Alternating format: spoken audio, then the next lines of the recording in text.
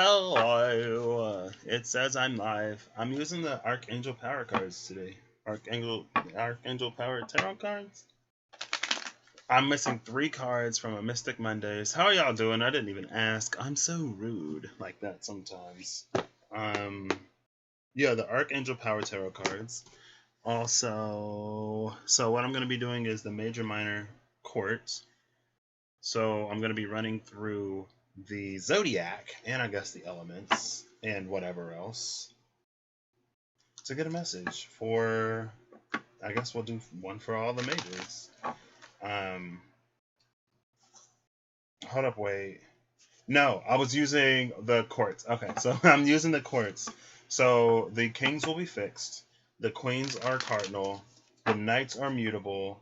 The pages and the aces are for the elements. And I'm going to go until I hit the last zodiac. So it's going to go in order. There are the least amount of court cards, so everyone will get a message. And we'll see what's coming for the full moon in approximately like 22 hours. It happens at 11:59 Eastern time tomorrow, a.m., so around noon Eastern, according to this app I got. So, let's see what's up. I was doing some leg exercise earlier today, and I was about to stop, and I was listening to music when I was doing it, and this super lit song came up, and it got me real hyped, and the song was called Promised Land, and then right after Promised Land, Believe came on, and so in Promised Land, it was like, sister, brother, we'll make it to the Promised Land. There was more words, but then the next one is like, if you believe, you'll find a way. So I was like, oh, snap. And they're both on the same album. It's an album of, like, dance music that I bought because I wanted one song. It's called Lady. And the only way I can get it was like an album-only song. So I had to buy the whole album to get one song. But I like dance music, and there's a whole bunch of lit songs on there. So, and then I ended up on Whitney Houston. And now we're here. So, I'm going to give this some shuffles up. And then we'll see. I'm going to timestamp these as I'm doing them. And then I'll put them in the description. And then when it's whatever, I'll put it in the comments.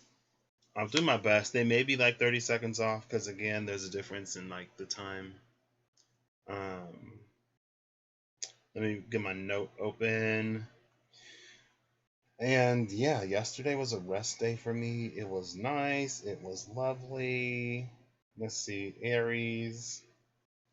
Or wait, yeah, give me one moment. I could have done this before I came live, but let's just take a moment of silence to breathe and chill.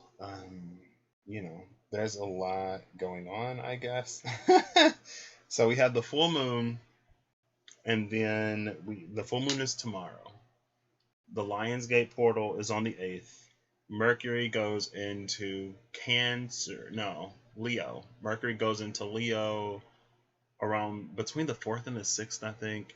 Venus goes into Cancer on like the 7th or the 8th or the 9th. Uranus is about to retrograde, I believe, maybe around the 15th. I think we're going to get that new moon on like the 18th. And it's interesting because we're going to have a new moon in a later degree instead of, like having it less than 10 degrees in the sign like we've been having, because the new moons have been so close or so early in the zodiac seasons. Venus is like 3 degrees away from the North Node, and I don't know why that's important, but I do. So I'm just typing these out really quick, just to have them. And we're not going to go in order. We're going to go in the order of the cards when they come out. And they're not even separated yet because I want to make sure I get like a good shuffle, and then we'll shuffle it some more. I guess I could have done all this before I came live, but I decided not to. So if you want to get right to it, come back when it is posted and go to the timestamp. Libra. Who the last one? Aquarius. Aquarius. A lot of yeses, as Philoctetes said. Then Earth. Earth is last. I guess they're the slowest, so, Taurus, oops, Virgo, and Capricorn. I just discovered, or I just realized yesterday that I have a 2020 in my chart. I have Uranus and Neptune conjunct at 20 degrees of Capricorn, of all signs, and everything is in Capricorn right now.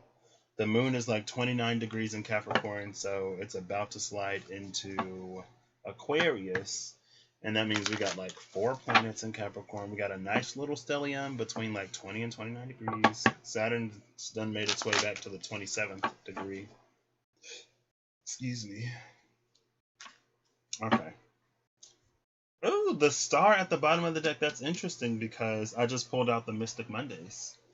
And the star was left at the top. I pulled it out to count them because, you know. 10, 8, 2, and then change your life. The star is saying change your life. 17 into 16. That's also interesting. And we walk hand in leap of faith. So the star, change your life, leap of faith. There you go. Those are the first 3, and then justice. If you want any kind of justice in your life, sometimes you just got to take the leap. And what was it? Somebody was like, I was watching, it was an ad. I watched like the first 5 seconds because, you know, in the beginning of quarantine, I was really good at watching ads for a certain length of time because it's like, you know, for the people, the 5 into the 4 of Michael, that's interesting. For the people who are keeping me like entertained and for some of us sane in this time, I feel like, you know, why not compensate them a little bit more fairly by watching some more of this ad? And there was this one ad, I was watching somebody's video, but I was like in it, and they were at like a good point. And it was like this 40-minute ad that was like an episode of some kind of reality spiritual retreat TV show. And I wanted to watch it, but New Beginnings and The Sun are together. I wanted to watch it, but also I wanted to get back into the content. And then I've seen like these 75-minute ads. I was like, oof. If I watch 75 minutes of an ad on your channel, I must really want to support you.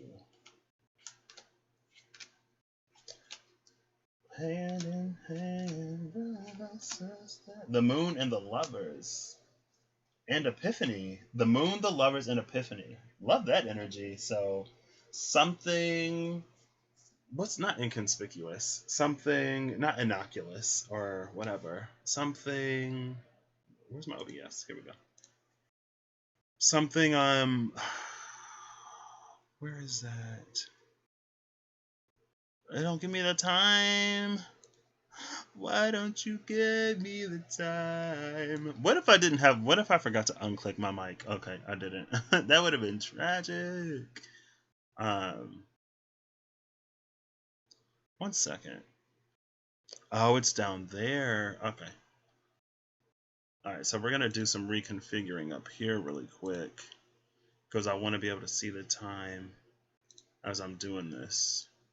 So I don't have to keep clicking in like different windows. But also I want to make sure like I see my OBS window because this other one is not live. So let's hit this with one of these. Boom. Here comes the boom, boom. What song is that? I don't know music. Young folks call it old school. We just call it good music. Max. AM radio or whatever.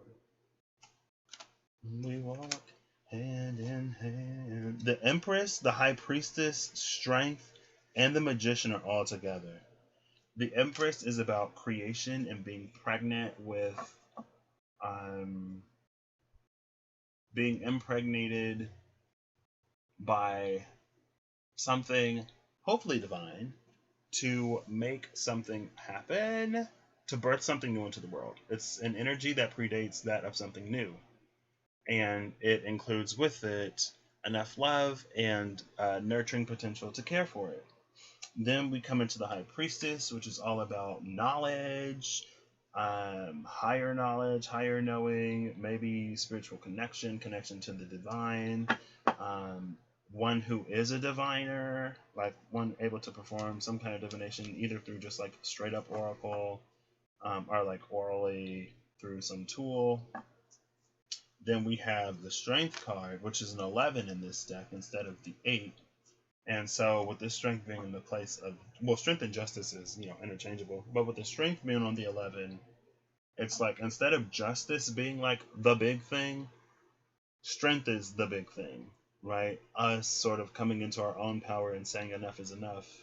And maybe that's why, like, so I feel like in Justice, it's like, it's happening itself, or it's a little bit more passive. But with the Strength card, it is a more involved process.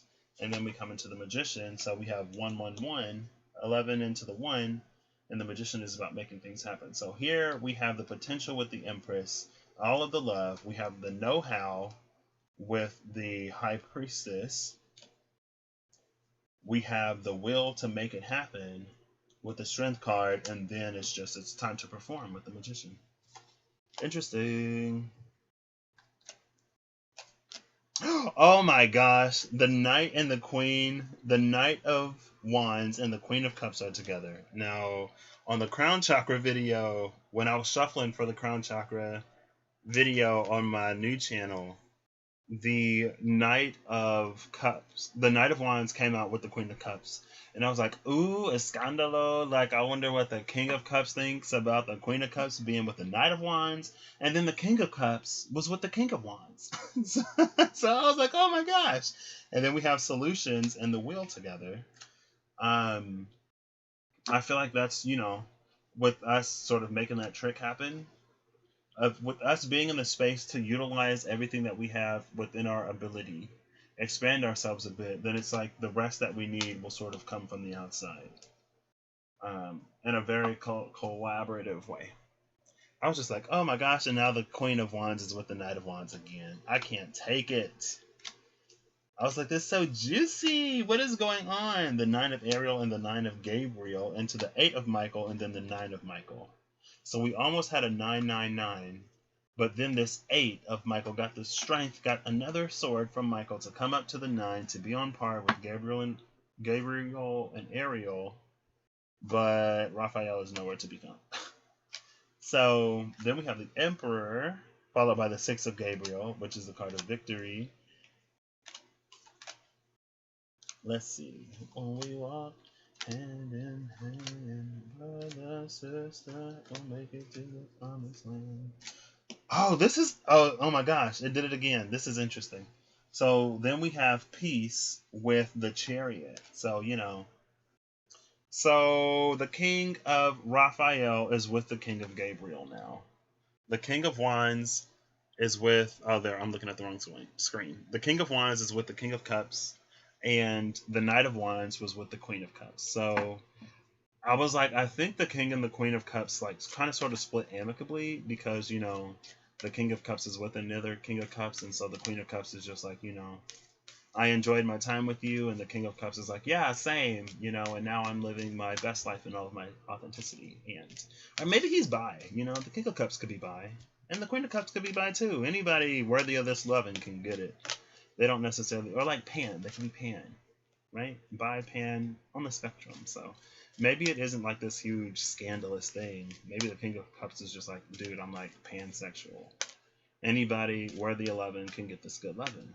Male or female, in between, both, neither, don't matter. And the Queen of Cups is like, same. And then I was like, well, maybe the Queen of Cups is just like wanting to do her thing right now because, she was with the King of Cups and the King of Cups loved her, but the King of Cups was looking for someone who was a little bit more qualified to satiate his needs, if you know what I mean. And, maybe he wasn't fully into it. And so since he wasn't fully into it, she wasn't fully into it. And they were together for a while. Again, they split amicably, but now she's just letting her freak flag fly a little bit. Or she's just like a little cougar with a very handsome Knight of Wands, right? And I guess the Knight of Wands doesn't necessarily have to be younger in age.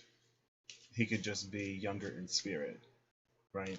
And maybe she's like ready to explore, right? And maybe the King of Cups is ready to explore too, but in a more, I don't want to say a more mature way, but just in a way that isn't as Sagittarian or Jupiterian, right? Something a little more stable, a little more fixed is what the King is going for, I guess. And the Queen is going for something that can become fixed, but she wants it to be like cardinal right now. And that's why she went for something mutable with that Knight. 1, 2, 3, 4, 5, 6, 7, 8, 9, 10, 11, 12, 13, 14, 15, 16, 17, 18, 19, 20. Nice. Got all of them, and we're going to cut it like this. And this is going to be our first pile. This is, so I'm going to be using these. So again, the kings are fixed in the element. The queens are cardinal in the element. The knights are mutable in the element. The aces and the pages just hold, I forgot the aces and pages. I'll just put both of them. They hold a message for the whole element. And I'm going to go until I hit all of the zodiac. So some elements may get a message and some elements may not. Let me bring my phone back up. Let me find it so I can be ready with the time stamps. I don't know how I literally set this thing down and lose it. It's right here. Okay. Let me grab an icebreaker because I'm not salivating enough apparently.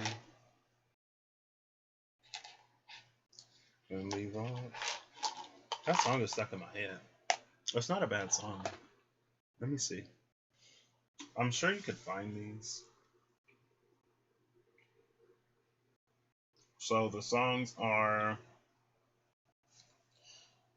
Is it this one? I don't think it's this one.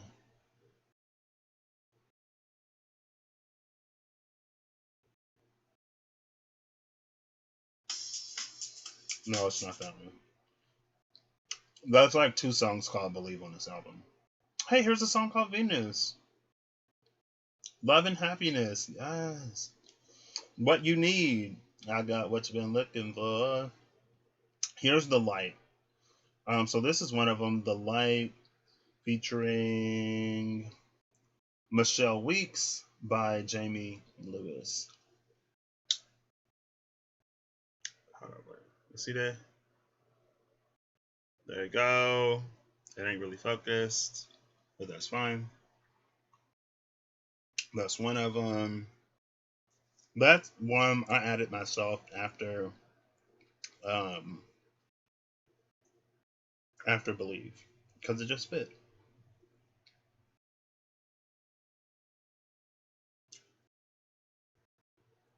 Am I wrong to hunger? I think it's this one. Yep. I was like, oh snap. Oh, trying to pause it. So this is Believe featuring Jocelyn Brown by Ministers de la Funk. I might have to look them up. There you go. Believe featuring Jocelyn Brown by Ministers de la Funk. That was the second card. Like, I have it on shuffle, and it doesn't too much play songs from the same album back to back. So that's why I was surprised. Is this song called Higher State of Consciousness? Yep, Higher State of Consciousness, but we ain't listening to it. And then the last one is Promised Land. Where is it? Here it is.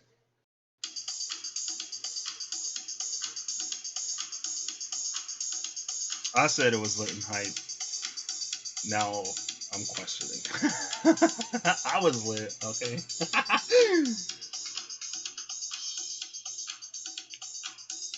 Let's skip a little bit.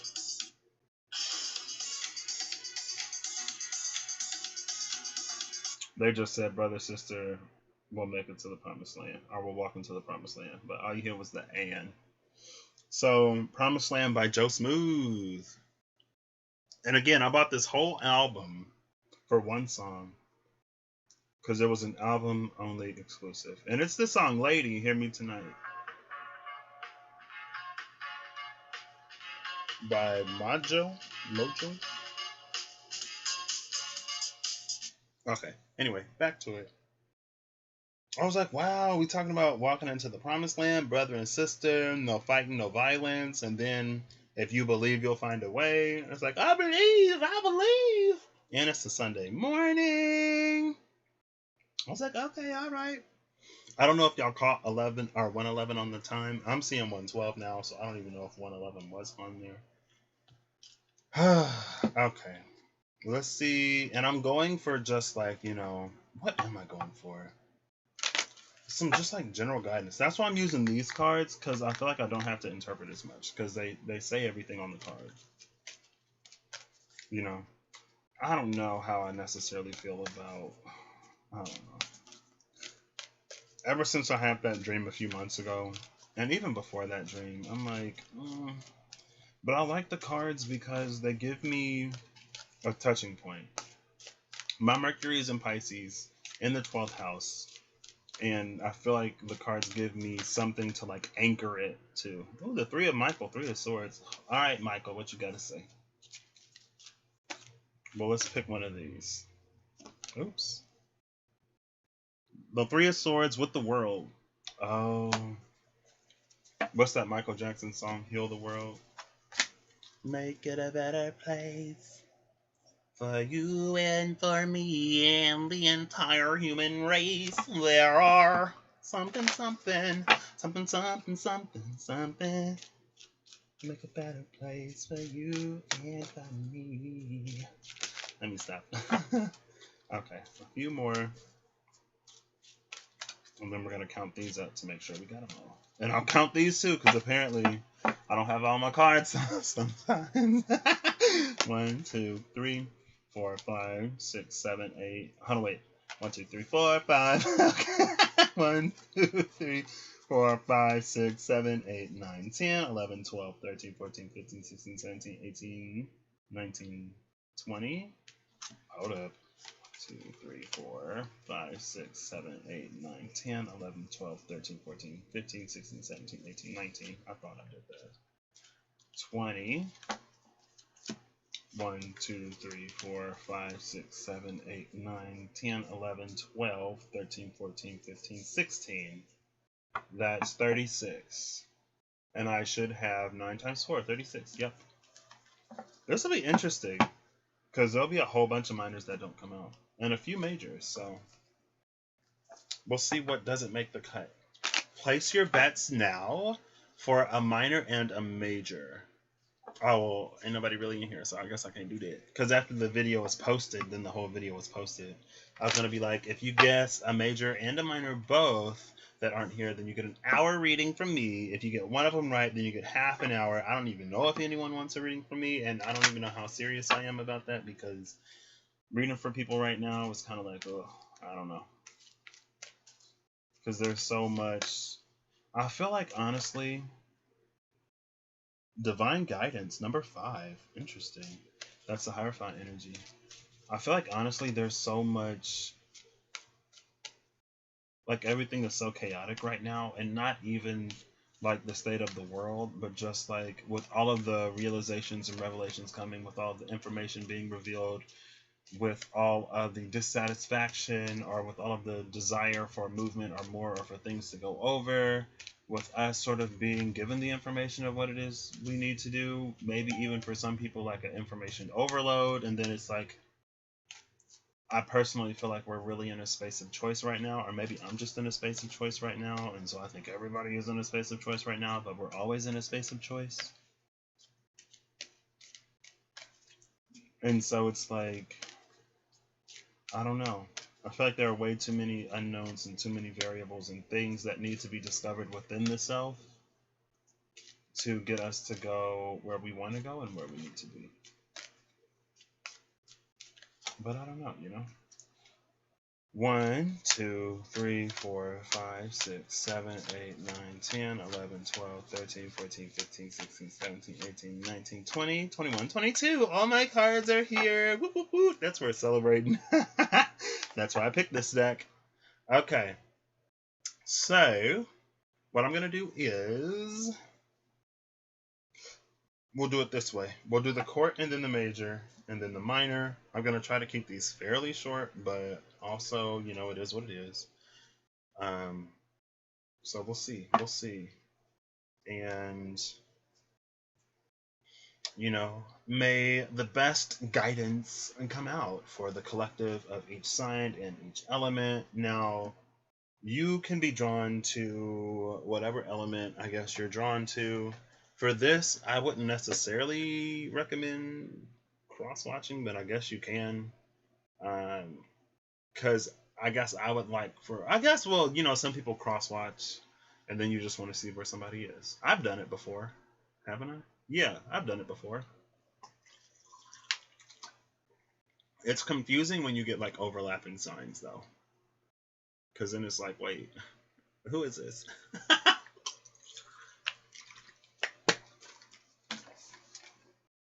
So, for example, like if you have a Virgo moon and you're interested in someone with like who's a Virgo, then you're like, well, is this for my Virgo moon or is this for the Virgo? You're like, I don't know. My grandmother came on and gave us a word today. I said, Amen. So we have this every day we have a Marco Polo, which is like a group face chat type thing. Um, and we come on and we say our mission statement that is a covering of protection. It's a little bit of life advice. It's our family motto that apparently I just found out it was a motto like when I talked to my grandma a few months ago. And she was like, I actually got this from my mother. I said, what? I didn't know that. Apparently my grandma Edna was lit. And my grandma was lit. And my mama pretty lit. And I'm chill. I try to be chill. I try to keep my lit on the low key sometimes. But it's a little less low key right now. And that's fine because, the world is. Anyway, so maybe a month ago now, introduced, you know, passing all of those coverings. And when we're like doing all of this stuff for ourselves, it's like, we do it for us, the whole family, and for those to come. And so I was like, because, for those who come after us, they have ancestors that are already covering them under the blood of Jesus, praying for them, and doing all kinds of stuff for them. Um, and yeah, as I'm sure some of the ancestors did before. So, also maybe when you're doing your like love and light and stuff and sending it out in the world, maybe save or introduce your line, because you never know when your great great great great great grand something, if you have a great great grand something, it could even be like a great grand nephew or a grand niece if you have siblings and you don't have your own kids. um, you never know when they'll run into a spot of trouble, and we are here in the now and we can do that for them then. I don't know i don't know take that as you will. And let me breathe. I already shuffled, so it's gonna come out. But let me go ahead and clear the channels of clutter, hopefully, and get into this. So the first one we're gonna be starting with is the Knight of Michael. So Gemini. Gemini is coming out first. Let me get my little time thing. I'm gonna keep saying Gemini, Gemini, Gemini, Gemini, Gemini. I'm gonna say about 2840 for Gemini, somewhere around there. Give or take like half a minute, because OBS is a little slow. But I think after it uploads, it's about right. I don't know. So Gemini, you are sitting at the Empress, which is interesting. I think the Empress can be a challenge for Gemini, and this is about the new moon in Aquarius. So I guess you'll be trining the new moon. Venus is in your sign right now. The North Node is in your sign right now. The Sun is in Leo, so you get a sextile there. Mars is in Aries, so you have the Sun and Aries, both giving you these opportunities to shine in your authenticity or to give you some spotlight. Aries is motivating you. The full moon is opposing you. No, this is Gemini.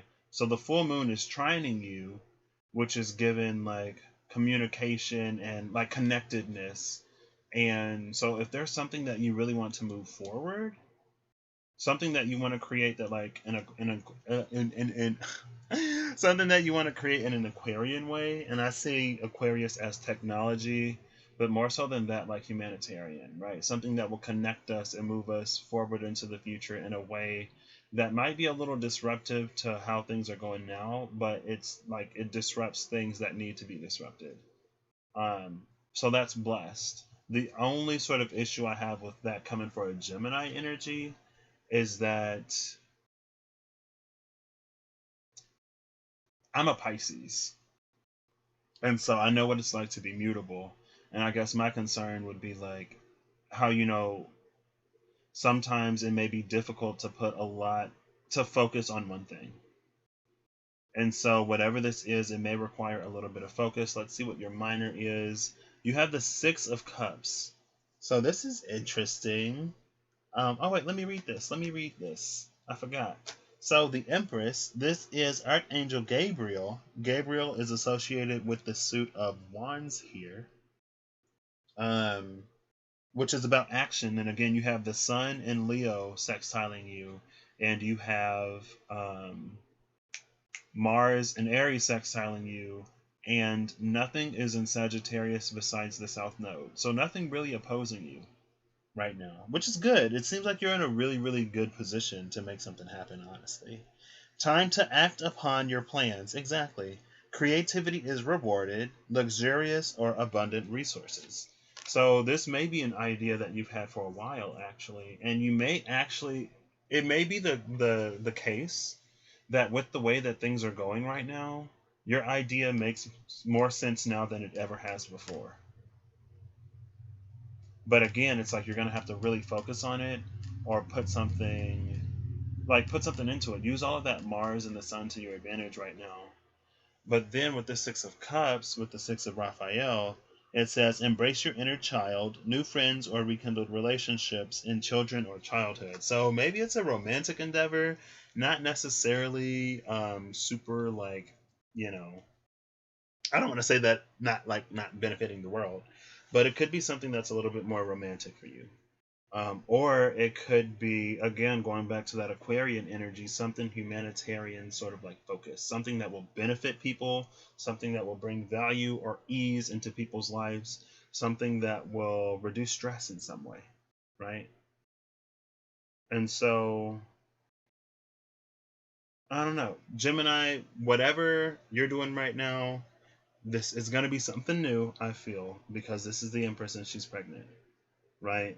And even if the Empress could also reinvent something. So if there is something from the past, because this is the Six of Cups, which is associated with nostalgia and stuff. So if it's from the past, I feel like there's a need for some kind of reinvention. Because the Empress, this isn't stale, right? She's pregnant and she's going to give birth. So if you are revisiting something, maybe you've reinvented yourself and the something else has reinvented itself so that now you can collaborate in a way that is more beneficial to both sides of the equation. And it's like, if there's a game or a movie that you really loved as a child, and if it gets a remake, you know how sometimes you're like, oh, I really love this. I hope they don't screw it up. And it's like, I'm excited to watch this again in an updated format, but I don't want like the past memories to be like muddied or murkied because they didn't do a great job.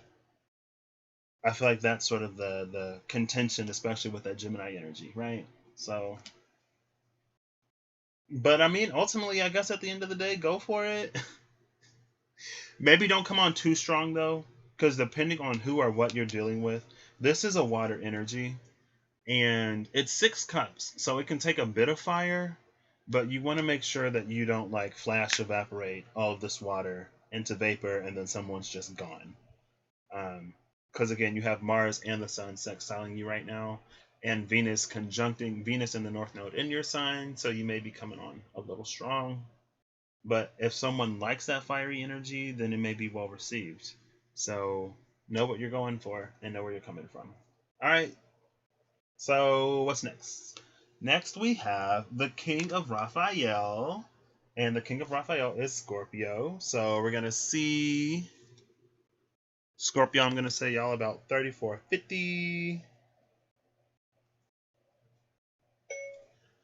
34:59. There we go. So, Scorpio, y'all are sitting at the High Priestess. Oh, goodness. What's interesting is Scorpio, y'all are the 8th sign. The High Priestess is a number 2. The High Priestess for Scorpio, I'm concerned. I'm worried. Scorpio, be careful. Scorpio, don't do it to him. Scorpio, play it cool. I feel like Scorpio is about to blow something or somebody out of the water. Because the High Priestess is a deep knowing and understanding of things that a lot of people may not necessarily know. It's an understanding that runs below the surface of the water, way below the surface. And Scorpio is that energy that runs way below the surface of the water. So maybe I feel like maybe something will click for you, Scorpio, in a way that you couldn't make sense out of it before. I feel like don't take offense to this. And it's not that Scorpio is dumb by any means, but I feel like Scorpio isn't necessarily the most intelligent sign in the sense of that surface level intelligence, right? I feel like what Scorpio knows goes way below what you can read in a textbook and what can be easily taught or what everyone knows. So that's what I mean by and again, it's not that you're not smart, because I feel like Scorpio is it's a very smart detective, digging, questioning energy, but it's like the way that Scorpio goes about it and the things that Scorpio has to say, those with the more surface level understanding probably wouldn't agree. And I think that's why a lot of it gets hidden and tucked into the occult, right? Or it could also be like knowledge into things that a lot of people aren't necessarily again, it's not surface level. Let's see what this High Priestess has to say. This is Archangel Haniel. It's powerful psychic insights, reflection, and meditation that provide valuable information and be at peace. So also, I guess if there's something that has been bothering you, I'd say find your peace with it. It could also be the case that you knew something that a lot of people didn't know, and now that more people are starting to find out, you could be getting more and more and more people going to you for information or for your perspective. It could be the case that there's something that you were talking about a while ago, and now other people, like I said, they're just now getting on board with it. And so you may be sort of inundated with questions. And the good thing or the interesting thing about that is when you have such a very deep introspective and reflective and investigative mind, there are certain surface level concerns that you don't necessarily think about, right? So I feel like Scorpio isn't necessarily the energy to think about how does this interact with other people? Because some of the stuff that Scorpio finds, it keeps to itself. But when you get more people coming, they may be asking you questions that you hadn't asked yourself, because again, they may have a more surface level, either they have a more surface level understanding or they have a more surface level concern with the information that you have. So you may have to bring some of that up to the surface a little bit, and you may find a challenge in that, but it's also extremely rewarding. And you may find yourself connecting with people in a way that you haven't before. Now, this full moon will be squaring you because it is an Aquarius, so they're both fixed signs.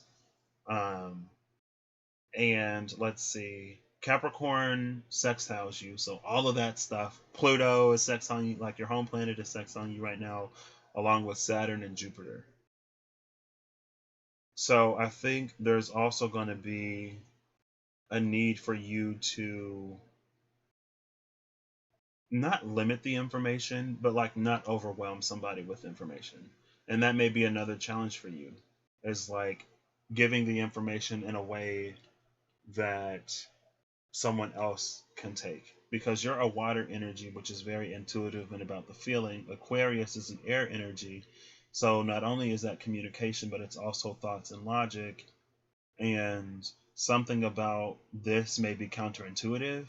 And so with that Aquarius Scorpio square, there may be a little bit of friction between what you know and it's people are coming to you for your opinion and for your advice, and then it's it doesn't make logical sense to them. So now they're getting upset.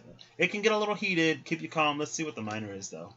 You have the 5 of Michael. So the 5 of Michael. This situation doesn't serve you. Release your attachment to the outcome. Consider taking a more uplifting approach. So I'll go with the last 2 lines. And the first line I feel like is your warning of if things get a little too heated, or if you reach the point where there's no conversation happening, where it's more of an argument and a debate than an exchange. Now, if it's a healthy debate, that's fine. But if it's like baseless and it gets us nowhere type of debate, then it's like save your breath, save your time. But also, when I feel like it could be the case with Scorpio that people ask you for your opinion on very personal and very deep things, and they may not necessarily listen to it. And you may be like, well, why would you ask me for my opinion or my information or my perspective if you're not going to listen? I think that's what release the outcome is telling you to do. Right? It's not your job how someone takes the information you give them, how someone takes the information you give them. And I feel like another challenge again is like that positive outcome or that positive approach, that uplifting approach. I feel like ultimately Scorpio, it brings something good for you because it's going to teach you how to communicate your ideas and your feelings about certain things in a more vulnerable and open way, but also at the same time it's going to free you, or it has the potential to free you from demanding that someone take it a certain way if you learn to release how it's accepted by others, right? It's like, hey, you asked me for my opinion and I gave it to you. If you don't like it, move on, right? Type of energy. But also it may bring some levity to this heavy stuff at the same time, because someone with that lighter approach, it's like they could say something that's like, oh yeah, like duh, it's that simple. Like I do this thing sometimes where I think so deeply about things, where it's like I have these like I'm going all the way deep into whatever, and the issue is at the surface, right? It's like, oh, the theory was right, the math was right, I just forgot a negative sign here or something like that, right? And so the problem is something that you forgot on the surface. It's not necessarily what runs underneath. And there you go, Scorpio. I don't know if these will resonate, honestly, but if they do, they do. If they don't, they don't. Also, I'm timing these around the new moon, but the new moon could just be when that energy kind of sort of becomes available or comes to your awareness. It can happen whenever. Let's just call it timeless. I don't know. All right. But yeah, there's definitely potential for you to learn and grow from a perspective that is not necessarily as deep as yours. And it also teaches us that sometimes we can overcomplicate some things, or we can take an angle of approach that's not as deep because the issue may lie closer to the surface. All right, so next is the Ace of Michael. So for air signs, y'all get the first message. First elemental message goes to air. Let's see where this is. 44:12. And let's see what we got for the earth signs. Air signs, y'all got number 5, divine guidance, which is a hierophant energy, which is Taurus. That's interesting. Okay, what do we have in air right now? The full moon is going to be in Aquarius. Venus and the North Node are in Gemini, and I think Libra is empty. Besides like maybe a minor asteroid. Excuse me. This is Archangel Sandalphon. It says, the search for meaning in life, consider an alternative approach, and surround yourself with wise teachers or friends. Air signs, I'm going to say, with this full moon, oh, it's in So it's favorable for y'all because it's in your element, right? So either it's going to be conjuncting you. Well, if it's conjuncting, it can challenge you a little bit more. But the trine is nice. So you may get you may get some wisdom from the divine. Maybe someone connected to the divine. There's a lot of purple in his robe, so that is heavy crown, like heavy, heavy crown. Heavy crown. That's like all crown, honestly. With some gold trimming. So I feel like you may have to have a bit of an open mind, or it may expand your mind in some way because sometimes this divine knowledge doesn't immediately sit as true. But if you keep it in the back of your mind, situation and circumstance will bring it to the forefront and it will validate itself. So be open, be flexible. I don't know what this is yet, but you may also be called to communicate some of this. Like if you have a bit of divine insight, you may be asked to communicate it. But the thing about communicating anything divine is you have to put it in a way that makes sense depending on who you're talking to. So there's also a need to know who your audience is and how to communicate with them. And it says surround yourself with wise teachers or friends. You may be, for air signs in general, you may be like coming across people who partially align with you, but who don't in different ways. And I feel like there's an opportunity through these friends to have a healthy debate where it's like iron sharpens iron. So your iron may be sharpened here soon, air signs. The minor that y'all are sitting at is the Four of Michael, so more swords. The Four of Michael is insights that come from quiet meditation, the need for more sleep or time off, and seek relief from stress. So, insights that come from meditation with this divine guidance. So, honestly, air signs, it may be a time to quiet yourself. It may be time to listen more than you speak, honestly. And it's like when you ask for someone's advice, maybe listen to it fully before you critique it and pull it apart. Because with this, it's like you may get information that's very, very good for you, but again, it could be a little counterintuitive. And if you sort of like, whatever this is, if you sit with it for a minute, mull it over, again, allow it to validate and prove itself, because a lot of times it does, and then allow it to alleviate whatever stress. Like you may be going to someone for guidance, or something may be happening in your life right now, and I guess this is like tomorrow. So within the next few days or within the past few days, you could be going to someone with an issue that you've been sort of struggling with for a while with this Four of Swords. But again, it's like, take the information as it comes and be open to it. Don't necessarily argue with it like right off the bat, right? It proves itself. So that's what I got for y'all there, Sans. Who next? Let's see. Pisces. Oh, boo. It's Aries. Hello, Aries, my wonderful, fiery, ram-head neighbors. I love y'all and y'all's ability to get stuff done. My Venus is in Aries, believe it or not. She's in the 12th house and she's in conjunct, so, she was lost for a while, but I think she's found her way. I definitely think she's found her way because my Venus has been lit lately. And maybe it makes sense because Venus is in Gemini right now, so I have a Venus-Venus sextile, and like everything has been beautiful to me, honestly. But we're gonna put in that timestamp after all this because it ain't about me. Let's see, Aries. I'm gonna say 49:49. 49:49, Aries. That's a 13:13. That's a 4-4. 44. There are 4 4s in here.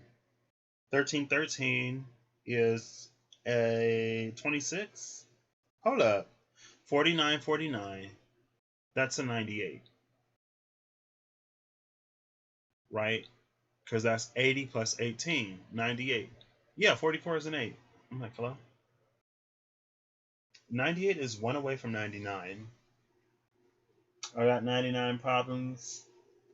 99 and a half won't do. It is passing though. So maybe I think it could be a thing with Aries that y'all have a lot of ambition, like a lot of ambition, and a lot of things you want to get done. The sun is in Leo, trining you up. Um, Mars is in its home sign of Aries, so Mars is on top of you. And I feel like there's could be like an explosive passion right now. Now the full moon is going to be opposing that sun in Leo, but it's going to be sextiling you. And with the sextile comes opportunity, right? So I don't know. I just feel like Aries. I haven't pulled anything else yet, but it may be a time to give yourself lenience. With that being like so close to 100, it's like 98 isn't good enough. I feel like Aries is a sign that can do a lot, but still not be satisfied with its progress. And so maybe put some things into perspective and don't be too hard on yourself. If you're not completely where you want to be right now, I feel like you're in a really good position, but that's open to change. Well, we have the Emperor. So, Archangel Uriel, stability and efficiency, taking charge of a situation and ambitious plans. Definitely really ambitious. So, I guess if you've had a plan for a while, it would be a good time to start. Also, Gemini had a similar kind of sort of feeling. Gemini actually had the Empress. So, I mean, I guess you could be dealing with the Gemini. You don't have to be. Venus and the North Node are in Gemini right now, so you have a Venus Moon trine, or a Venus and Moon sextile. So, I mean, oof. With an Aries, oof. Maybe take some cold showers if you got to. Just if you get a little too hot. Oh, well, then we got the Six of Wands. More fire. It says, congratulations, you've done a wonderful job. Time to move on to the next project.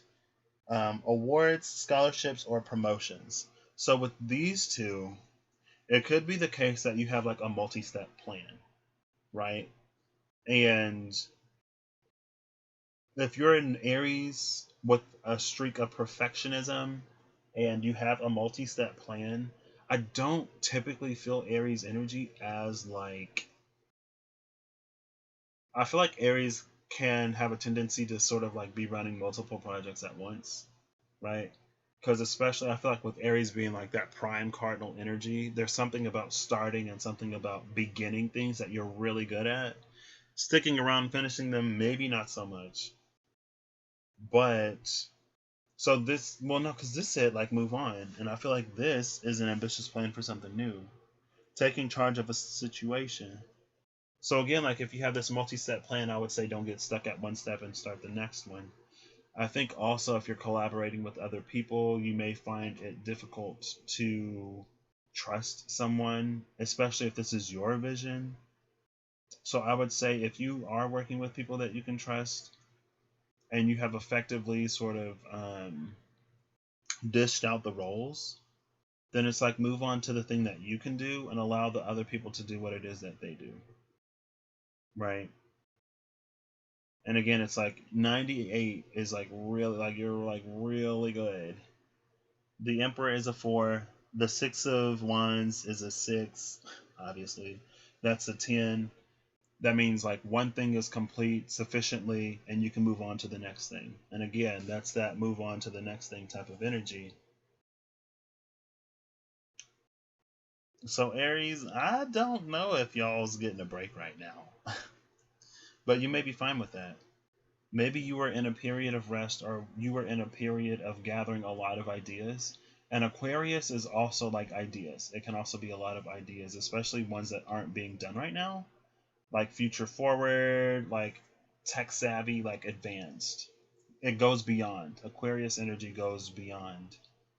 And with that interaction with Aries, it has the ability to actually at least start, because, tomorrow gets closer and closer, second by second, moment by moment, right? So I'd say keep moving forward, Aries. Again, don't get discouraged or down on yourself if you're not exactly where you want to be. I feel like, again, you're in a really good spot. And the Emperor and the Six of Wands, Six of Gabriel, is making it seem like you have everything that you need. Uriel is also pretty, like, up there, You have Uriel, and then you have Gabriel. I thought that was Ariel for a second. So, yeah, I don't know what y'all are doing, Aries, but I think that's the point. Because, again, it could be new. I hope that resonated for you, Aries. If it did,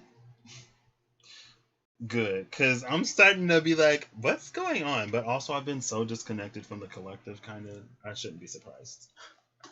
And again, these are kind of sort of semi-timeless. So next we have water sign message with the Ace of Raphael. Water signs, the second one to get a message for the whole element. We're going to say this is 56:32. And let's get into it. Water signs, what we got for y'all? I actually kind of want to start here. So y'all are at the Three of Raphael. Ace of Raphael, Three of Raphael. The Three of Raphael is about community. It says reasons to celebrate, a community of friends, and happy announcements regarding relationships or children. So water signs, y'all might be getting some good news. Neptune is still in Pisces. I think Scorpio and Cancer are empty, but Mercury is in Cancer right now. Mercury is about to go into Leo. And then, like, right after Mercury goes into Leo, Venus is going to be sliding into Cancer. And so, with Mercury being in Cancer right now, y'all may be getting, like, all of these, like, what did it call it? Oh, what was that word? It's these visions that are so real that they could almost be confused for reality. I can't remember what the word is, but it might have been on the Three of Cups in the SKT, because I read the entry. And it had a word, and it was like blah, blah, blah visions. And the blah, blah, blah meant like something is so real that it's almost like reality, right? It's like when you have a dream that's so real, like you don't know if it was a dream or if it actually happened. Have y'all ever had a dream that y'all kind of sort of confused for a memory? Like, did that actually happen or did I dream that? Or is it an actual memory and not a dream? Maybe there's something to say about how the space of dreams and memories sort of interact, and that volatility and the fluidity between them, right? You may be making peace with something in your past, but maybe in an internal way. And I don't know where this is coming from, but hey, it might be happening. I don't question it. I guess I just did, didn't I? But you have a reason to celebrate. And there's happy announcements and community coming your way. Let's see what this is. We have the Magician. This is Cancerian energy, right? The Magician, the Three of Cups is a Cancerian energy. Again, Mercury is there right now. Mercury is going to leave, and then Venus is going to come in. So I feel like Mercury has been hitting the water signs with all of these, like, and the Sun was just in Cancer too. That eclipse was in Cancer. Lots of stuff was kind of sort of happening in Cancer. Neptune is in Pisces. I think Mars was still in Pisces somewhere around Neptune when we had that eclipse. I'm pretty sure it was, because the full moon in Sagittarius, Mercury was like 15 degrees. And Mercury was like right. So yeah, if the full moon was in Sagittarius, it would have been a new moon in Cancer. Mars would have been around Neptune. So Mars and Neptune were in Pisces when that happened in Cancer. The moon would have went into Scorpio at some point, so we could have had a grand water trine. Could have. Actually, maybe, I don't know. Let me not get too far down the rabbit hole. But there's something that has been building within your watery bubble. And with this magician, I think that bubble is about to burst.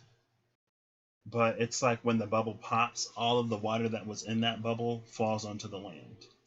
And so it may be bringing rain to areas that haven't had it in a long time. Because again, Cancer is cardinal water. It's the first drops of rain. So it isn't necessarily the river or the ocean, right? It's like rainfall. It's cardinal. And if it rains in a place where it always rains, and you're like, okay, it always rains. But if it rains in a place where it doesn't often rain, that's when it's like, oh my gosh, it's raining. Like, people may be running outside just to get some of that rain for themselves, right? And then the plants are like, hey, save some for us. And then the people are like, you'll get the water after it falls off my body, so chill. Anyway, but yeah, something beautiful is kind of sort of in the works for you, water signs. I would say don't be afraid to be a little watery. Neptune is still in Pisces, and Mars was there, and Mars is the decan ruler of the third decan of Pisces, and Neptune is sitting like right between the second and third decan at 20 degrees. And so I feel like with Mars going into Aries, another cardinal sign, Mars is in Aries right now. Anyway, we're not getting into that. Well, I guess I'm talking about Cancer. So Mars is in Aries and it squares that. A lot of stuff is in Capricorn that opposes that. So with Saturn and Jupiter and Pluto opposing all of that Cancer stuff, I think Saturn might have still been in Aquarius at the time of the solar eclipse, but when we had that second new moon in Cancer, it would have been in Capricorn, I think. But there's the ability to create something long lasting and something of actual importance here for you water signs that can bring you a lot of good stuff. But I think with this magician, you're going to have to be an active player, right? The time for dream, it's like you've already filled the bubble. But so it's like it's time to make it happen. It's time to pop it in some way. But to pop it in a way that, again, floods the earth. Or it rains on the earth. Maybe you can poke some holes in the bubble so you're not like completely flooding the place. And again, if it is something that is really dry, there's a potential, I don't know, but there is a potential, it's possible that too much water too quickly could do more damage than good. So you may want to poke some holes in the bubble before you just like straight up pop it. Use your intuition, talk to your guides. You can manifest the life you want. What you need will magically appear. Success begins. You can manifest the life you want, and what you need will magically appear. Thank you for that confirmation of like dream big, And that's the whole thing I was saying with Mars and Pisces, especially towards the end of Mars and Pisces when I found out it was the decan ruler of the third decan of the 10 of Cups. Literally dreams coming true, like, that happily ever after. It's like before Mars goes into Aries, let's give Mars something to fight for. Let's give Mars something that we want. And with all of this heavy energy in Capricorn, let's make it something grand, profound, and long-standing. And so I guess water signs, I'll end with a question. If you could be successful in anything that you did, or if you can make anything come true, what would it be? And have you been in alignment with it? I guess is also the question. I don't know, but maybe you'll be getting some community and some friends too. Somebody to celebrate that, to share that with. Whew, I don't know. This is interesting. Next is Earth signs. Oh, look, it is the page of Ariel, Earth signs. I finally got one right. I think this is the first page that we're seeing. I think it was the aces before. Yeah, it was the aces before. So this is our first page message for the. I guess I didn't really differentiate between the pace and the page and the ace, the pace and the age, the Piscean age. Let's see. So Earth signs coming after the water signs. 1:4:55. I should have said 04 because, you got to put that zero in there. So, Earth signs, let's see where y'all at. We already got Taurus, so. Change your life. This is number 16. It's the Tower Archangel Camuel. So, a sudden revelation that offers freedom, break free of procrastination, and embrace the opportunities that change brings. Air signs, Earth signs, sorry. There's a lot that's been happening in Capricorn. I know Earth signs, y'all probably don't like to move too much and y'all don't like too much of the unexpected. But if you've allowed yourself in this time to be moved instead of stubbornly fighting, then you may have found yourself in an interesting place where you are free of certain obligations or free of certain things that I feel like it might have taken something like this to free you of, because again, earth signs are such like slow and stable and kind of sort of committed energies they can be. Um, and so now it's like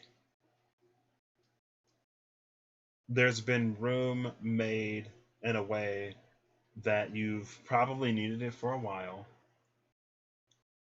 but now it's like you're going to be open to something grander as it comes in. Now we're going to see with this minor how willingly you'll accept or are accepting this change, but I feel like it can't be denied that there is a possibility, at least, to make headway in an area that you wouldn't have so easily allowed yourself before. And it could have been because of prior commitments that have recently fallen through. And if you've lost your job, I'm sorry. Um, but some people have lost jobs that were keeping them stuck and stagnant or that they didn't even really like. And you may have a skill set, you may have a certain skill set that is very marketable at times like this. But with change your life, you may also have to change your approach in some way.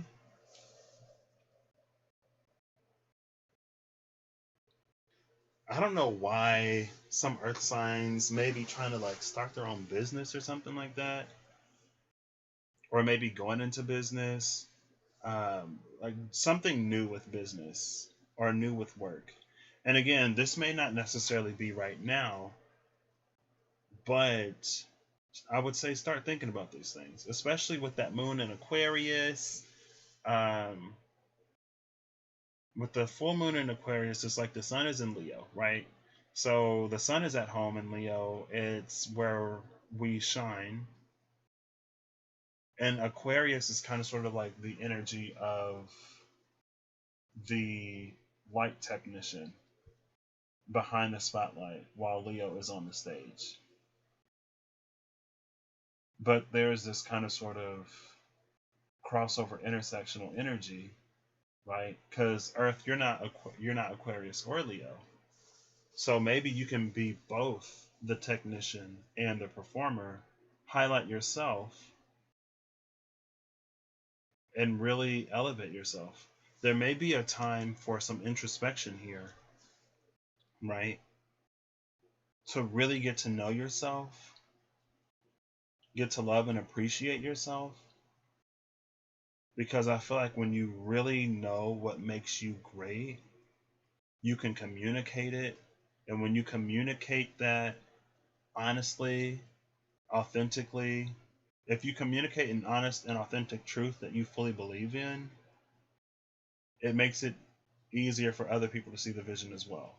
And so there's something about you not being full of yourself, but being full of yourself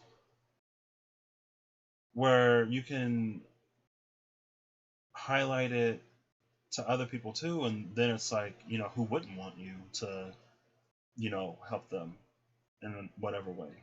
That again, it has to be, it doesn't have to be, but it would work better if there's an element of truth to it, right? So it isn't necessarily like getting big headed and egoic over nothing. It's like there is something there that is actually worth all of the helium that we put in that balloon, right? But it may have been a little like, might not have had air in it for a while. So I don't know. Take advantage of this Aquarian energy. And if it helps to tap into the Saturn aspect of Aquarius and not just like everything else that, like the Uranus aspect of Aquarius, then tap into the Saturn side of it where it is a little more controlled, right? Maybe like, yeah, I guess that could be Aquarius. It's like controlled chaos with Saturn and Uranus sort of overlapping there. And it's purposeful, extremely purposeful. I feel like sometimes Uranus can be a little bit of a rebel without a cause, but there's a cause here. Tap into the Saturnian aspect of it, maybe. More Earth energy, the Two of Ariel. So it's important to have balance, working multiple jobs or projects at once, and making work fun. Okay, so if you didn't lose, like completely lose your job, right? If you are an earth sign that's still working, you may still be feeling the shift or the pull. It could, I guess it could also be that maybe your job went like a little bit more remote, or you're working from home, or you're self-employed, right? And maybe if you, especially if you're self-employed, I've been seeing so many ads on YouTube. There may be some interest from your friends in like, doing what you do. Or like, hey, you're self-employed. Like, how do you do that? What do you do? Or you may sort of be like enjoying your not free time, but enjoying working from home in a way that maybe you'll continue to do that because maybe there was something about the office that wasn't conducive to whatever it is that you'll be doing. But this is an element of balance here, but it's not.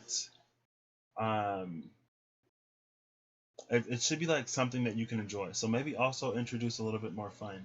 Maybe if you have been working from home or just like, dealing with everything happening in the world right now. And, it's so interesting because I feel like, especially here in America, it's like who is isolating, who isn't, who's living life like regular or as close to regular as they can, and who is still like remote, It's such a spectrum. But maybe you had like a fun little routine that you got into, and you may want to keep that up because it brought an element of balance into your life. And when you return to the hustle and bustle, keep the changes, keep the positive changes that you've made in your life, even if it's something as simple as a little routine that you do every morning, right? Keep that as you move forward and find a balance within it. Like this could literally be so much of anything, but in anything that you do, as your life has changed recently, if it added an element of balance, stability, happiness, or joy to your life, keep up the good work and don't just toss it aside as soon as like, you know, you return to a more steady sort of routine. Maybe something worth integrating. Let's see. So, next is fire signs. Have we done fire signs yet? I don't think so. We got another page though. Hey, look, now all the elements have gotten at least one message, so, no one will complain. I don't think anyone would complain regardless, but, throwing that out there. 1:13:39. 1339 was an amazing year, wasn't it, y'all? Psych. I don't know. Fire sign. So y'all coming out first with the page, and the page is about something like new. Something new. Like the ace is so new that like don't nobody really know what to do with it. But with the page, it's like, we gonna try. We gonna try. Like we'll see. We'll find out. Just give me the light. Right? That's what the fire signs are like. Just give me the light. And I'll figure it out. The major y'all are sitting at is the sun. The sun for the fire signs. Y'all could have saved some sun for somebody else. Y'all already got Leo. What y'all need the sun for? Life is wonderful. Thrive through the power of positive thinking and an inspiring success. This is Archangel Uriel again. And who else got Uriel? Maybe that was the water signs in the Magician, maybe? I don't remember. Archangel Uriel is here. Saying it's time to thrive. Honestly. Y'all maybe, I feel like with that fire sign magic, with that fire sign positivity, who couldn't use a good time right now? Who couldn't use a little bit of light and a little bit of love and a little bit of joy, a little bit of positivity, right? Something infectious. Now, if you come across people who are committed to their misery, then just take the light somewhere else, right? You know, how dark is it on Pluto in the daytime? I don't know, because the sun is pretty far.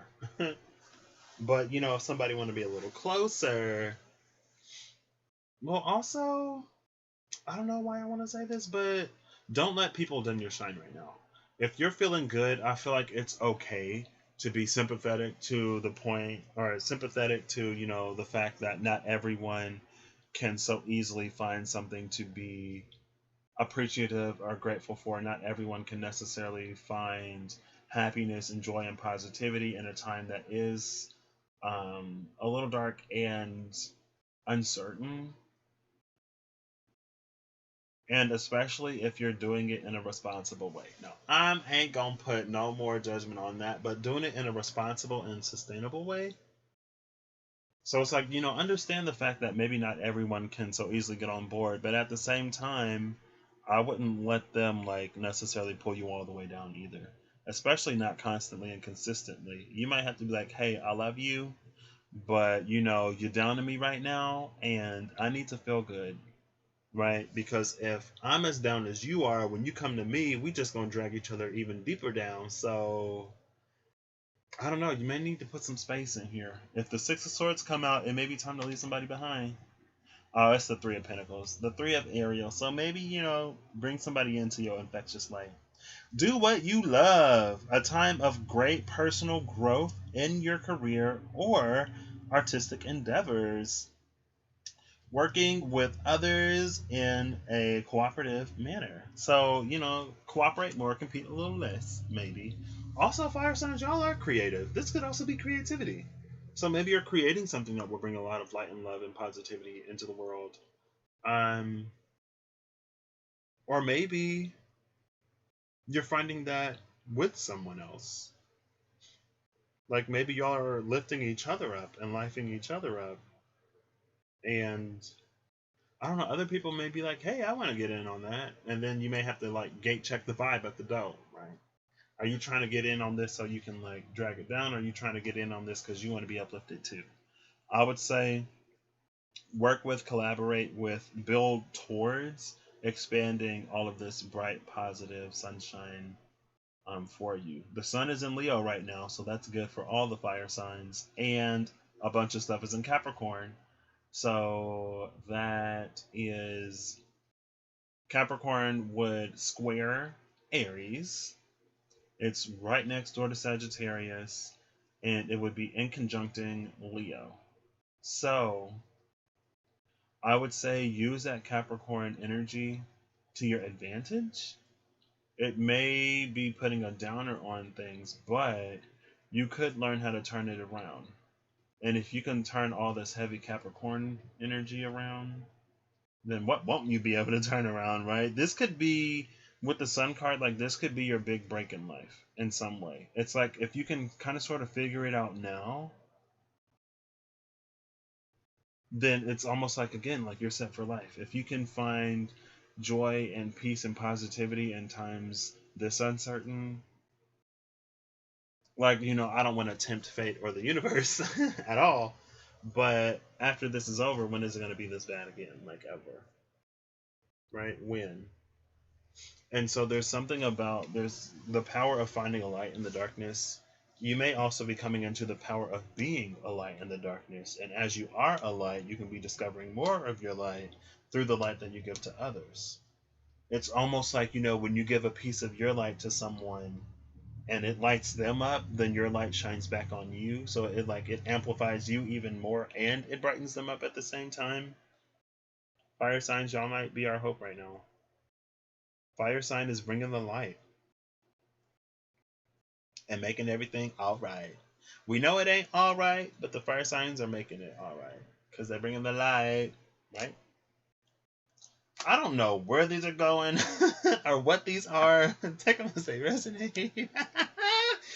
I'm just going with, I need to stop saying that. Okay, who's next? I want to say Virgos, but I don't know. we have the Ace of Gabriel. Fire signs, y'all greedy.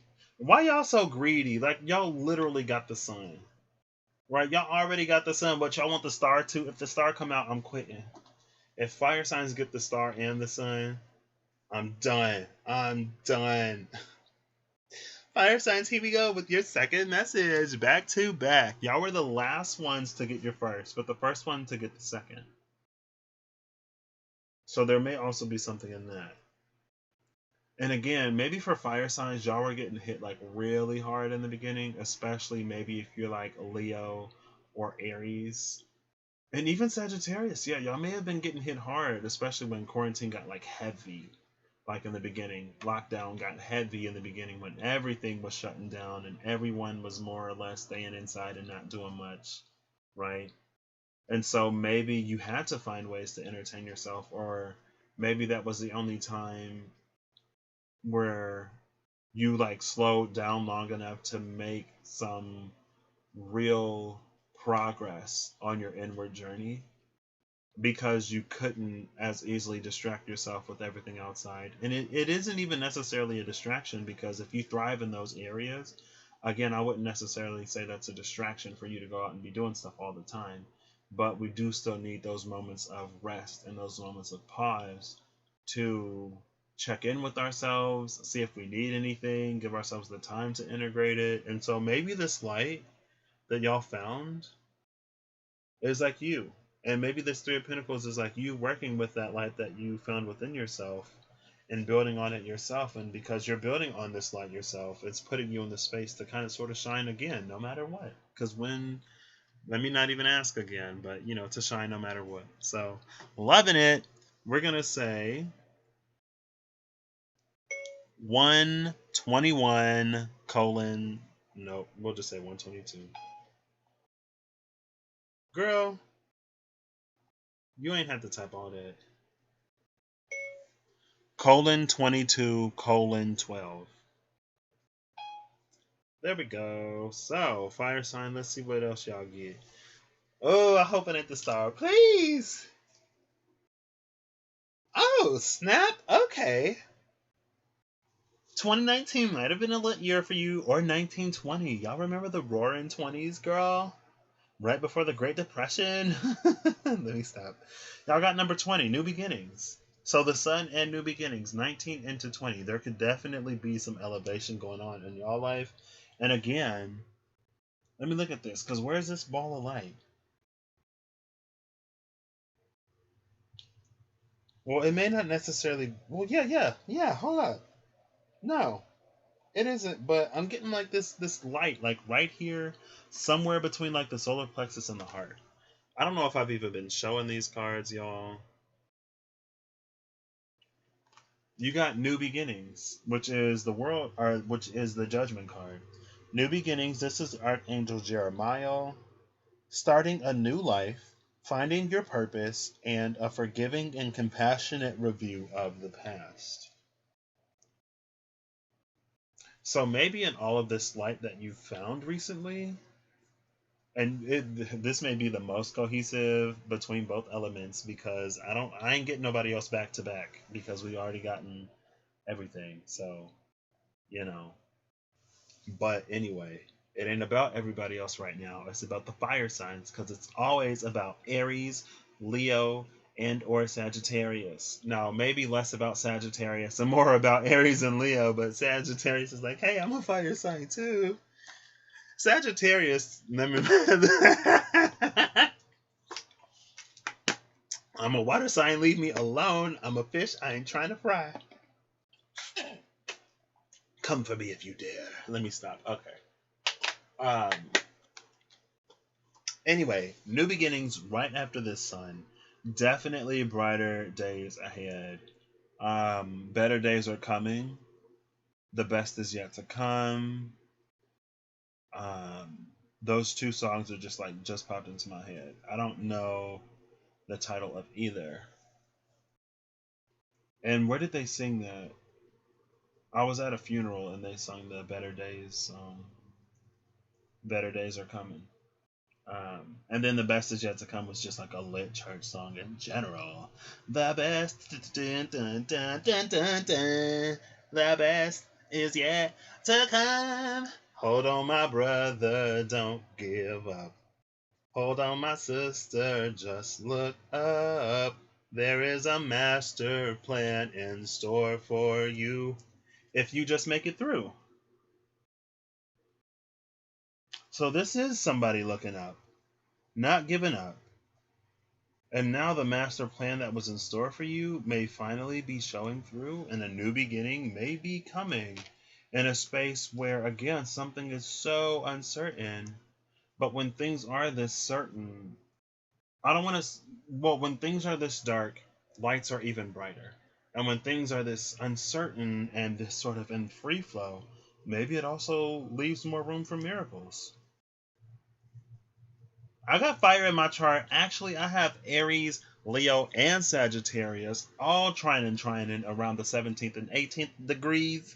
So I'm claiming this today. Please welcome me into the Fire Sign Club, y'all. And then we have the Five of Raphael. The Five of Raphael coming off of the Three of Ariel. Interesting. Everything happens for a reason. Release regret and embrace the opportunities for happiness. Search for the silver lining. Everything happens for a reason. Or at least most things. At least a lot of things, and if not a lot of things, at least some things happen for a reason. But this thing happened for a reason. And even if nothing happens for a reason, you can always make a reason for it. So choose to see the silver lining, regardless of if you believe that everything happens for a reason or not. Some Sagittariuses, this is for y'all especially. But also maybe other fire signs with Sagittarius in their chart. I'm sorry. Anyway, I love this. So, but between these energies, starting a new life, finding your purpose, and a forgiving and compassionate review of the past. A forgiving and compassionate review of the past tied to everything happens for a reason and search for the silver lining definitely could have been a heavy period even before all of this. But again, remember how I was saying that it's like when everything slowed down, it gave you the time to maybe finally open up some things that you had been meaning to open up. It's like you moved into this house a long time ago and there was a box of broken stuff that you didn't go through to see what needed to be replaced. And it was like, well, I've never needed anything in that box, so I'll leave the box of broken dishes. And when you open this box, you may find out that only one or two dishes broke. You may find out that none of the dishes broke, and the noise that you heard was actually something else. But you won't know that until you open it up. And when you do open it up, again, have a forgiving and compassionate review of the past and search for the silver lining. Because there is a new opportunity available to you, but it may be hidden in the box of broken eatery. Right? Dishes and plates and stuff. Also, it's interesting that you have sort of a Three of Ariel card of cooperation with a Five of Cups card of... Honestly, the Five of Cups is a card of review. Typically, the Five of Cups is fixated on the past or fixated on the things that didn't necessarily work out, while there are some things still going pretty well, if not great, if not amazing. So again, it's a card of review and what you choose to focus on. Are you choosing to focus on the things that didn't go well, or are you going to choose to, look at the things that are going well, look at the things that are still giving to you, and then build upon them? Because with the sun and with new beginnings, like, that's pretty gorgeous. Also, you may need to take a step back to really put things into perspective at the same time.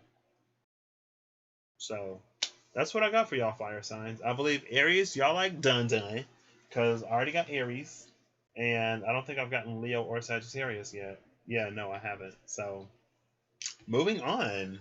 All right, fire signs, I see y'all. Let's see, who next? Who next? Is it the Virgo?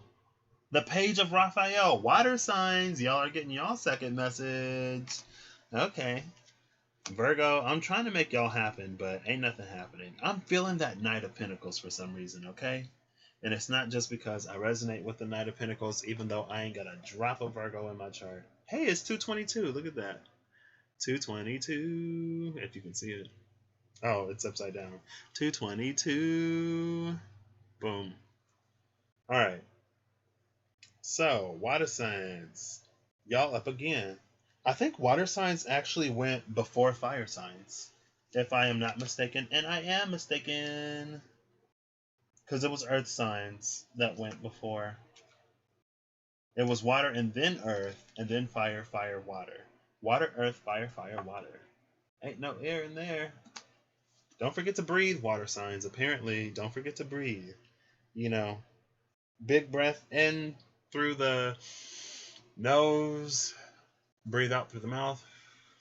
Do the Lamaze or whatever you need. We'll see. We'll see. 1:31:07. Boom, and let's get into this. Water signs. I'm gonna do y'all again like this. So we have the 10 of Gabriel, which is the 10 of Wands. It says, ask your angels for helpful people to lighten your load, working too many hours and trying too hard to please others. So water signs, I do remember y'all had that bubble. Y'all had that bubble that y'all was filling with all this dreamy water of how you want to feel and how you want things to go, unless you're a Scorpio. If you're a Scorpio, maybe your bubble was full of other stuff. I don't know. But Scorpios can also be dreamy. I feel like low-key, this ain't a roast to Scorpio. I feel like I'm always trying to talk about one sign or another. But I feel like Scorpio would feel just as deeply as the water signs, but they may not give themselves as much permission to indulge in it, in the good things. Or maybe they do, you know? I don't know. Y'all, if you got Scorpio in your chart, you know, ask yourself, do I allow myself to fully give into my fantasies, or am I always trying to like darken it somehow by saying like, oh, that's not realistic, that's not possible, ain't nobody like ever been there for me like that, and so, you know, I'll never find nobody because I ain't never had nobody, and you can't trust people as far as you can throw people, and I can't even throw, you know, whoever, wherever. Not even giving people an inch, maybe, because you're afraid that they'll take a mile potentially. There's a lot of heavy stuff that all of the water signs have been carrying, but I guess special shout out to Scorpio. But also, you know, the other water signs too. I feel like we kind of sort of do this thing between people where we compare how bad we have it when it goes bad for us, and some people may be like, oh, like that's the worst thing you have to worry about today, like you don't have any problems, shut up and sit down.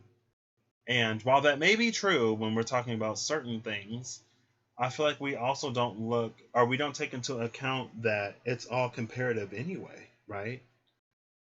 And so if the bad is compared, like if the difference between the bad and the good is the same for everybody, does it matter that someone's bad isn't as bad? And then you could say, yes, because my good isn't as good as they good.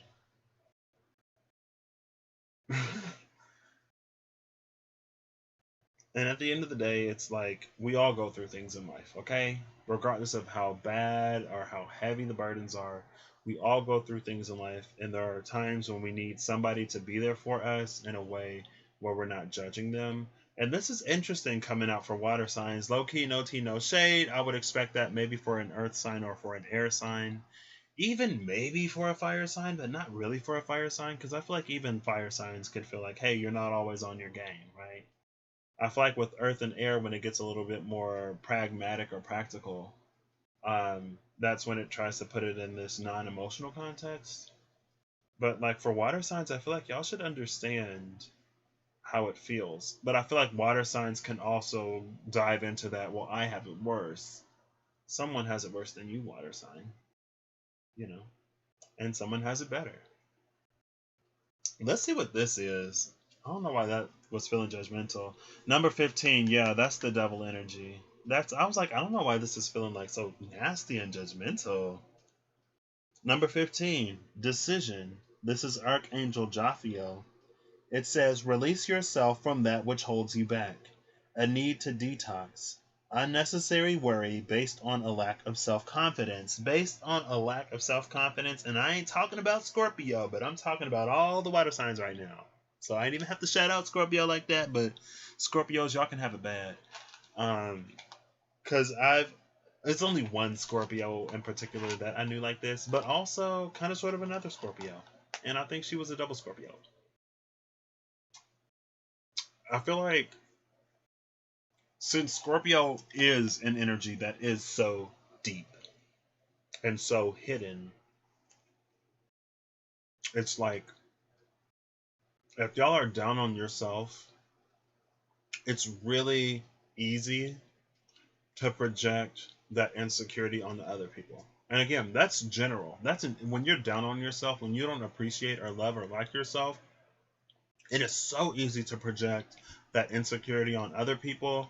And then you're picking up these unnecessary burdens like, oh, that person think they better than me. Like he think he better than me. She thinks she prettier than me. He think he blah, blah, blah. She thinks she blah, blah, blah. They think they blah, blah, blah. When in reality, like, I don't want to say no one is thinking that, but like, you're projecting. You're projecting your insecurity. And the deeper the insecurity, the greater the disparity. Right?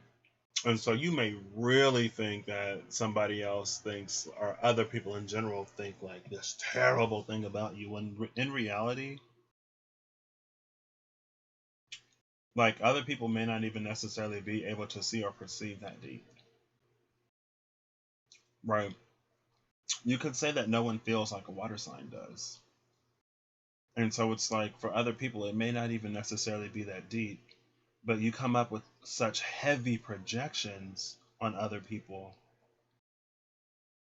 that ultimately at the end of the day, I mean, it's the 10 of wands that's coming out. So it's unnecessary. It's unwarranted. And you're just making it harder for yourself.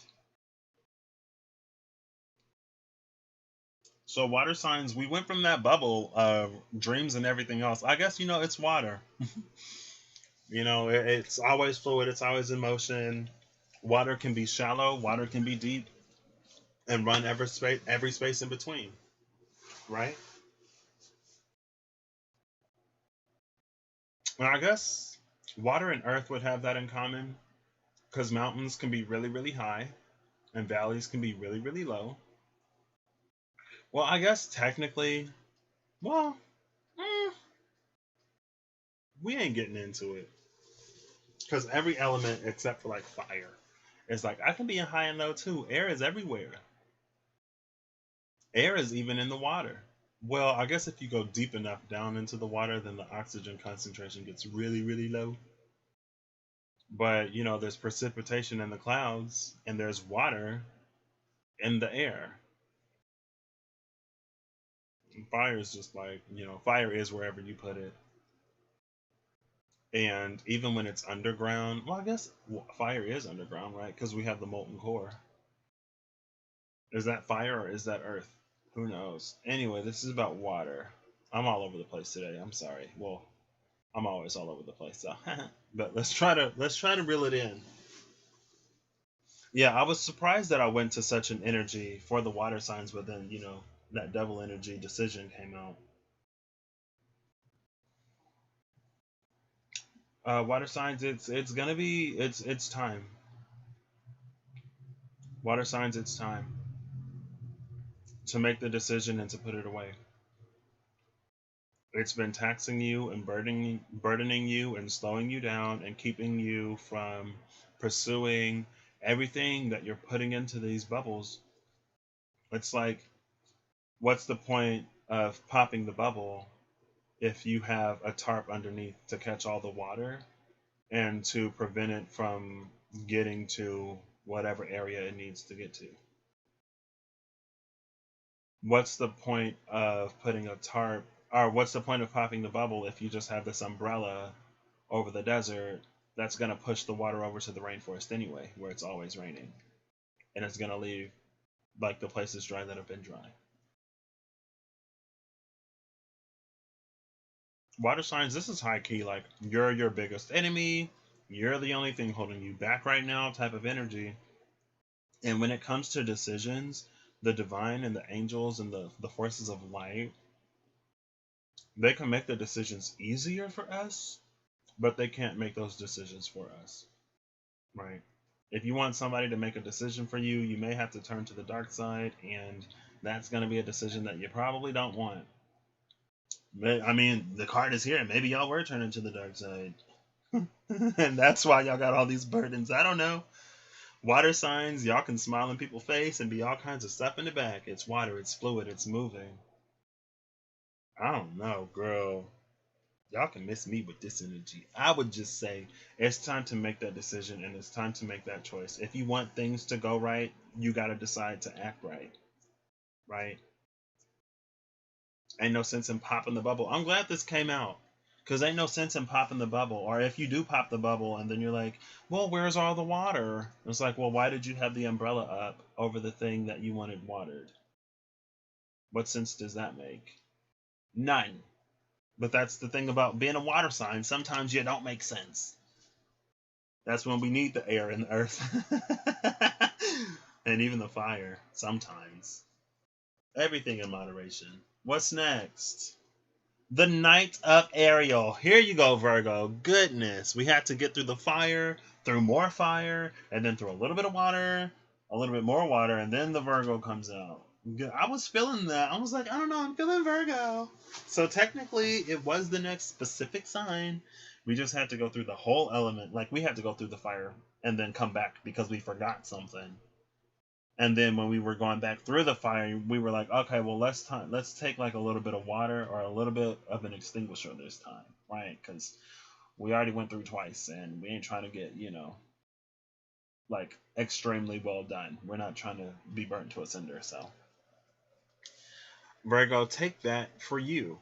If you've already been through the thick of it twice, or if you went through the thick of it once, when you have to go back, or if you have to go back for anything, make sure you pick up enough to not only make sure you pick up not only what you forgot, but you also pick up something to make the journey a little easier. And you've already been through it once, so you already know at least the things that didn't work the last time. So just realize that you might have to pack a little bit of something extra, because there's a part of the trip that you have to repeat, right? And if it isn't in your magical picnic basket of everything that you could ever need in any situation in case, because y'all have the ability to be that prepared, then again, make sure you pick it up. Make sure you pick up an extra. So let's do that for you too. Y'all are sitting at the 10 of Raphael, the 10 of Cups. What? Love and blessings fill your life. Harmonious relationships with family members and happily ever after. Virgos. I ain't got no Virgo in my chart. I can't claim this.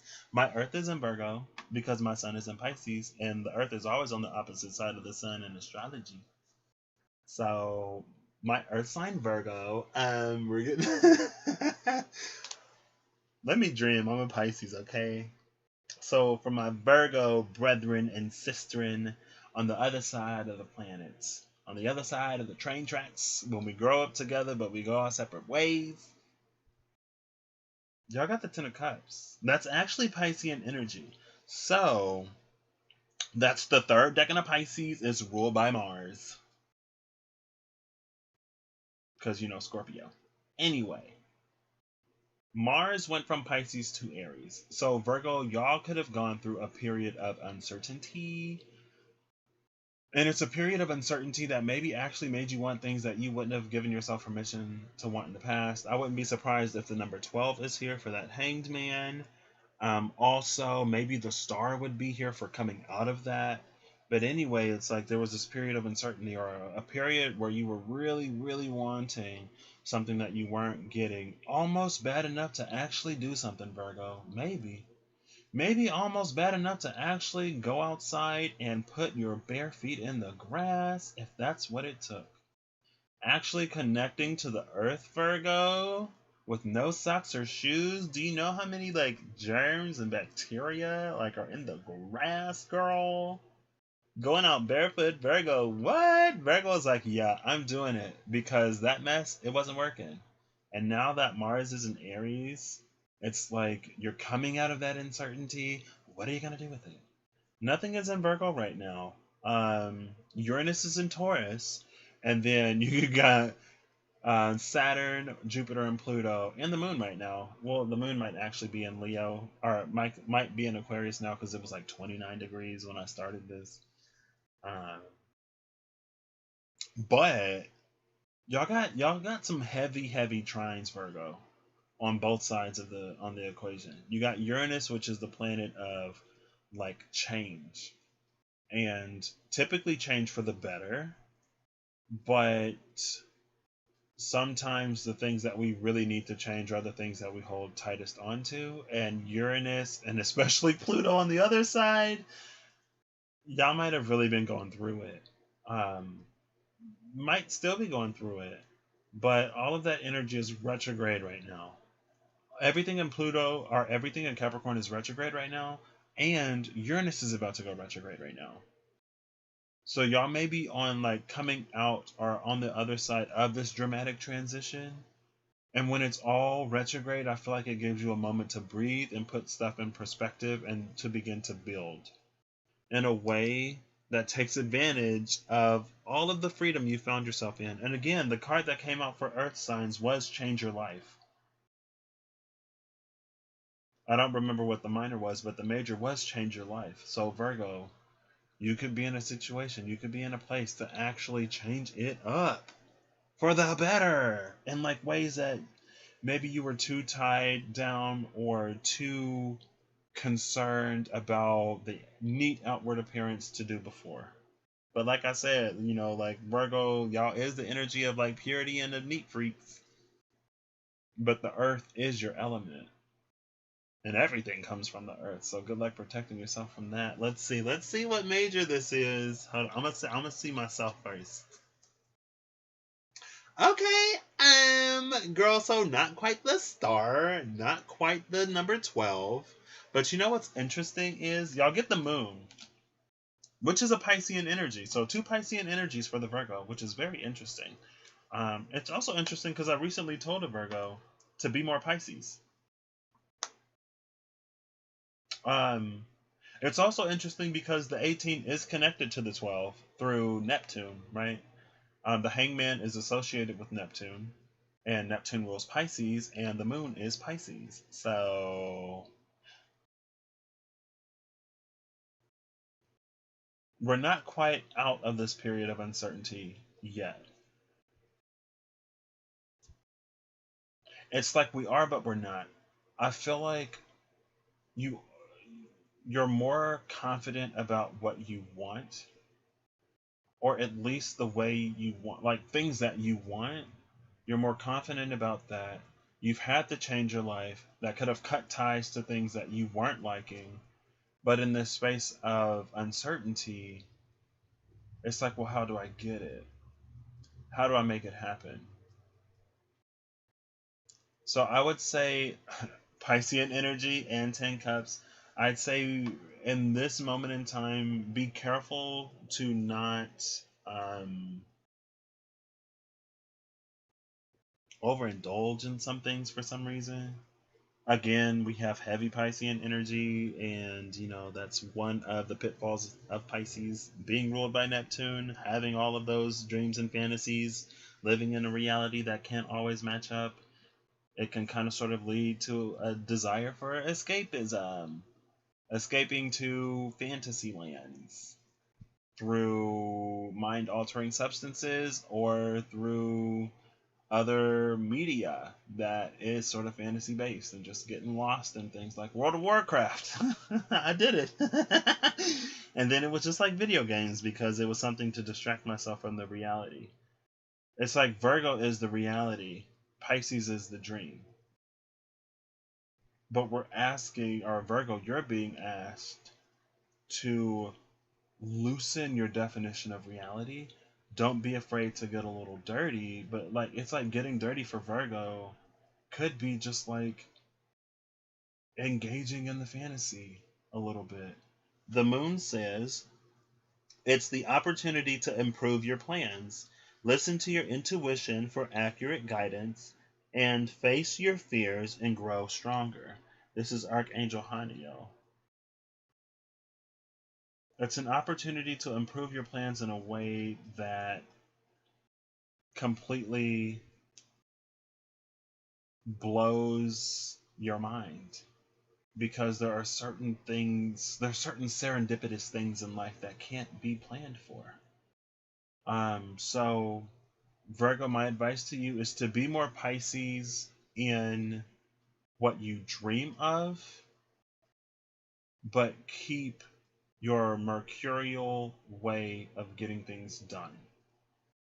Right? It's like be more Pisces on the front end, but still be Virgo on the back end. Because there's something about the way that you get things done and the way that you go about things that works for you, but what didn't work for you was the limited vision that you had. Because it's like, well, if I can only get this done, it's like you were limiting your capacity, right? You were limiting yourself. And so it's like you're always going for something that you can comfortably get done. Always going for something realistic. But it's like if you never expand, you never really fully show yourself all that you're capable of. So that's the Piscean part, right? That's where you dream bigger. And then you be Virgo on the back end and you make it happen, and then it's like, wow, like I'm capable of more than what I thought, and I was already pretty awesome. I can be even more awesome. And it's like, yeah, take it from a Pisces, Virgo. You can be amazing, but you kind of sort of limit yourself in some ways, because you can also have the tendency to only go after things that fall within a very rigid sort of range, or fall within things that you can get done with maybe very little sort of hassle, right? And that's sort of the purity, the perfectionist in Virgo, right? Only going for things that really make sense. And Pisces kind of sort of are the opposite, where we dream of the things that don't make sense, and then we, in our frustration of not getting that, seek to escape what we can't attain because we dream too big. Virgo doesn't dream big enough. And so I feel like both Virgo and Pisces can kind of sort of end up in an area of satisfaction. Pisces, again, because they dream bigger than maybe what they can in that moment achieve, or they're always dreaming outside of their capabilities. And Virgo, because they're always using only a fraction of what they're capable of, because they don't really push themselves to the edge.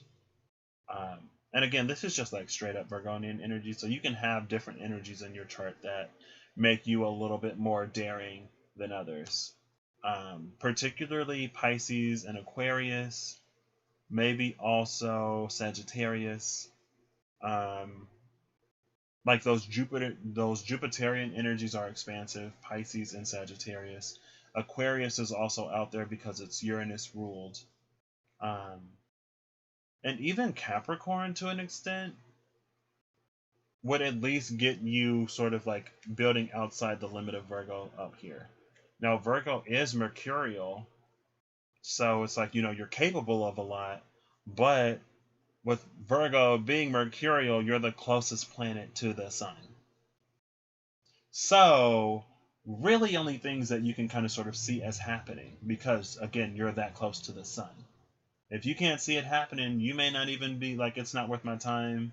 I don't see it happening, right? Because like you being this close to the sun gives you like that much room to work with. That's why if you have these other energies that are further out or that are expansive, it gives you a nice balance that'll pull you out of your shell a little bit. Virgo, it's life has been pulling you out of your shell. You've been realizing that everything that you want is kind of sort of outside of everything that you've been doing or allowing yourself to do. So you could have been changing it up in some small ways. And honestly, with the Knight of Pentacles, again, that's what it's all about. It's that like slow and steady wins the race, but it's a continuous expansion of your comfort zone because you're continuously stepping just outside of it, a little, like bit by bit, closer into the grass, right? First, both shoes, then both socks, and then, it's like your heel is still covered, like your foot is still covered by the sock, but you're rolling the sock down, and then like maybe you just let a bit of your heel touch the ground at first, and then it's your whole foot. Then you got both feet in the ground, and when you're grounded and fully connected with the earth, with your element, it's like you're more tapped into the realm of what you're completely capable of without you limiting and restricting yourself. Right. And that's not like that's before you're even reaching beyond yourself, right? That's just you being fully connected to yourself and doing what you can do. So Virgo, it's actually looking good for you. I remember a long time ago when I first did some I can't remember what they were for. They were probably in the month of March. And I believe I was using the SKT and I had all the cards up. It might have been for Aries season, I can't remember. But it was like, oh my gosh, Pisces, you're like just flying right now. And then it was like, Virgo, you also have the capability to be flying like Pisces right now. But I feel like there are these blocks of like, is it feasible? Is it possible? Is it feasible? Is it possible? Am I going to have enough control? Like, I need to be in control.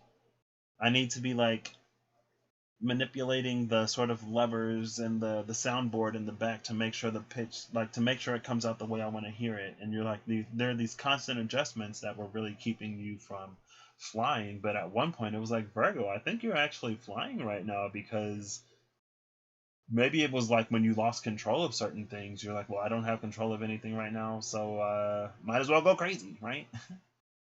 If anything is gonna get me sick, might as well put my feet in the ground, because the grass is less dangerous than everything else right now that people are interacting with, and it seems like you can't sterilize this away. So again, it's like something about the loss of control that finally allows you to explore and expand yourself potentially.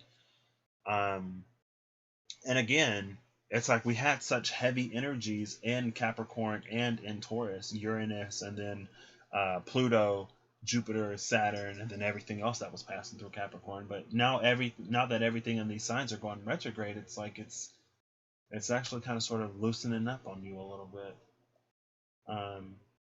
So yeah, I don't know, Virgo. I'm excited for that. Maybe that's why I was excited for Virgo. I was like, I don't know why I'm so stuck on trying to make Virgo happen. And then here you go again, through the fire twice and after a little bit of water. And then yeah, that's what separated you from the earth. Right? Fire, fire, water. That's what separated you from your element. But now that everything's been like purified by the fire, then purified again by the fire, now we can bring in the emotion and the dreams to sort of make it happen. So all the best, Virgo. I got a soft spot in my heart for Virgo, not gonna lie. Not gonna lie. I have a huge soft spot in my heart for Virgos, because I don't get it, Virgo, but I get it, It's like, I'm not you, Virgo, but I get it. Oh, my package was delivered. I was literally the day before yesterday, I was talking to my best friend about not having any bubble tea here. No bubble tea here. And I was like, I'm sad because I love bubble tea and I want bubble tea. So last night I went on Amazon and I was like, you know what? I'm going to just look up bubble tea. And of course they don't just ship it, because I was like, I'm pretty sure they don't just ship like gallons of bubble tea. But I found a milk tea mix for my favorite flavor, which is taro. And it's interesting because then I thought later, he was like, haha, taro is my favorite flavor of bubble tea. And then, now I'm into taro. Who would have guessed? But they had like taro milk tea mix and it was like able to come tomorrow, ships tomorrow, as soon as tomorrow. I was like, oh my gosh, crazy. So my taro was coming in today. So cute. Next is Earth signs with the Ace of Ariel. So Virgos, if y'all are still here, round 2 for you. See, this is how much I actually love Virgos, I guess. Let's see. So it looks like so far every element has gotten its second general message except for air. It would be, I mean, if the last card was the Page of Swords, the Page of Michael, I would go ahead and do it. Or maybe I wouldn't, because I did say that I would stop after the last Zodiac and I might have to stick to it. So I don't know. I don't think that'll be the case though. 1:59:59. I was just gonna say 2 hours, but we starting this at 1:59:59. And let's see what y'all start with.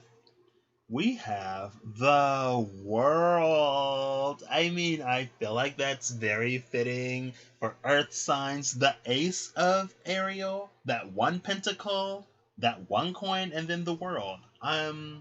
Accurate, fitting.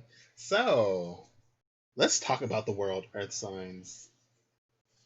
Actually, I feel like maybe I should have been talking about more. I feel like maybe I should have been talking to more earth signs.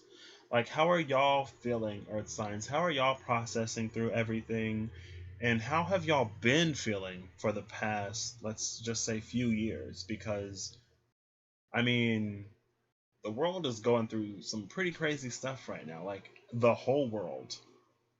And first, it was like pockets of the world. I mean, pockets of the world are always going crazy. And it's like different parts of the world are handling it differently than other parts, and so different parts are having a different experience from other parts. And if there was anything sort of seedy or shady or unquestionable going on right now, we wouldn't really be able to prove it, especially not here in the land where it's most questioned. But since we don't abide by anything, we can't even really produce counter evidence. Like, we can't even say, oh, we've been doing everything within our power to stop this, so then why is it still happening? Right? Something is off if we've been following all the guidelines and something is still happening. But no, we can't even make that claim because no one wants to play it smart. Anyway, I'm sorry if I got a little heated, but sometimes the earth has to vent, right? That's why we have volcanoes and these underwater volcanic vents that breathe life into the bottom of the ocean, by the way. So a little venting actually saves lives, and things that aren't negative thrive in the venting, like genuine venting and not just, whatever. But it's like no one wants to play it smart these days. Everyone just has something to say. And it's fine to have something to say, but maybe, find a way to communicate it. Anyway, my point was, since Earth is the Earth, it'd be interesting to see how all of the Earth signs, Capricorn, Libra? Libra? Ain't nobody even thinking about Libra. Girl, Libra better go somewhere. I hope the Queen of Swords is last. Let me stop. I'm sorry. Well, it's interesting that I said Libra because in good 1 second. One moment, y'all.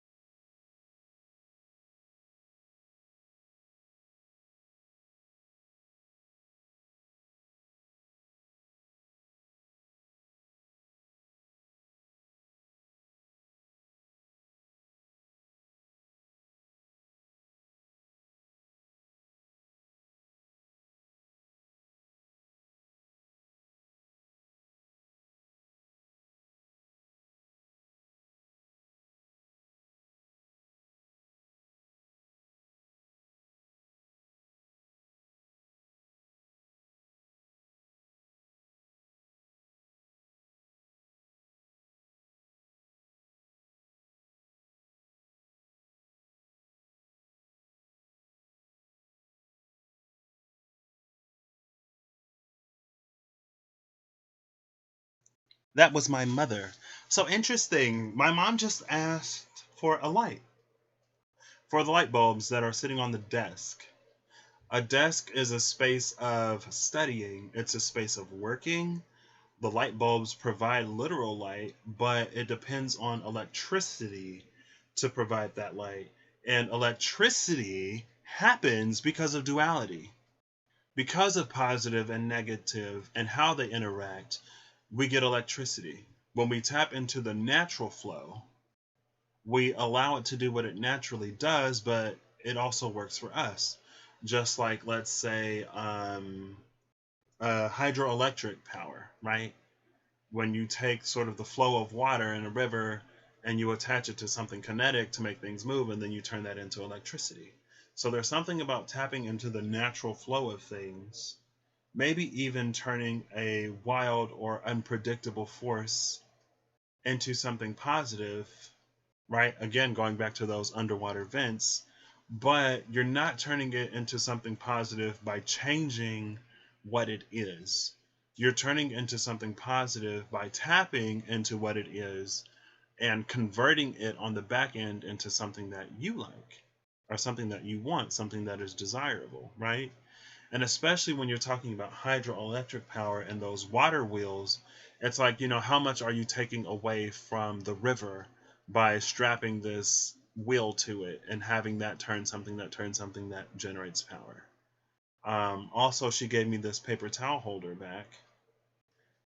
Y'all see how I read into everything?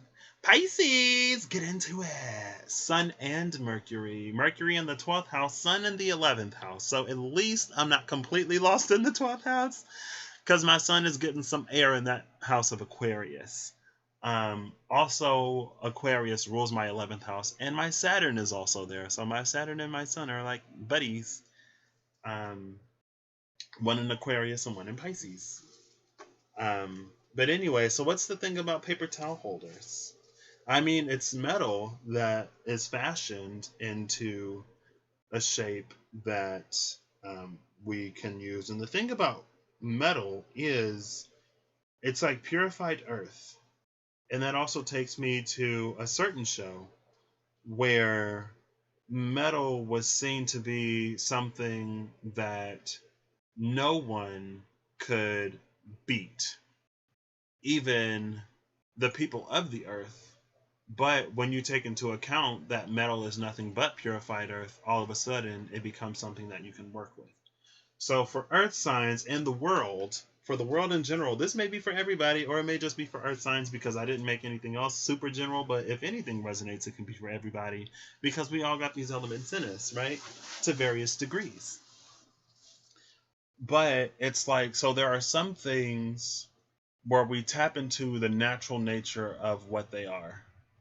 Other things that are purified to the point where we think we can't work with them, but regardless of how pure it is, everything comes from the earth. And nothing is 100% pure, right? And so there's always something that you can work with. And that takes me back to one of the messages for fire signs, which was that finding the silver lining, right? There's always something that you can work with. You just need to know how to work with it, right? And I guess the clue would be there's a difference between something purified and something in its natural chaotic state, in its natural free-flowing state. It doesn't have to be chaotic. Something in its natural free-flowing state, and channeling it in a way that doesn't take away from what it naturally does, but uses it in a way that benefits us. And I feel like I'm about to go a little scientific, and not necessarily the route of genetic engineering full force, but maybe the route of using things as they naturally are, right? So let's say that you have a bacteria that naturally, it's naturally green. I can't think of them right now, but there are certain algae or certain things that are like part algae, part bacteria or something like that. And so if you have a body of water how would that be helpful? Anyway, it's like you have these bacteria that you can put in places that naturally eat certain things that we don't like. Or like if we're trying to clean water, right? Maybe you put in something that naturally eats out something. Like if there's too much nitrogen in the water for some reason, maybe you put in a plant, an aquatic plant or something else that utilizes that nitrogen and puts it into something that doesn't harm the water, right? then that could be using something natural in the space of something natural to purify it, which is an interesting mix of the purification that I was talking about and the natural utilization. And there are a lot of things that naturally purify things, actually. But I guess I was talking about more about like artificial purification, or not even artificial purification, but like, because it could even be natural, right? There are a lot of things that we kind of sort of in the foraging process we purify with heat and pressure, but there are areas of the world or just like natural phenomenon that involve a lot of heat and pressure naturally, right? But it's about still everything comes of the earth and everything can be used to some degree. And then we have the world right here. So the world is Archangel Michael, a very happy ending, coming full circle, and spiritual growth and insight. So I think that last bit speaks to the spiritual growth of insight, of how everything is of the earth and how it can be utilized raw or purified and used in some way. And even if purified, it can still have more natural or raw uses in some way. We just got to find them. And that's where the insight comes in. Happy endings, again, I feel like I was saying about the thing with the fire signs and how you're always searching for the silver lining. So for earth signs who may have been getting rocked by all of the energy in Capricorn and Taurus right now, I mean, we have Saturn, Jupiter, and Uranus, and Pluto. That's all of the outer planets except for Neptune, which is in Pisces right now, in its home sign where it's doing who knows what, right? Pisces could be there, Pisces could not be there. Even if Pisces is physically there, Pisces could mentally be somewhere else. Pisces could physically be somewhere else, but mentally there, or even astrally there. Ooh, you never know with Neptune, but everything, all of the heavy stuff, Uranus and Pluto, even Saturn, Earth, right now. Jupiter is a great planet. It's one of the benefics. It's a planet of expansion and opportunity typically, but it doesn't necessarily too much like being in a Capricorn. So maybe Jupiter is like it's being it's taking a hit for the team right now. It's trying to lighten up the things Triton associated with Neptune, again under the sea, right? Whatever. Stream of consciousness for you, Earth. Lots of consciousness on you, Earth. Lots of, again, that duality on you, Earth. Lots of back and forth on you, Earth, and it only really wreaks havoc when it can't comprehend itself. And I feel like, maybe adopting a mindset that completely tries to disregard duality actually doesn't do us as much good as we think it does. Because duality, it's a part of Earth, it's nature. And it's understanding and navigating that duality that will serve us more than just trying to completely disregard it in the first place. And again, it's like electricity happens because of duality. And you could say, oh, Patrick, electricity is man-made, Thomas Edison, but I see your Thomas Edison or your Nikola Tesla, and I raise you a Benjamin Franklin. Lightning, natural, discharge of energy, positive and negative, right?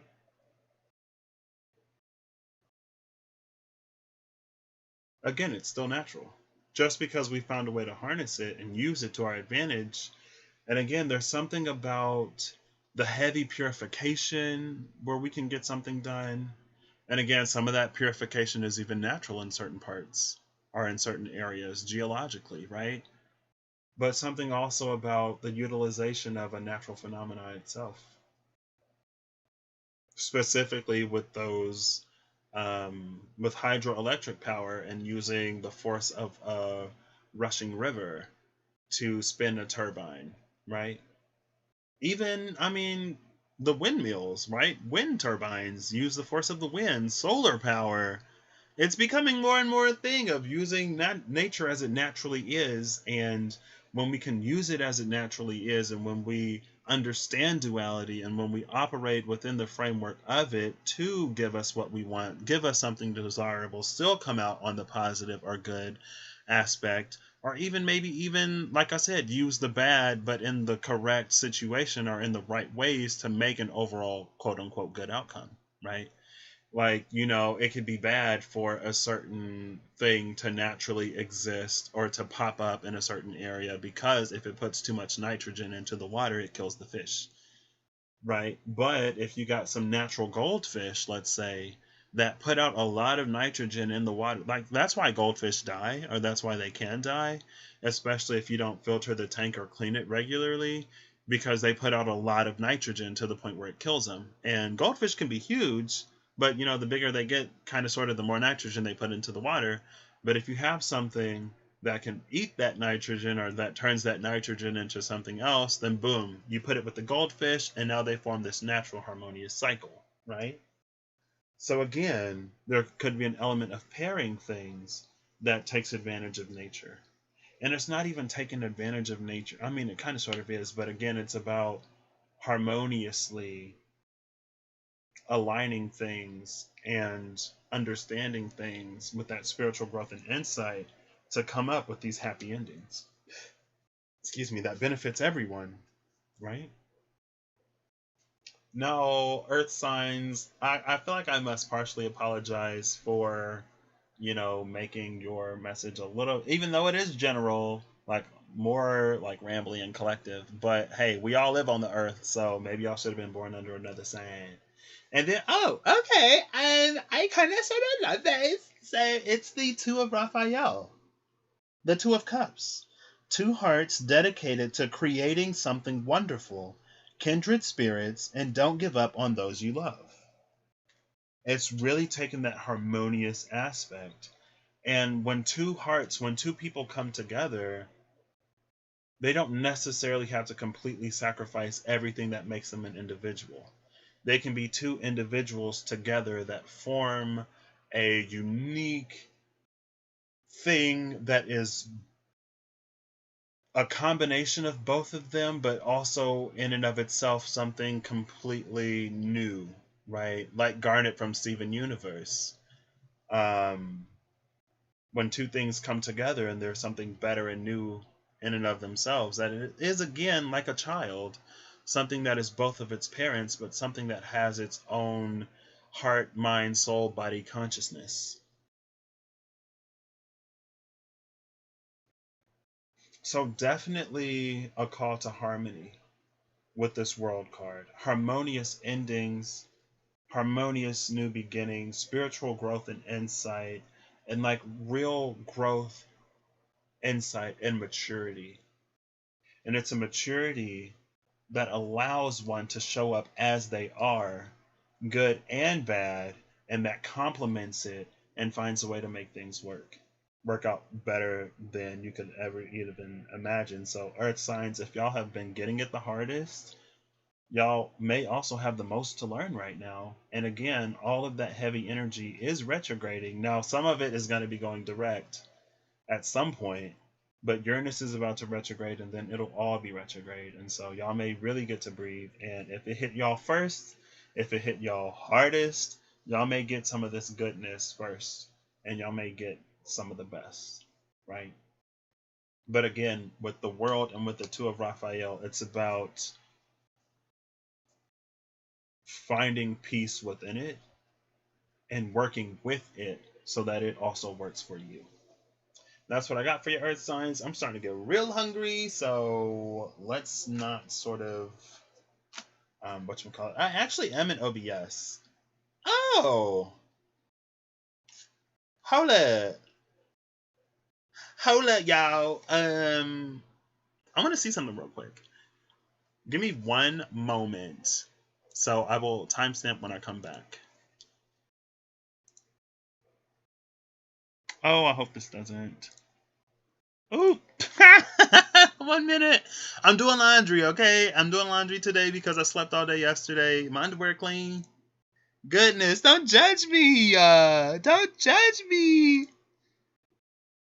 I forgot that I left that turned on this side. Give me one moment, please.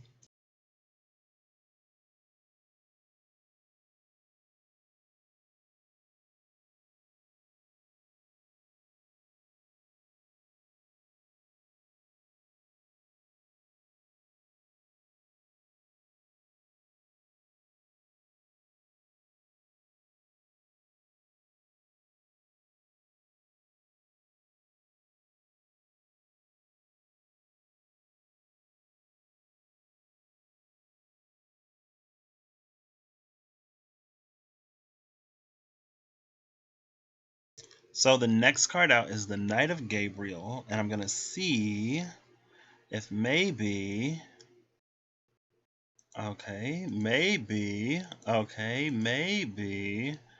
not. Apparently,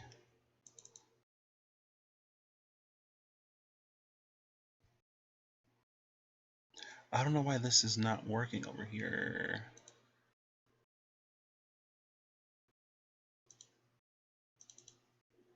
I could have done this before I even came live, so ain't even no reason or no to be doing this. I don't know why it's not giving me any feed. Why is this not working? Okay, that's fine. It's fine. I have these 12 astrological things. I was going to pop up the Sagittarius and see if it worked over there, but OBS is like, now is not the time to be extra. You already said you're hungry, so what you trying to do all this for? I said, okay, OBS, you right. Next time I'll be more prepared. And I want to redo those anyway. So I'm back. Sagittarius, y'all are next. So we go from Virgo to Sag. Now, Sag, y'all ruling planet Jupiter is in.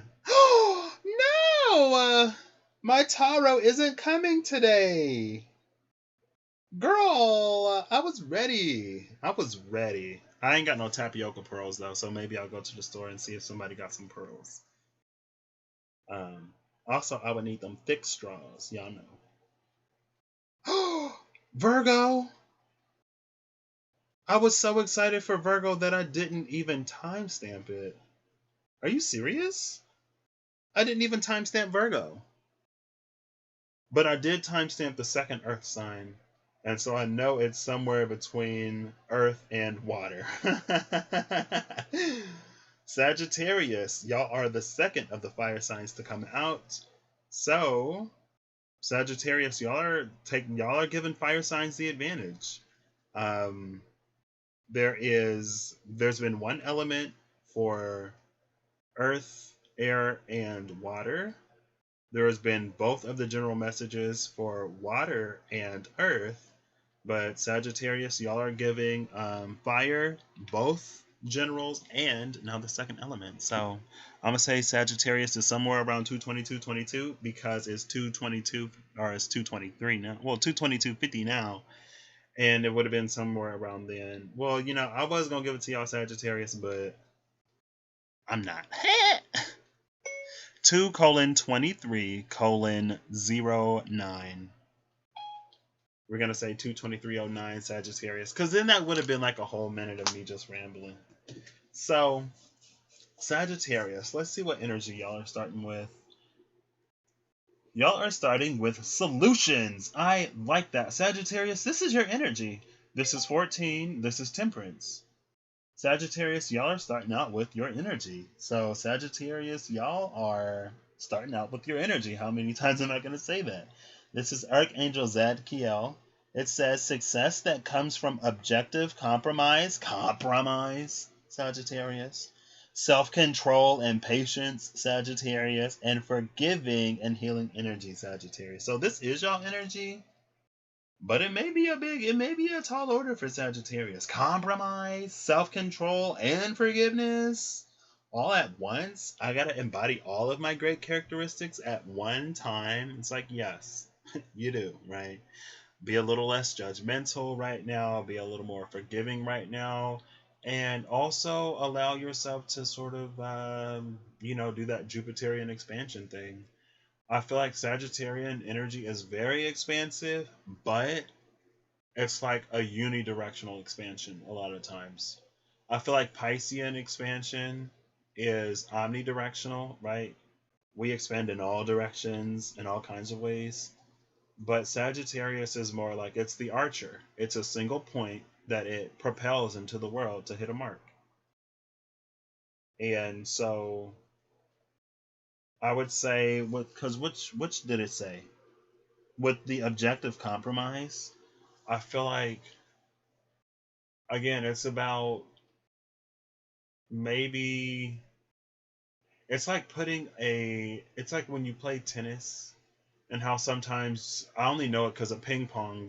We had a ping pong unit in PE one year, and there was this one like ping pong professional, apparently, and he would like put spin on the ping pong ball. And I was like, I've played Mario Power Tennis and, Mario Tennis, and I know that a little bit about like splicing and other stuff where you put a little bit of spin on it, but I've never seen somebody put spin on a ping pong ball before where you think it's going in one direction, but like then that spin kicks in and it goes in a different direction. So Sagittarius, it may be time to put some spin on that arrow a little bit. I don't know if you can put spin on an arrow, but hey, Sagittarius would be the master archer to know. And that's just saying it's like it's not necessarily about giving into something that isn't you, but it's about a little bit of a compromise, right? You're not compromising who you are and you're not compromising your integrity, but it's like, taking your strengths and applying it in a little bit of a different direction. Or again, instead of like that spin, it may be just like completely shifting targets, but still sticking to who you are, right? There's a moment of expansion that this Aquarian moon is giving you the opportunity through that sextile to get. And Sagittarius also have feelings, but I think they may be a little bit more objective with them at the same time. Excuse me. And it's interesting because on Twitter last night, I think I ended up following the astrology, Taurus, and Pisces, whatever's on Twitter, just to spice up the recommendations that they give me, so at least it's like semi relevant to something I'd be interested in. The Taurus one, not gonna lie, I had to like hide certain things that were popping up all the time because it was like Tauruses do this and Tauruses do that, but everybody else is like getting messages and stuff. All I'm getting is like Tauruses sit on the couch and eat all 5 Big Macs, Whoppers, hamburgers, and the 3 large fries and drink the 2 large sodas that they got, and they call that a good day. I'm like, goodness, like, where's my message for the Taurus in my chart? Anyway, this is about Sagittarius, but it said something like, they were like, if your astrology only puts Sagittarius as like cheaters or whatever, or like afraid of commitment, then your astrology is wrong. And I was like, girl, I mean, I guess it's about finding something that you can work with. Again, coming off of the earth, it's like finding something that you can align to and that you can go the distance with. Something worthy of all of what Sagittarius has to offer. And maybe Sagittarius, you could be finding yourself in a space of maybe having found something like that.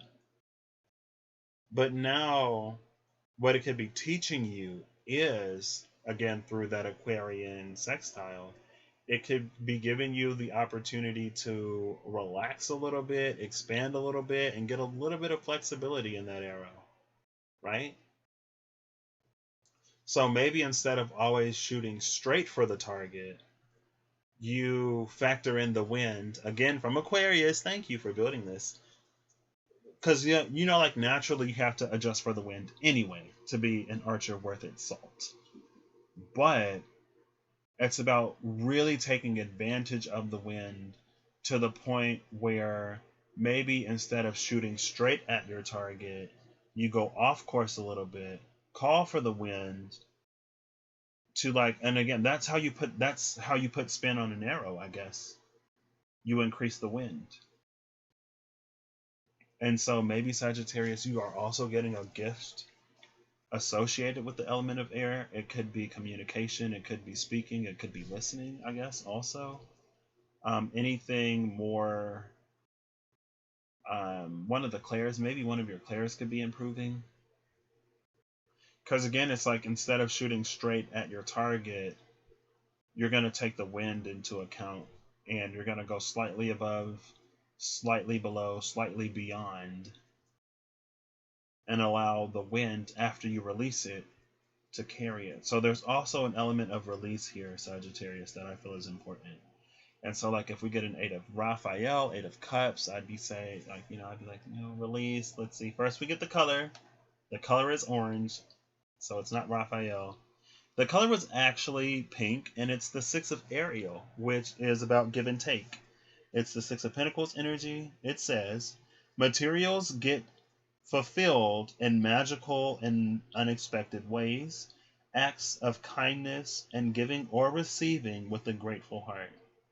So, unexpected and magical ways that your material needs are being fulfilled. So yeah, definitely maybe something that Sagittarius isn't expecting. And it's not that Sagittarius can't be spiritual. But again, I feel like it's very pointed in that.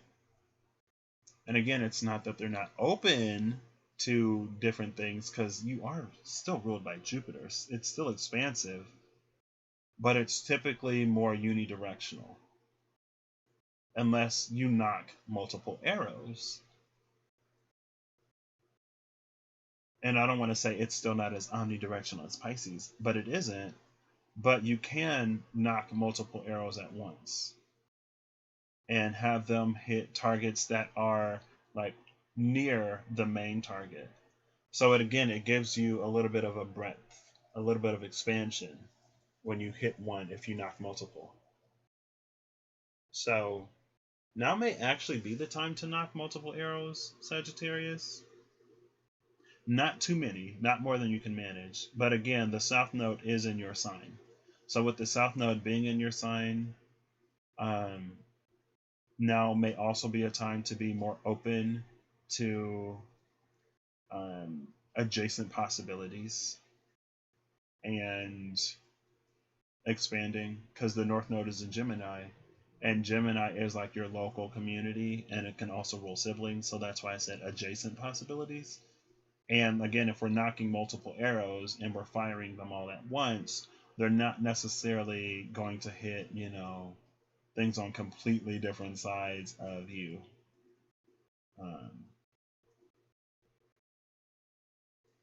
So yeah, there's a call to expand a little bit, and also to loosen the reins a little bit. It's interesting because Sagittarius being a centaur, y'all like your freedom, but y'all can also sort of like have a tight hold on the reins sometimes. And it's like, the horses want to go where the horses want to go. Right? So, anyway, Sagittarius, for you, I would say have a bit of an open mind. Don't be afraid to extend yourself. Also, it's going to, like, whatever situation may require you fully showing up in all of your glory and a little bit of compromise. But if you compromise a little bit, again, it's like taking the wind into account. So you're not completely compromising who you are as a person.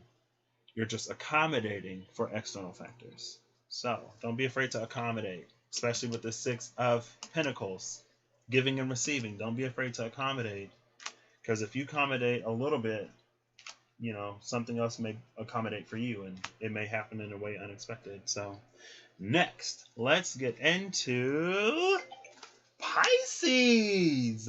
Wow, come through, mutable signs. We had the Knight of Ariel into the Ace of Ariel, into the Knight of Gabriel, into the Knight of Raphael. Mutable signs are coming in strong. I'm loving it. What you got for me?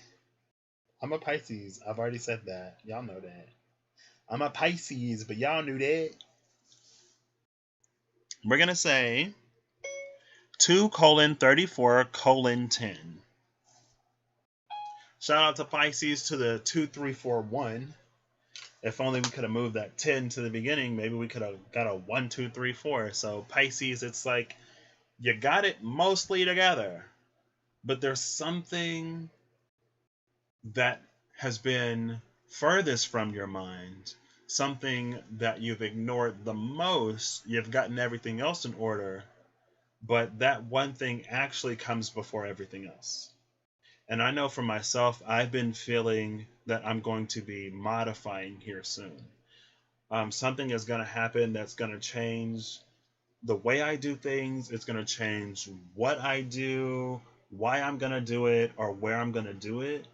And so I've been giving myself more grace with not having everything completely figured out right now, because I feel like if I try to make a move right now, this thing is going to come and I'm going to have to completely change course anyway, right? And so if the 1 does indeed come later and the source of a 10 that is that new beginning, then maybe it's okay to get the 2, the 3, and the 4 in line first, and then let the 1 come whenever it comes. Because you can always shift that 1 to the front if you want, or shift the 2 and the 3 and 4 behind the 1. So there's an energy of like, yes, it's like you may not necessarily be working on the most pressing thing right now, but if you can get in order what you can get in order, the rest will eventually come. And, excuse me, as long as you keep being that mutable water, you can just flow in that direction later. And again, it's not to say that, I couldn't do something right now and then flow in that direction later, because, I'm flexible, I could.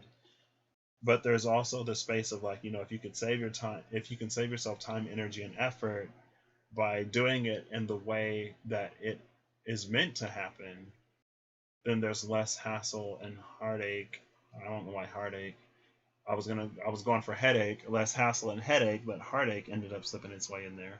Less hassle, heartache, and headache for you later, right? It's like, why get involved with one thing if something else is going to happen and then you're going to have to put it away, right? Like I bought, what was it? Horizon Zero Dawn was a game that came out literally a week before like Final Fantasy 15, and I knew I wasn't going to beat Horizon within a week because I wasn't even playing video games like that. But what's interesting is I was more excited for Horizon than I was for Final Fantasy 15. Final Fantasy 15, I got into the hype and I had some extra coins, so I went ahead and I pre-ordered it. I did the digital download, and I didn't think I would really be into it. I thought I'd be more into Horizon, but I got way into Final Fantasy. Final Fantasy was it was like so fun, put so many hours into it, and I still haven't really picked up Horizon. So I kind of sort of, no, wait. Let me put this back into context. I need to fix this, because I think Horizon came out before Monster Hunter. Horizon might have come out. Either way, Horizon Zero Dawn was a game I was excited about. It came out either a week before Monster Hunter or Final Fantasy. Either way, I ended up putting a lot more time into the second game, and I haven't even picked up the first one since. So that $60 to $65 I spent on it is kind of sort of more or less wasted. Now, it isn't wasted because if I ever want it, I have it there. But I haven't really picked it up since, and if I'm being quite honest, I don't really have the desire to pick it up right now. And when I did have the desire to play the game, it's when I couldn't find the game because it was lost. And I found the game, and I was like, I could play this, and then I haven't even played it. So, that's the thing about this. It's like, yeah, you could go ahead and try to put that 10 first, but if the 10 is still a 5, if the 10 is a 6, if the 10 is an 8, if the 10 is a 9, it's not going to give you that 1 that you need to have that 1, 2, 3, 4 nice and pretty, right? It'd be like 5, 2, 3, 4, or 7, 2, 3, 4, or like 9, 2, 3, 4. It's not the 10 yet. It's not the 1. So it's okay to leave it to the side and let it mature into what it's supposed to be. And then you do that mutable thing. So lots of different messages in that, Pisces. However, and wherever you fit in that is where you fit in that. Now let's see what major you're dealing with. You're dealing with the Wheel of Fortune. This is interesting because Virgo took your card, Pisces. Virgo got the moon. Virgo got the moon. So you get your other energy in Jupiter, which rules the wheel, and Sagittarius got their energy in Temperance. So Sagittarius ain't take the wheel from you, and Virgo took the moon. So, you know, it's like Virgo took yours, and so Sagittarius decided to take the other one that they have claims to so that you can get your moon card right here. And you are literally coming right after Virgo and Sagittarius if we go specifically by sign. So you get the wheel, Pisces. Archangel Jeremiah. Who's on the moon? I think, hold up. I just want to see where Jeremiah is. He was with New Beginnings, and that was the fire signs. That was the second round for fire signs, New Beginnings. So, I don't know why I wanted to see what else Jeremiah rules, because I haven't done it with any of the other archangels. But you may have fire in your chart, or you may be dealing with fire energy in your life. And the fire energy was all about the fire energy in general had the sun and the judgment. So that's all about new beginnings. That's all about positivity. It's also about choosing to see the better in situations, or choosing to see the lesson instead of the hurt, and growing from that. Always searching for the silver linings is what came out with that new beginnings card. And with Piscean energy being connected to the moon, I feel like a lot of us can sort of dip in between the good and the bad. That's why we can be like really moody and stuff like that, right? But it's about fixing yourself on the outcome that you want. And sometimes you have to fix the thing within your power. You have to fix the things within your power to fix, the 2, 3, 4, get those in order, and let everything else mature to the point where you can work with it. And then look, here's that 10. Here is that 10 that we've waited to come. Now it's ready. Now it's ready.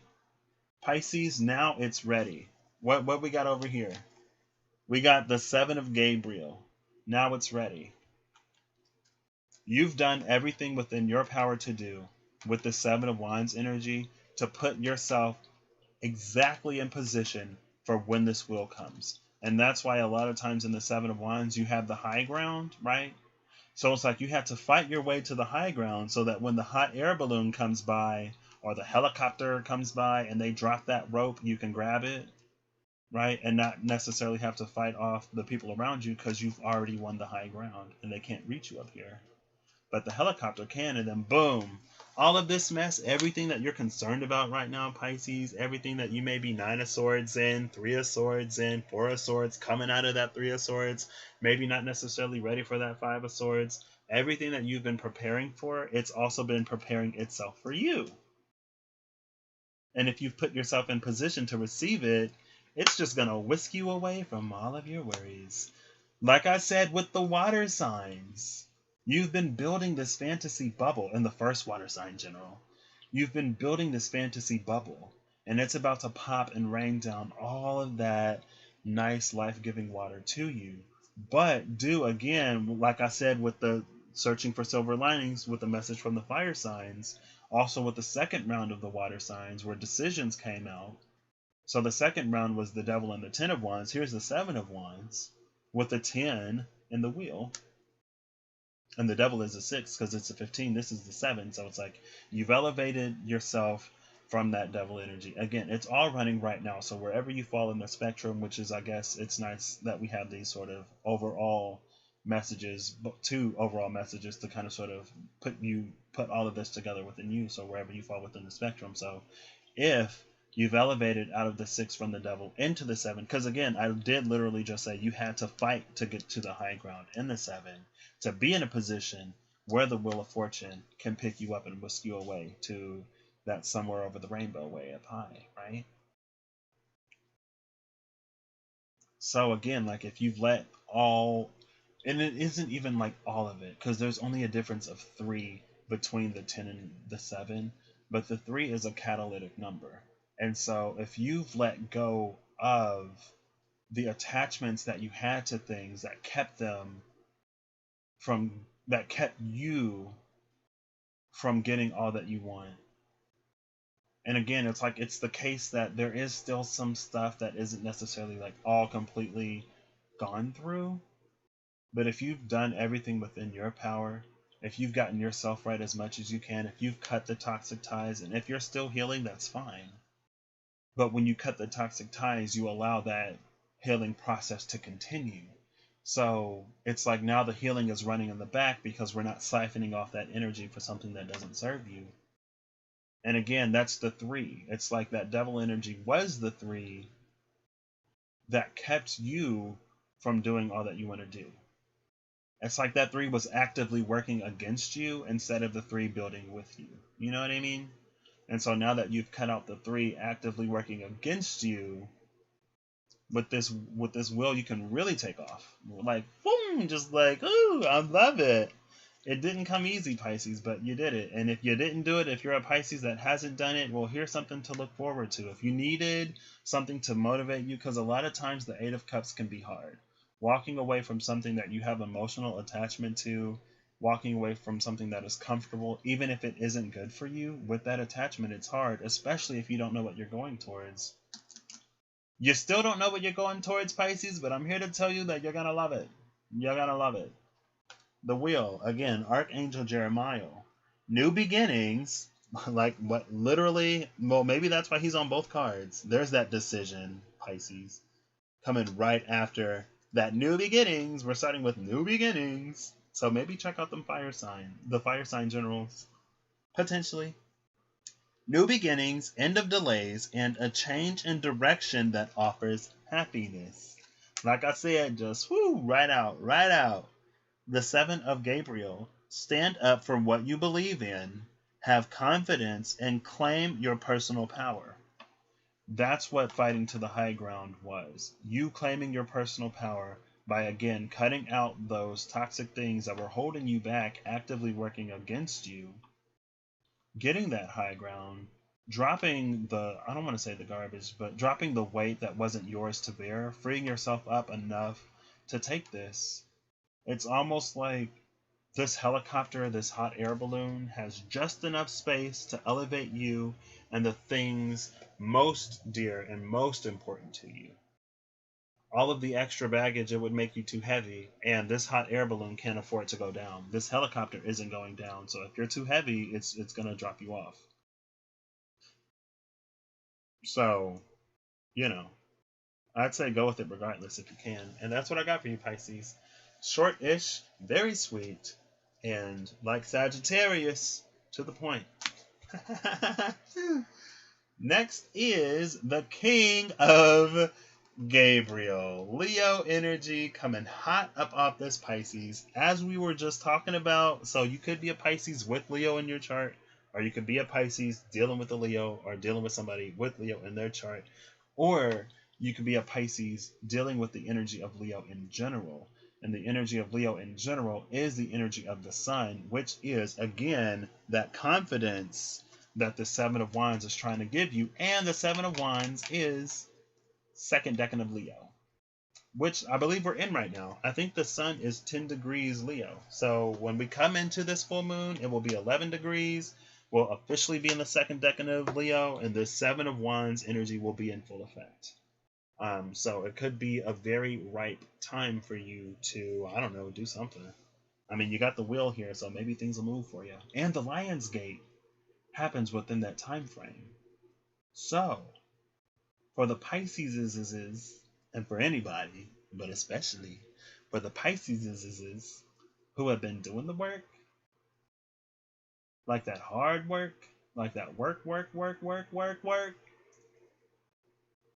who've been working from home, who've been working on the railroad, who've been working at the car wash, and any other song associated with work, I feel like there's some good stuff coming for you. I know this is about Leo, but again, with this coming right off of Pisces, with this calling back to the fire energy through the space of Jeremiah, through the space of new beginnings, with the Seven of Wands, also Leo energy. So Pisces, it may be, I haven't timestamped Leo yet. So Pisces, it may be the case that you're coming into this Leo energy, again, through the space of that confidence. And I would say, I guess, be careful to not lose yourself in the space of that confidence, right? But it's also okay to feel yourself. And it's okay to know who you are and to know what you bring to the table. And just like the sun, to know that the world needs you in some way. And you don't have to cheapen or diminish that. Leo, that goes for you too. Maybe don't be so full of yourself, but I think sometimes, like, the only reason, or one of the two quickest ways for me to say that a Leo energy is full of itself is if, one, it is using that confidence to cover up, hide some sort of insecurity. Because then you go too hard in it. When you're trying to like make up for something that you're insecure about, you go too hard, Leo. Let me timestamp this real quick before I go too deep into Leo. And this will be 2:49:55-ish. Fire signs, the first element complete. 2:50:05. All right, Leo, y'all have shored it up for the fire signs. Fire signs, y'all are the first complete. Leo, coming fresh off of Pisces. I feel like Pisces energy may be dealing with you. And if Pisces energy is maybe dealing with you, you may, therefore, too, so also be dealing with Pisces energy. So feel free to check out Pisces. If you was going to check out Pisces anyway, then you probably already did. But I'd say pay not extra attention, but just be like doubly, not even doubly sure, because maybe don't doubt, don't question. I don't know. Check out Pisces if you want to, okay? Feel free to check out anything you want to. It's your life. But what I was just saying was, I was warning Pisces, not to go too hard into Leo energy, but also, you're good. The egoic side of Leo. And Leo, our ego isn't necessarily a bad thing. So I was saying before I wanted to timestamp this that Leo, I feel like a Leo is too proud in one of two cases. The first one being when you're using your ego and your pride because of some sort of vulnerability that you feel. Because then you go too hard into the pride to the point where it's like you're being too much. And again, it's like you're being too much because of something that you're hiding, right? And I think that's one thing that Leo may not necessarily do well, is handle the space of its own vulnerability. Because, if you're the king of the jungle, I feel like and being the sun, there's a lot of pressure on you to always sort of be a certain thing. And so more than anything, it's like give yourself grace and give yourself permission to not have it together all the time. Give yourself grace and permission to be human. And if there is someone in your life who gets down on you or who takes advantage of your vulnerability or who makes you, I wouldn't say who makes you feel like you always got to have it together, because I feel like sometimes we can project that. But if there's someone in your life who demands that you always have it together, or who would make fun of you or talk you down in your moments of weakness, or when you're feeling low, or when you need to recharge, then maybe either A, reevaluate that relationship, or B, reevaluate how much power you give that person in the relationship. If they can't handle you at your vulnerable, or if they can't talk to you right at your vulnerable, then maybe just like take what they say in those spaces with a grain of salt. And if they're worth having around when you're high, then keep them around. You know what I mean? And the second thing is when you know that you're it, but you don't know why you're it, right? So it's like you could be really good at something to the space where you deserve all of this huffery and puffery that you go around doing with your big head and your big crown. Because, I mean, if your head wasn't big, then your big crown would be like a necklace, right? So your head's got to be big enough to fit the crown to keep it on top of the head, right? So, and again, it's not that you're not sort of like, not that that energy isn't yours to stake claim to, but make sure you're not going too hard into it to make up for some kind of weakness or vulnerability that you perceive within yourself that may or may not be there. But also make sure you're wearing it the right way. Again, like it's not a necklace, it's not earrings, it's not a shoe or a glove. It goes on your head. So know what it is that is so great about you. And I think that's what Pisces is sort of discovering. It's like Pisces may have known that this is great about them, but they weren't in the space of really owning it. I feel like with that Leo energy, it's like you can be owning it before you even know what it is, right? And so that could be the case where it's like, yeah, this person is really good at this and they're really, really good at that, and no one else does, the other thing like they do, but they get kind of annoying when they start talking about this, right? It's like you're bragging about the stuff that you may be the worst at. Because again, like there's something about Leo energy needing to know itself. And that I haven't looked at any of this yet, but I'd say in general, take advantage of this full moon in Aquarius shining your light back down on you, opposing you to get you to know yourself, right?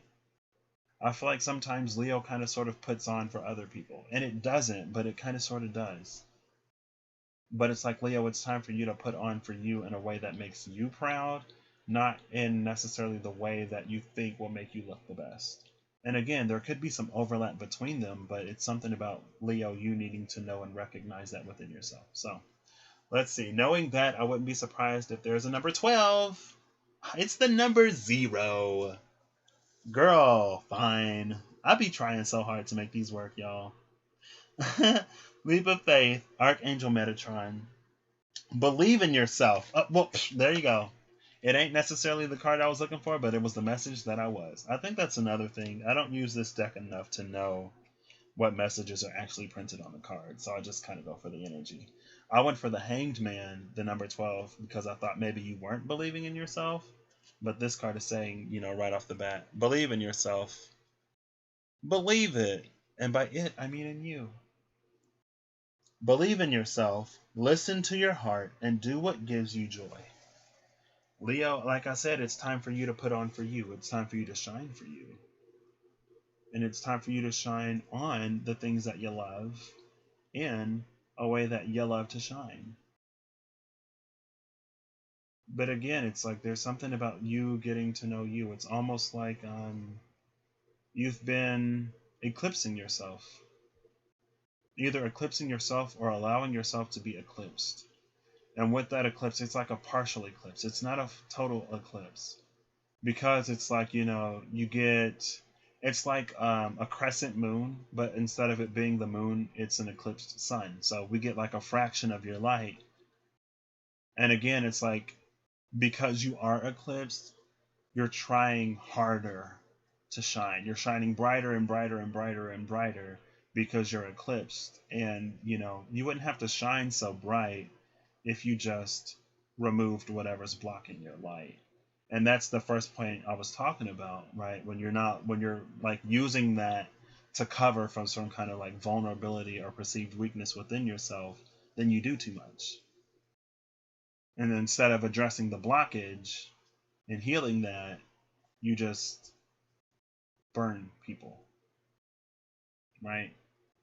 Because it's like the only time the daylight is really affected is when it's a complete, total solar eclipse, right? With these partial eclipses, it's still pretty bright outside. So if you're partially eclipsed and you just shine brighter and brighter, you start burning people, right? And it isn't always the case of, well, they need to get a higher SPF if they want to be around me because I'm that hot. It's like, no, you need to work on the things within you that you need to work on, because this is a little bit excessive and we don't have time for another Venus situation, right? Because Mars ain't yet ready for humanity. So if the sun decides to expand, we just burn up. And I say a Venus situation because they say that Venus, it's the twin planet to Earth. They say Venus used to be green like Earth, but then, the sun got hot and roasted it. So now it's looking like Mercury. Right? And so maybe, I guess since I brought Venus up, maybe you're scorching anybody who like you are the sun and you should be warmth. And I know like Leos have a big heart. But if you burn everything that gets too close to you, what does that do to those that you love? It leaves Venus a barren rock that used to be home to lots of life. So maybe there's some communication that needs to happen because Mercury is the closest planet to, because Mercury is the closest planet to the sun. And depending on where you are, I guess Mercury could eclipse it. I don't know how, I don't know like the orbit of Venus, but if Venus is close enough to both Mercury and the sun, that Mercury could eclipse the sun from where Venus sits, Venus would probably get lots and lots of eclipses because Mercury is that fast. Like Mercury is in front of the sun probably like all the time because it orbits right around it. It's the tightest. So again, there's a matter of perspective that needs to take place. And I mean, honestly, I feel like it's time for you to have an honest look at yourself so you can really see what you really bring to the world. Because I feel like when a Leo is in the element of how it actually shines, when a Leo is like shining in a healed and healthy way, I feel like you don't approach as much opposition, right? Because you're not burning as much. You're that nice, warm, cuddly ball of, kitty love that a lot of people want, and not that mean, ferocious lion with issues that attacks everybody, that gets too close, but then wails and cries at night that no one is close to it. Because again, you attack everybody. So, stuff to figure out within yourself, Leo. And hey, a full moon opposing you is quite the time to do it. Now we get the Four of Ariel, which is the Four of Pentacles. So yeah, maybe definitely feeling guarded into yourself and maybe a little lonely. When you give, you also receive. Being resistant to change. Extremes in how you save or spend money. And money is something that we use to acquire something else. So extremes in how you give energy or how you save energy in ways that make meaningful physical impacts in the lives of others. And again, it could be because like there's something about balance that you need to acquire, Leo. And this is a balance that really comes from you knowing yourself. Also, there's a pretty attractive looking dude on this card. So, and then there's this angel in the back that's like, again, like this could be the case where maybe it's an ugly duckling, but I feel like it's more someone who's like very attractive, but they don't see themselves as attractive. And so they don't put that out. It's almost the case of like, I know it's like super tropey, like that high school like girl or dude who gets a makeover, or like you take off their glasses and you're like, oh my gosh, like this smoking hot bombshell of a man or woman was hiding behind those nerdy glasses, frumpy clothes, and disheveled hair. And again, it isn't necessarily that, because I feel like you're showing up in the world, but you just don't see the way that you show up in the world. And so again, there's something about the inside and the outside, Leo, that isn't quite matching up. But this full moon in Aquarius is shining your light back down on you. So don't be afraid of the mirror in these times. And I know Leo isn't afraid of the mirror, but I feel like, again, Leo in the mirror accentuates those features that it likes, and it tries to cover up those that it doesn't like. So bring some light and some love to the parts of you that you don't like. Do a little bit of that inner healing, and hey, maybe you'll find that you don't encounter as much opposition in the world. Because again, you're not burning people because you're partially eclipsed, but trying to shine to make up for whatever you feel is missing. Quit allowing yourself to be blunt. You're a Leo. Like, why is Leo allowing itself to be blunt? Hello? Girl. I get it, though. I understand. Like I said, here I come being all toxic and nasty at the end when I literally just said if there are toxic and nasty people who aren't allowing you to be vulnerable, then maybe reevaluate that. So I apologize for that, Leo, but maybe that was me tapping into the energy of someone around you or some ideology within you that's like, you're this. Why are you allowing yourself to be weak? And why are you allowing yourself to be this? Like, you need to be strong. You need to put up this front. Like, blah, blah, blah. Maybe I was doing it to, highlight that for you so you know where to go. Right? Because I don't necessarily feel that way. But, Next is The Queen of Ariel, Capricorn. Capricorn. Coming after Leo, it's Capricorn. It's been like 3 hours. I thought I would do these quicker for some reason. I thought I would pull, boom, pull, boom, pull, boom.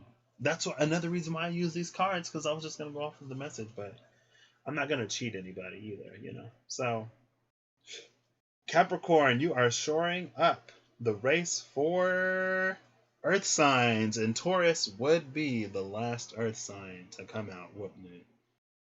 Air is still 2 down. No second general for air, no Libra, and no Aquarius yet. Capricorn, we're going to say you start at 3:04:58. 3:4:58. That's a 7 and a 15, which is a 22, I believe. 12 plus 8. No, that's a 20. I'm done. 3 plus 4 is 7. 7 plus 5 is 12, right? Yeah. And then 12 plus 8 is 20. So, 2020, the year of Capricorn. The year that everything is conjuncting Pluto in Capricorn and the world is putting us through judgment. Capricorn, how have y'all been? Really? You know, Capricorn, let's drop the BS.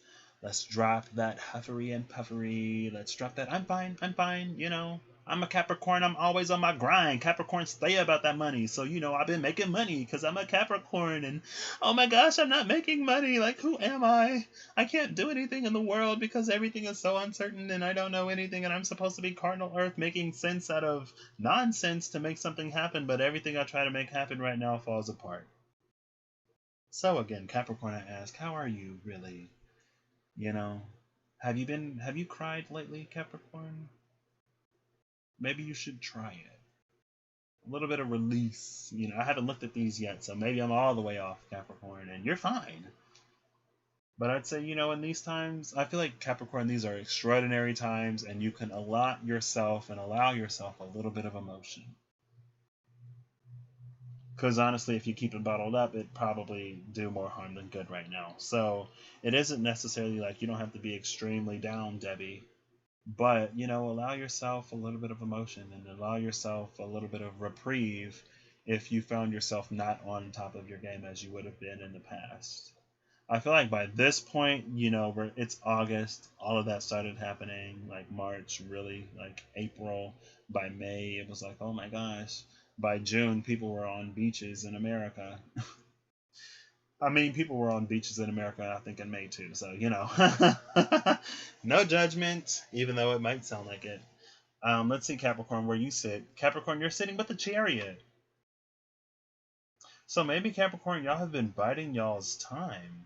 Capricorn, maybe y'all's been like planning, because again, Capricorn is the planner of the zodiac. So maybe y'all been coming up with plans. You're like, oh, this is going on? Okay, boom. Like, I can come up with another plan. Maybe also dealing with a Virgo, or you got Virgo in your chart, or you're just acting a little Virgo right now. And I say Virgo because there's a movement. There's a fluidity with you, Capricorn. And I know you're Cardinal, but something about the mutability and like the way you may be thinking on your feet right now, and also the way that you're sort of letting things go at the same time right now, is giving me, I feel like maybe, Capricorn, you've been going through some expansion. I mean, Jupiter has been in Capricorn for a minute now. Saturn was in Capricorn and then Saturn left.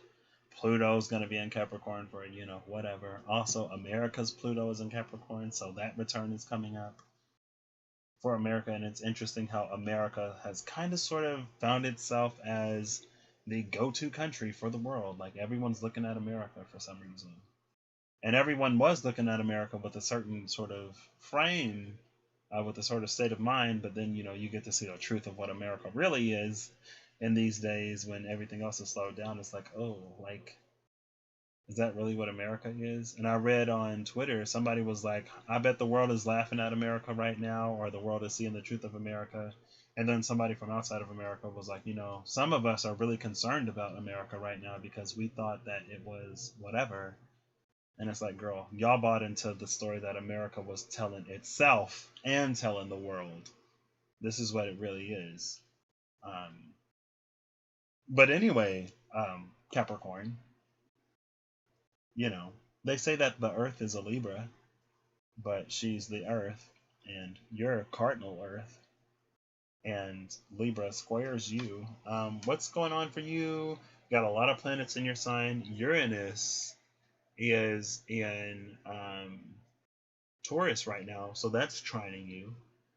And I feel like Uranus is kind of sort of like Capricorn's, what would that be like? Y'all's auntie? It's like Uranus would be your aunt because, like, your cousin sign. Hold up, wait. This is weird. Or maybe Uranus is like a step parent because Saturn rules both Aquarius and Capricorn. But Uranus also rules Aquarius. So there's some relation to Aquarius, or some relation to Uranus there for you, Capricorn. And again, everything's retrograde right now. So maybe that's also like, and the things, they've been retrograde for since, was it May or March or April when everything was going retrograde? It might have been May. I'm trying to think of what moon that happened around. Anyway, everything's been retrograde for a minute. So maybe that's what this chariot is.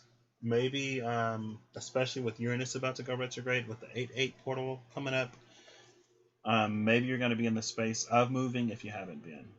Maybe you've been adjusting and planning and recalibrating as everything's been going on, and now you're sure enough to move with something. I want to see what this is first. We have the 8 of Ariel, which is that 8 of Pentacles. So Capricorn, maybe y'all's done stayed about y'all money. And again, this is Virgo energy, which is interesting because I'm feeling Virgo for y'all for some reason. Take great pride in your excellent work. Practice makes perfect, and consider getting additional education or training. And then we have this chariot, which says determination and self-control, career advancement, and acknowledgments of success by others. And it's interesting because chariot is Cancerian energy, which opposes you. And then we did just have that eclipse, right? So I guess that also happens. In Cancer, we had a double new moon in Cancer. So Capricorn, excuse me, I don't know. Maybe y'all have been working behind the scenes. Not necessarily working in secret, but again, it's like when things fell apart. Capricorn, I don't think I gave you enough credit. Because Capricorn, like, y'all have contingency plans for everything, right? For a lot of stuff at the very least. I feel like Virgo is more so, like, Virgo kind of sort of does the same, but Virgo is kind of sort of like, what if this goes wrong or what if that goes wrong? I feel like the energy of Virgo is more worried, where the energy of Capricorn is more prepared. And then Taurus is still out in the field, ain't even noticed that anything has happened yet because the grass is unaffected and the cows ain't necessarily living their life any different. Some of them, Maybe the dairy cows are because the thing with the milk or whatever, but the bulls might still be out there just grazing in the grass. But Virgo and Capricorn, y'all's been whatever.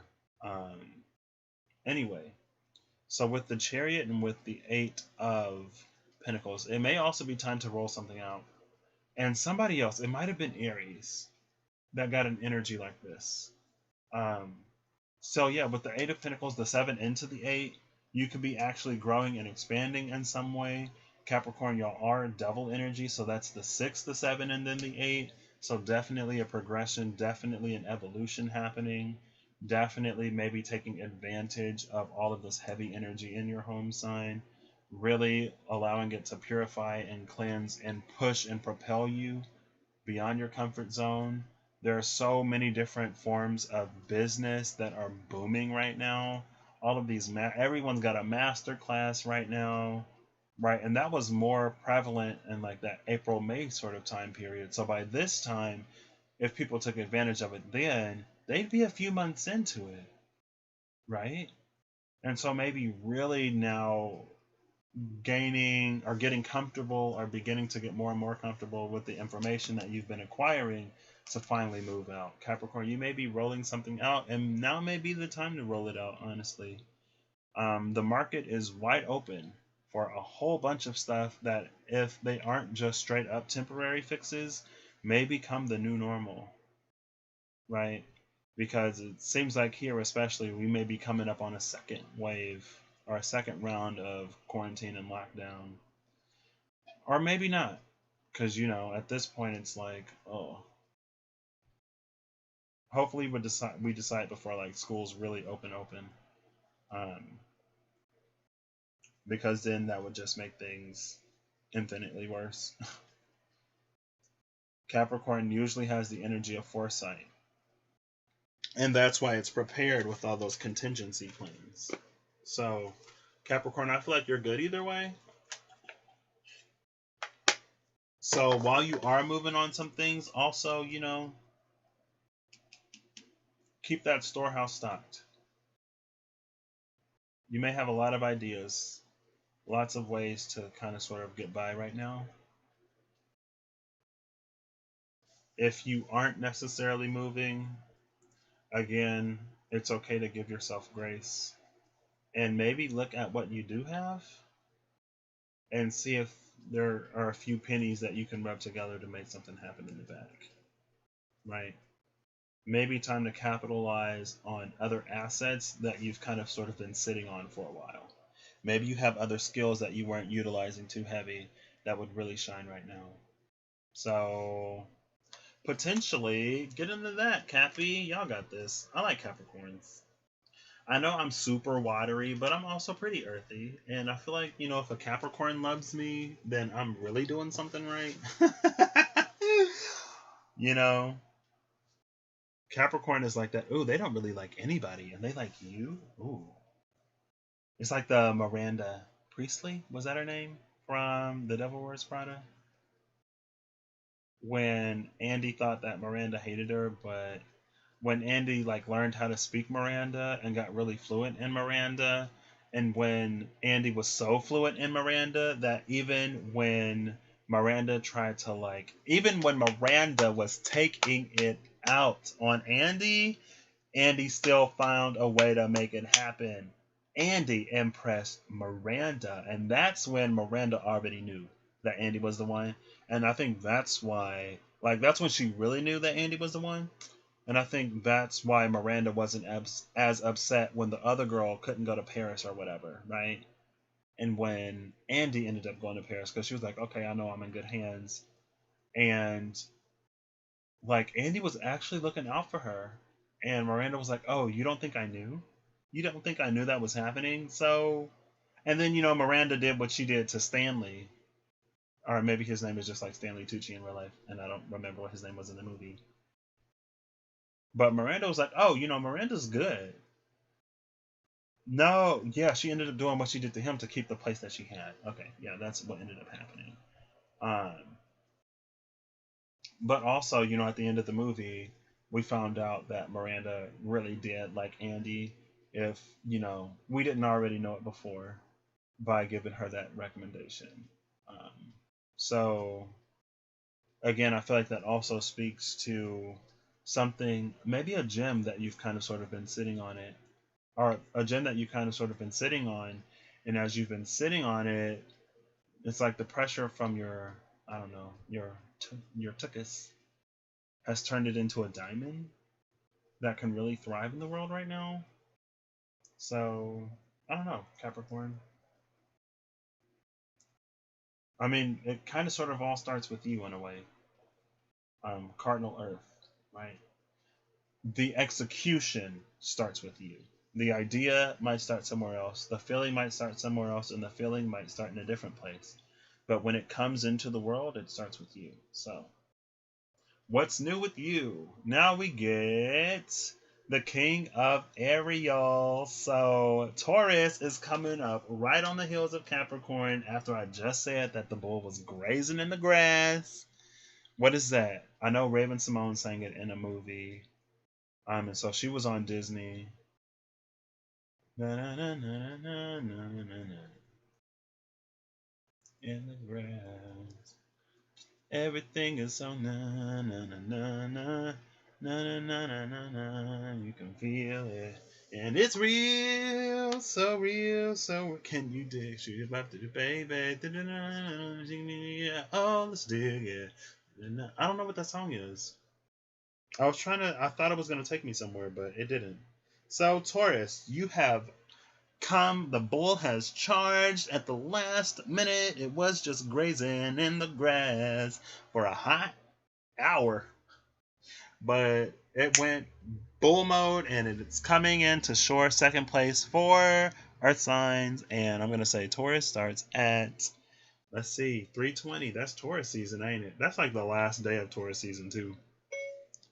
3:20:27.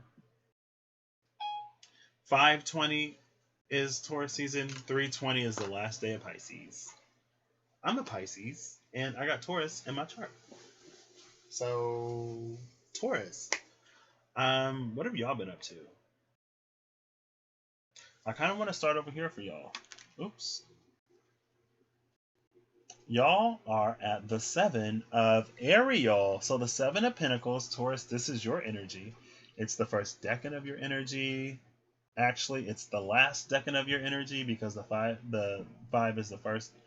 So, excuse me. I guess, Taurus was like, we'll chill for 5, we'll chill for 6, we'll kick it into high gear on the 7 so that we really give Virgo something to work with.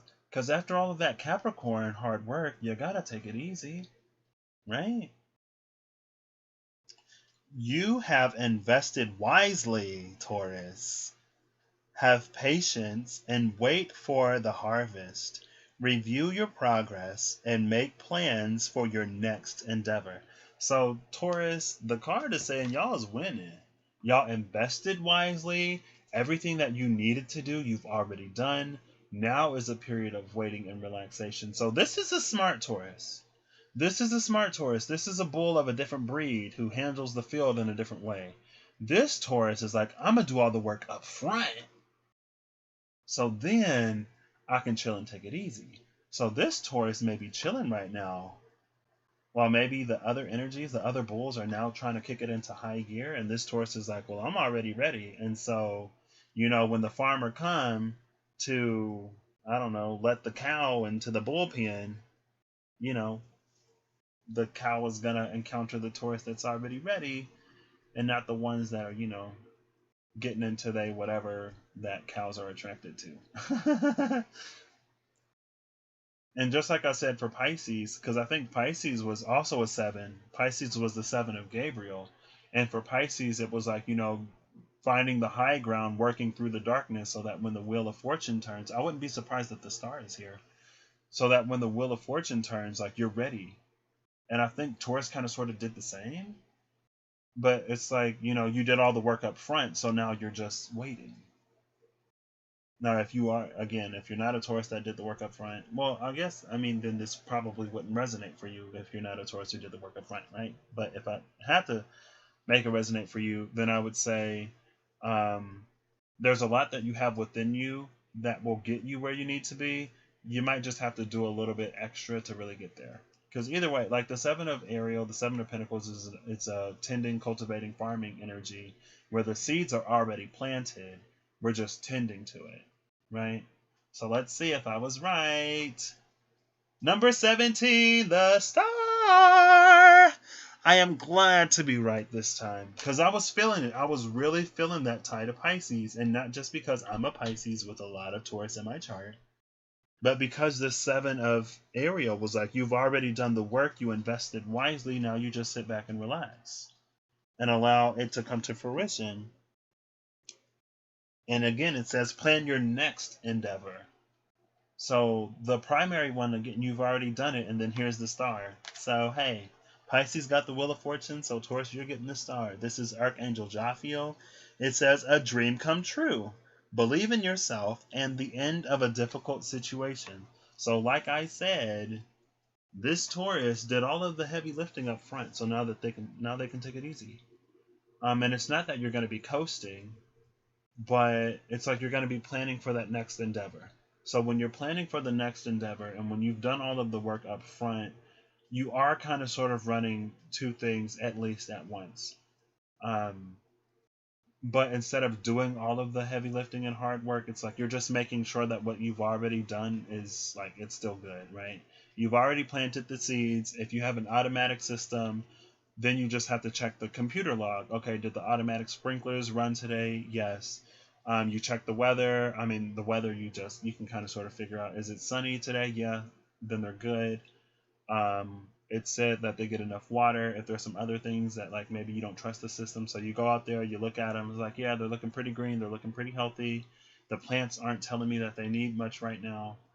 So I'm gonna go ahead and I'm gonna start working on this other thing, right? And you turn all of your alerts on, so if anything goes awry in the system, it'll let you know, it'll notify you. Again, it's like you did all the work up front.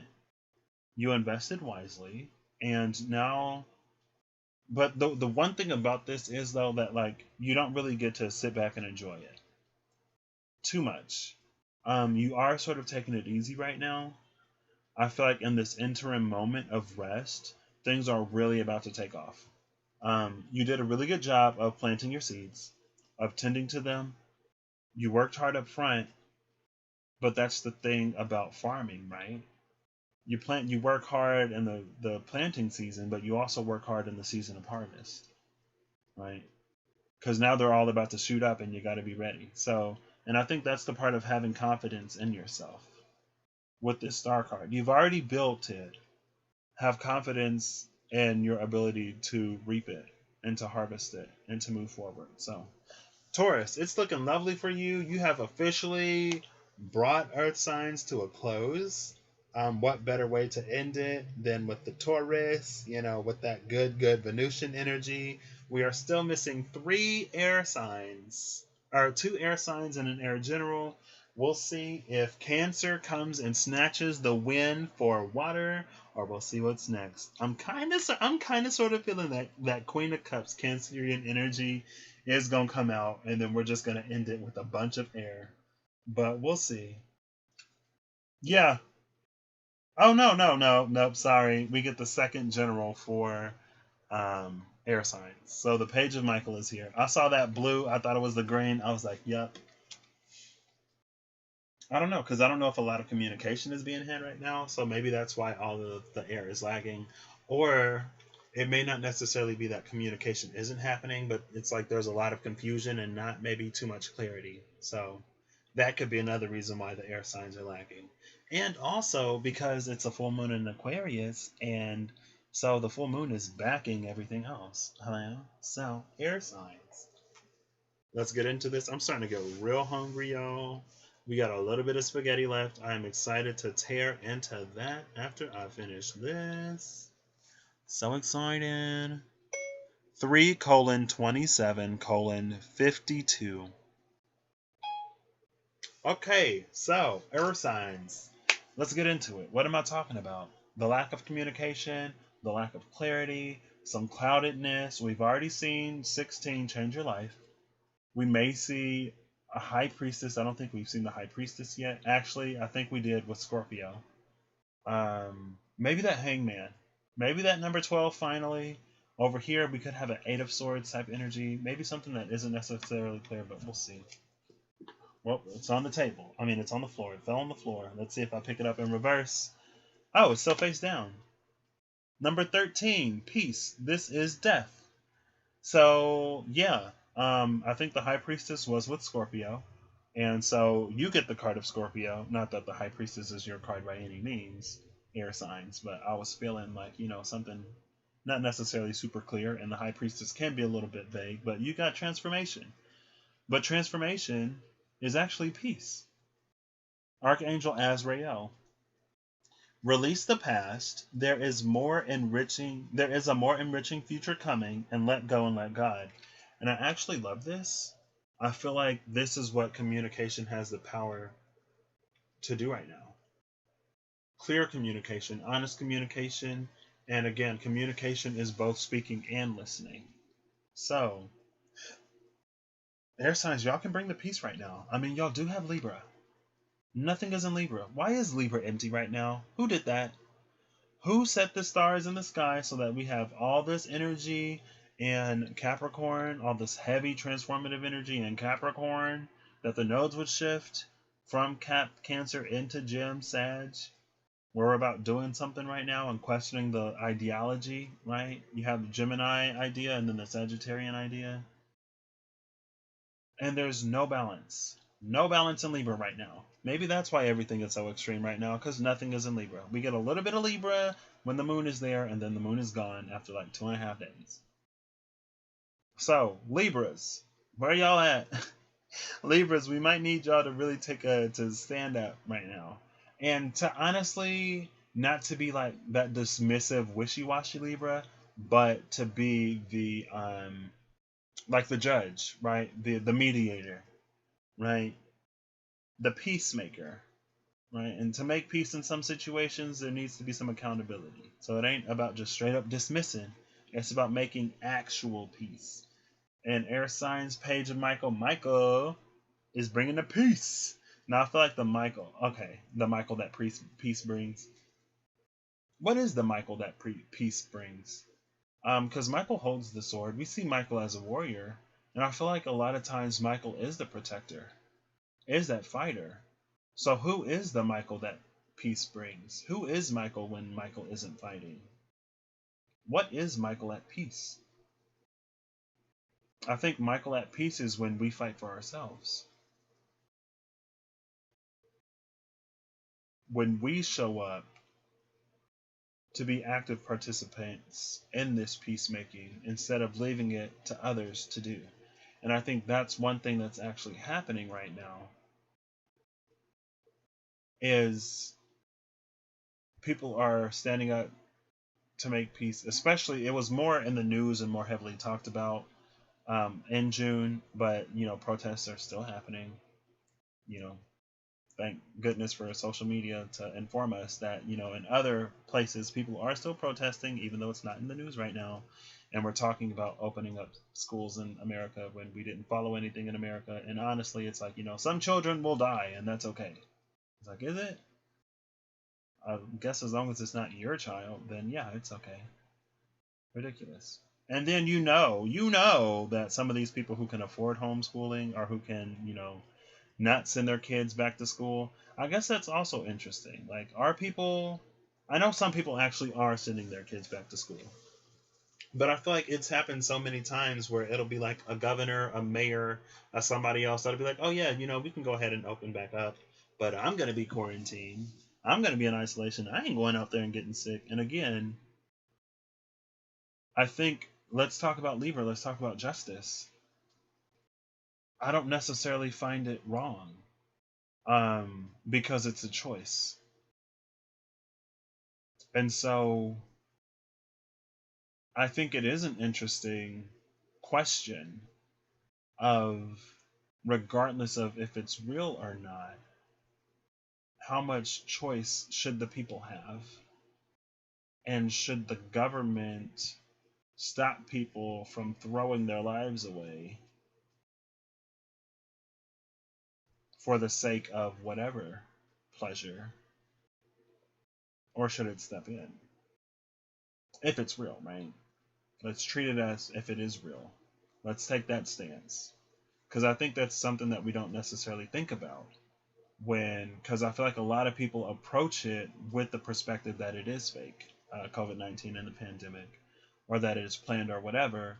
And so since they have the ideology that it's fake or that it's planned or that it isn't real, then it automatically puts the government in a position of bad because it is stopping people from living their lives when they don't need to stop. It's forcing people to wear masks when they don't need to wear masks. But if it is real, or if something really is happening, then is it up to the government to stop people from going out and doing stuff? Or is it up to the people to stop themselves? And I guess that's the real interesting thing right now. Um, if we look at everything happening in the world as a gateway to 5D consciousness, or as to moving forward to a future that is better and brighter for everybody, it's like, well, when encountered with this, and I think the legitimacy of it makes it interesting. The legitimacy of it complicates things. If it is legitimate, then it's like, people are choosing to endanger themselves and others so that they can go to a party or the beach or feel good. And again, it's not completely unexpected or irrational, because we're people, and people have a certain pleasure seeking, comfort seeking, whatever. But I think it's also interesting because people will look at people who are less fortunate and will say, oh, like, if you can have a TV or a phone or a video game, then you don't need help, as if just because you're less fortunate, then you don't deserve some kind of pleasure or relaxation or leisure or comfort. But now we're in this sort of like pandemic situation, and people are risking their literal lives for some pleasure, leisure, comfort, and enjoyment. It puts a lot of things into perspective, actually, when you really sit down and think about it. And this is air, so I'm going to sit down and think about it. It's the page of Michael. Let's take thought to a place that maybe we're not necessarily completely thinking about right now.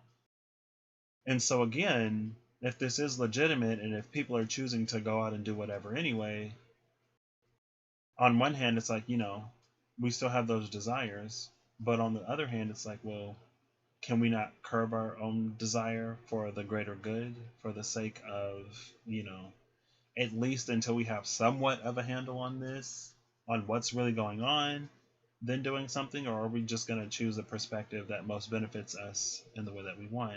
And again, if it isn't legitimate, then, you know, maybe there isn't necessarily anything wrong with refusing to listen to guidelines, but is there not a better way to go about proving its delegitimacy and really bringing to question the things that could be brought to question? Because honestly, let's say everything is fake and it's all planned. How foolish would the overlords look if we followed all the regulation and it still ended up being more questionable, right? It's like either way, we're not really playing it smart.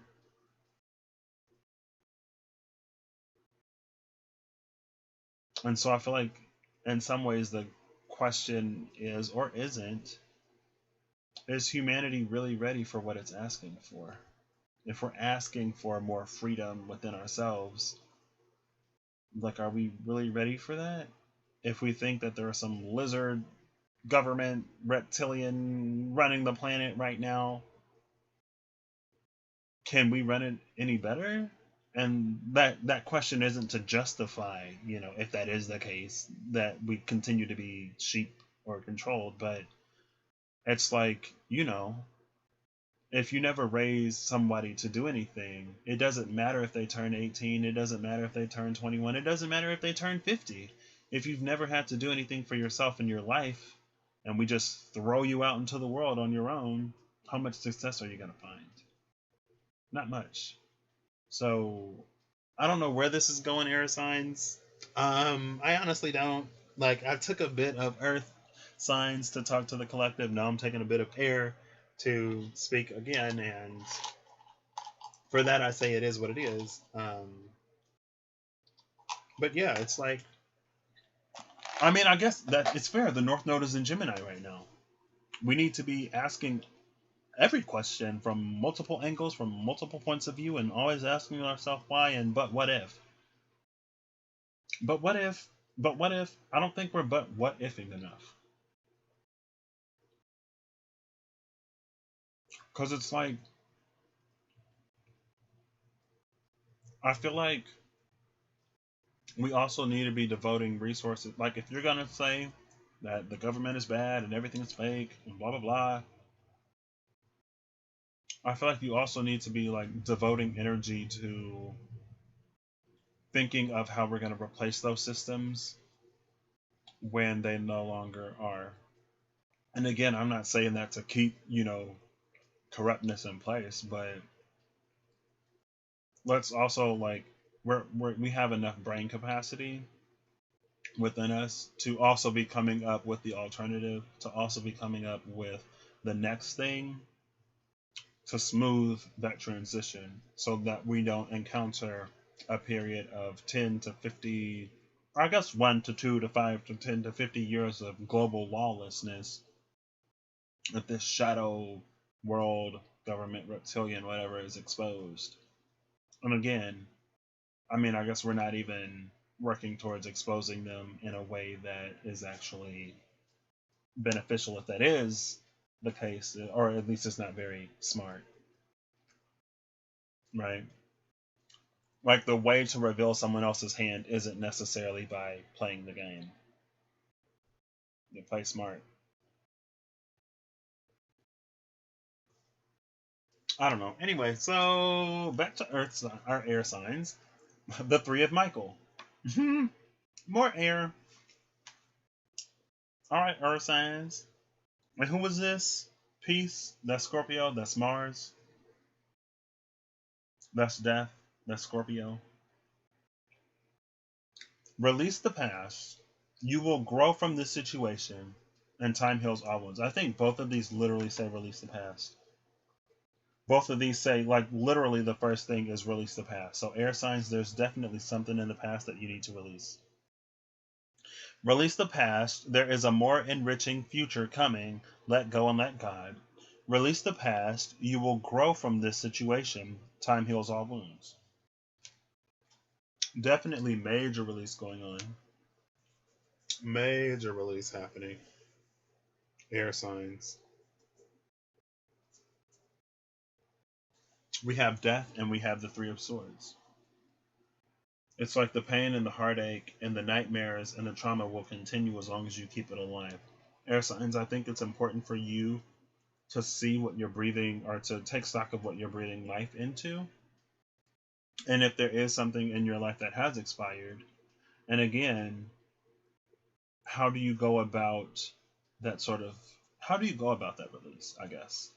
And is it something that you need to have something else to immediately replace it? Or can you allow yourself the space to let go and let God and allow time to heal these wounds and to just sort of explore, right? Make peace with your past. Like peace in the Three of Michael. Make peace with your heartache. Make peace with the headaches and those sleepless nights and your worries, and make peace with the past, air signs. It's time to make peace with the past and move on.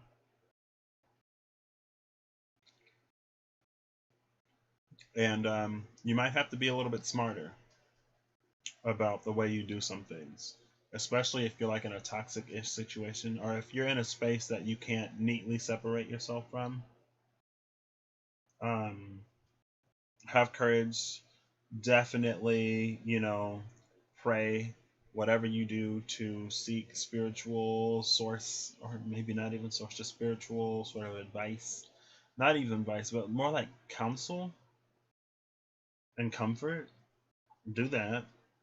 Maybe if you're looking for a little bit of guidance, go to the Most High.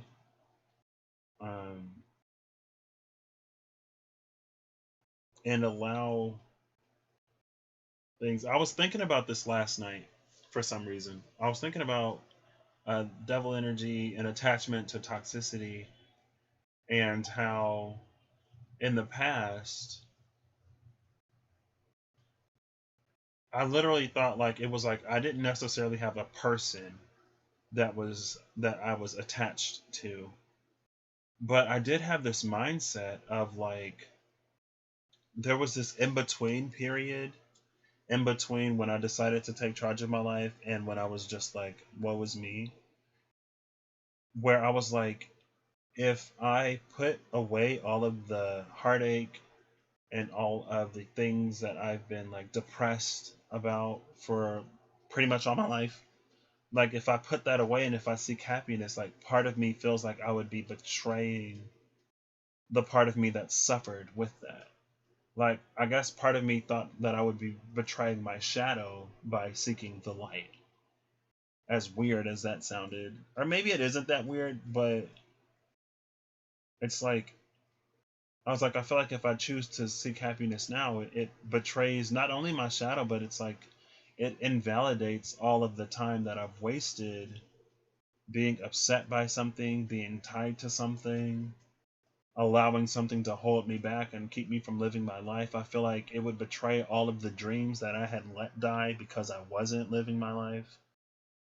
If I chose to be happy, or if I sought happiness, or if I sought to help and heal and motivate myself out of that space. And I guess eventually I just reached the point where it didn't matter because I knew I needed to turn everything around. But yeah,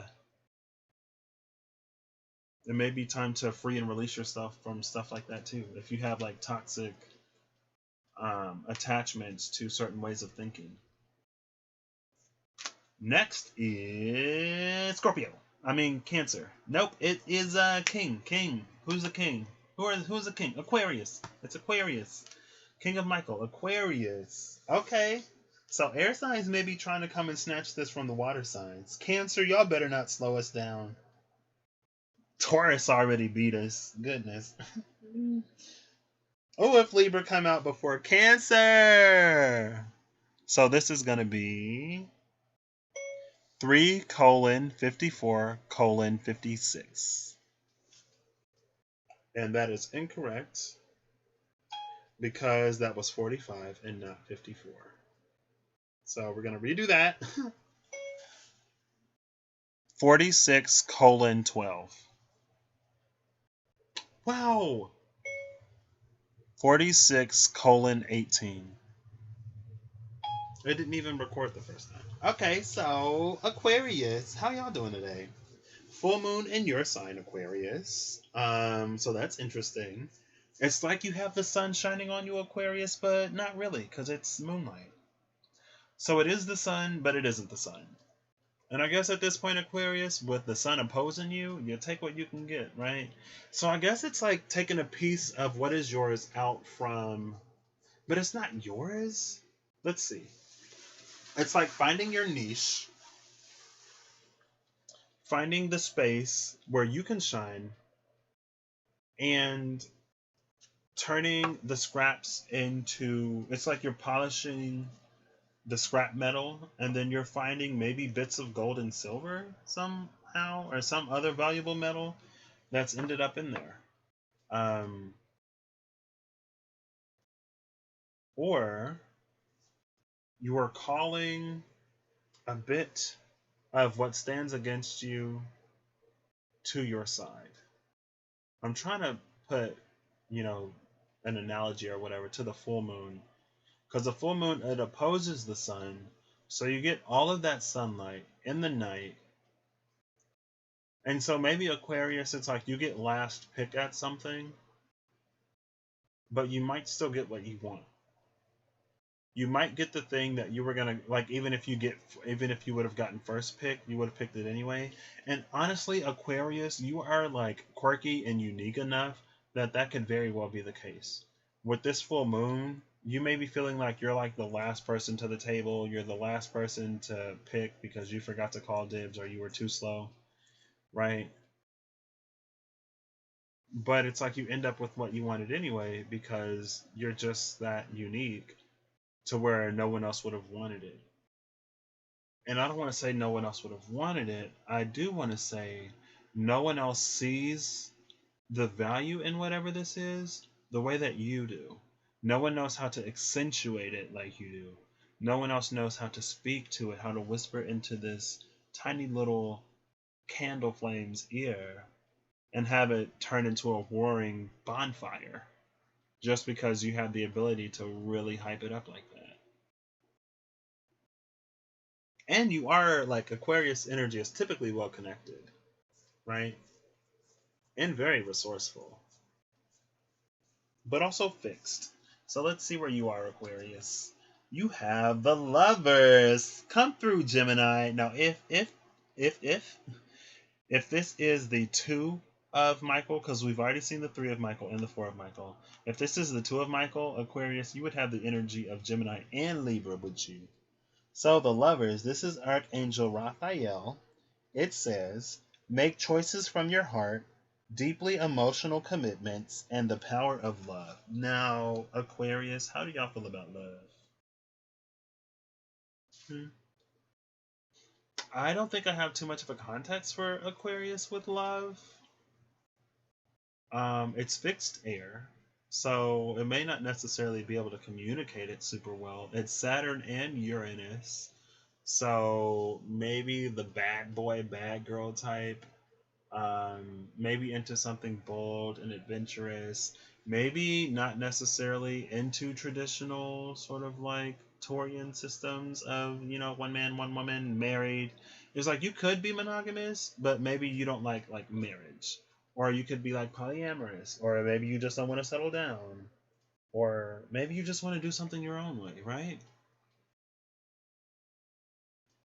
But when it comes to love, I feel like this is about finding something or someone that accepts you as you are. Again, it's like you may not necessarily have gotten first choice. You may not necessarily feel like you are other people's first choice. But you end up with what you would have picked anyway. You end up exactly where you want to be, regardless of, the order that you picked in. And I feel like that also speaks to the wit or the cleverness of the King of Swords. Again, it's like there's something that you see in this that other people may not. You may find someone who sees you for who you are, and maybe you felt like no one ever understood you. Maybe this is you finding some self-love, Aquarius. Let's see. Well, let's clarify this up with the minor and see what the minor is bringing us. It's the Five of Ariel, the Five of Pentacles, so things may have been rough. You needn't go through your current situation and challenges alone. Help is nearby. Negative thoughts create self-fulfilling prophecies.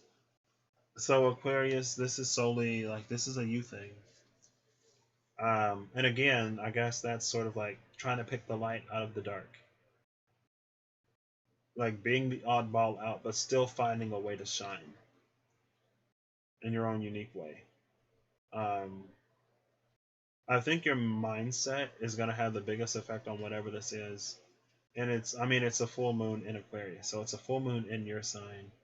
And so whenever you have a conjunction, it can kind of sort of go either way or any way.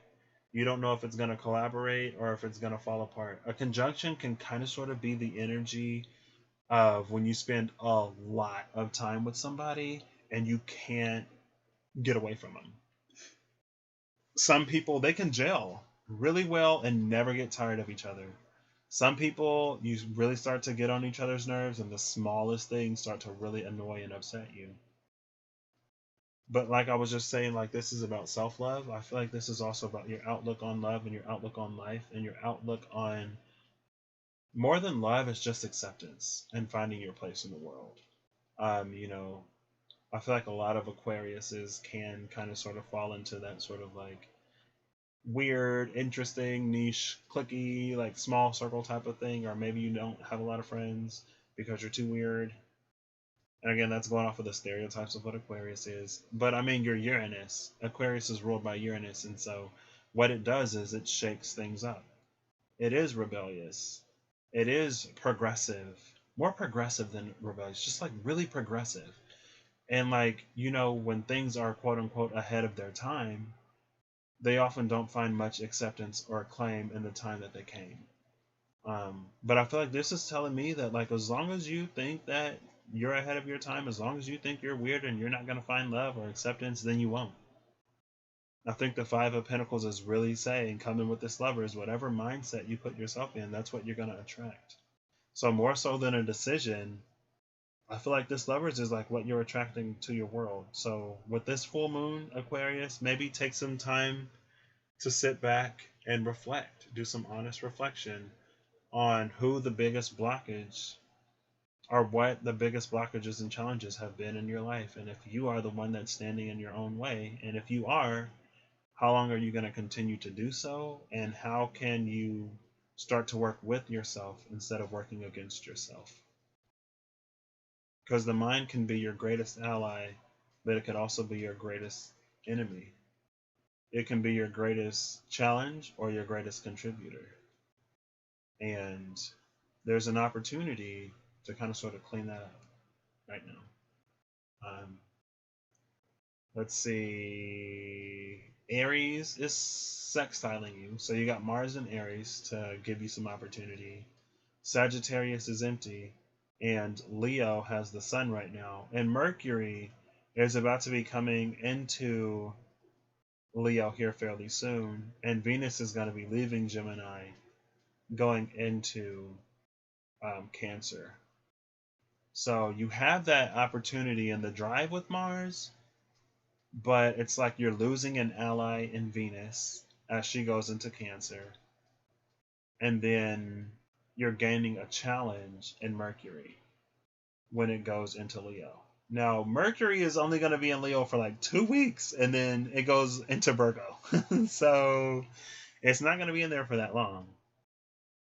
But you may find communicating with others maybe challenging coming up. And so again, like you go from the 6 to the 5.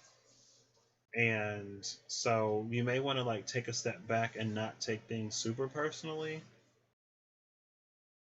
And just know that it may be a little difficult to communicate in the coming days, or I guess in the coming weeks. It may be a little difficult to be seen or to have your point seen. But if you find places where you're appreciated, it's like you're always appreciated there, regardless of, if communication breaks down a little bit or not. It's like, again, when you're stuck in the house with somebody, ultimately at the end of the day, you may get on each other's nerves, but you know that you love each other.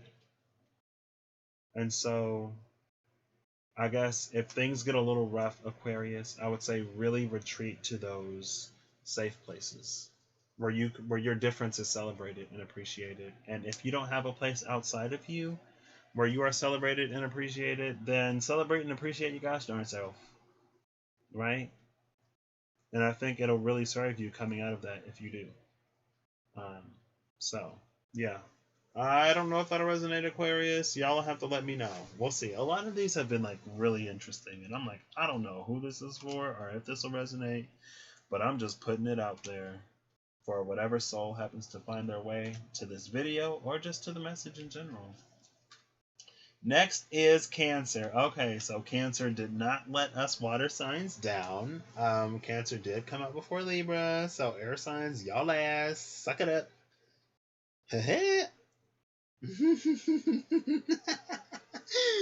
Cancer, thank you for showing up to the party. Better late than never. 3:57:37. So Cancer, let's get into it. I'm curious to see where y'all's at, Cancer. Is y'all doing like a Piscean Scorpio thing right now, Cancer? Because y'all supposed to be cardinal water. So it ain't like y'all don't have feelings, but y'all ain't supposed to be at the bottom of the ocean where Scorpio at. Cancer, how are y'all feeling? I mean, I guess, honestly, though, with Cancer opposing everything going on in Capricorn right now, and with Pluto being in Capricorn right now, if you have been a little not yourself lately, Cancer, if you have been a little extra sort of in your shell more so than usual, a little less cardinal, a little less chariot, if you have been slowing down in some way, I'd say that's fine.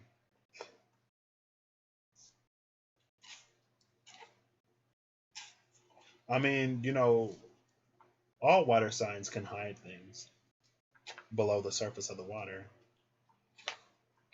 And that's the thing about water in general, is it plays with the light. Sometimes it shimmers, and it accentuates. Sometimes it dulls and hides and downplays. Sometimes it puts on a certain front, right? It's like, ooh, the water looks nice and warm today, but you get in and it's ice cold. And it's like, well, what does warm water look like anyway? Is warm water like clear? It's like, oh, the water is crystal clear today, so it must be warm. I guess if it looks appealing, then you think it'll feel appealing too. But appearances can be deceiving, especially when you're dealing with the water sign. And it ain't that we all, I mean, people do like to say that water signs are manipulative. That ain't necessarily the case. It's just that, the outside may be different than the inside, right? It's not like the water is telling you, hey, I'm warm today, jump in. And then you jump in, it's like, haha, psych, I'm cold. How you feel now? Deal with that shrinkage, chump. I don't know. Let's just get into a Cancer. Let's see where y'all at. We have perspective, which is the hangman. So we could get like the 8 of Cups Scorpio energy or the 7 of Cups Scorpio energy. We've already gotten the 6 of Cups. Perspective. This is Archangel Camuel, I guess. Like Zachariah, CH is like a k sound. Cam, like Sam. Canuel. There's a better way.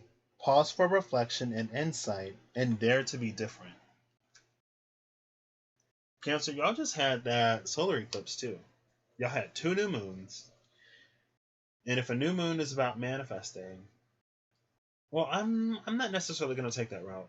I'm going to take the route of a new moon being it's just dark. There's no light when we may need it otherwise. But it isn't out of place, right? Because it's like, excuse me, the moon goes dark in every sign in its time, but the moon went dark for you twice. And so maybe there's a need to fill up your own light or to tap into your own internal source of light, to tap into what really drives and motivates you. Maybe Cancer, you kind of sort of got stuck into a routine and maybe you lost a little bit of passion for what you were doing. Or maybe you were too cardinal and I don't know, it's like there's an element of emotional disconnection here. Because again, you got 2 new moons and you got the solar eclipse right there. So when the moon was there, it's like, first of all, the only time we can see the moon is when it was trying to eclipse the shadow. Something about Cancerian energy is trying to snuff out light right now, and it's a little dark and concerning. And I feel like Cancer only really does that when it's hurting or something like that. I feel like Cancer, because again, it's a nurturing and kind energy. But like water, it's fluid, girl. She's got multiple sides. She might not necessarily have as much as Pisces, and she may not be as dark as Scorpio, not as deep as Scorpio, because Cancer, again, it's cardinal, but something about Cancer is like really trying to snuff out light right now. Because we had 2 new moons, and then on the day 1 of Cancer season, we had that solar eclipse.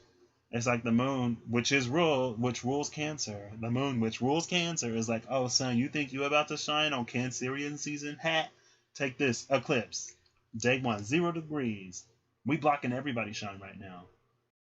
I'm like, Cancer, what's up with y'all? If this is the 8 of Swords, Cancer, we may have to hold some intervention for y'all. Oh, it's the 9 of Cups. Okay, so this is interesting. The 9 of Raphael is make a wish. Dreams become reality in a joyful time of life. So you have a joyful time of life paired with the hangman. So again, there's a better way. Pause for reflection and insight and dare to be different. So again, Cancer trying to snuff out light. Maybe Cancer, you've been feeling like someone or something else has taken a dream away from you. Like, it's like maybe Cancer, you felt eclipsed in the past, or you felt like you're not where you thought you were going to be, or it took you to get something longer than you thought it was going to take. And so maybe y'all got like really jealous and really envious of other people. And so it's like in order, or maybe this was you in the past. Maybe in the past you were easily sort of like easy to come to feelings of jealousy and envy. And so then you would get into that emotionally manipulative Cancerian shadow that, everyone has a shadow. Also, with this energy, maybe I was looking at it the wrong way. And Cancerian energy has really been like doing its shadow work and like purging its shadow. And maybe that's why the moon was dark twice, but it took all of that darkness like right to the sun. It's like as soon as Cancer could go to the sun to purge itself, it did. And what that looked like was an eclipse on the earth. But what was that for the moon? And then if we think about it, in the space of the solar eclipse, the moon is dark on both sides. Because when it's blocking the sun, all we see is the shadow. It's just straight up darkness. And like the dark side of the moon is facing the sun. So, hey, I don't know. Cancer's being tricky this time. I don't think I've ever necessarily felt Cancerian energy as tricky. But then there's like, we're deeper than you think we are, right? Just because you Pisces and you in the water don't mean that we shallow just because we cardinal. Cancers can have depth to them too. More than just sadness and emotional manipulation and, good food and big hugs and stuff like that. There's a sort of a depth to Cancer that maybe a lot of people weren't appreciating.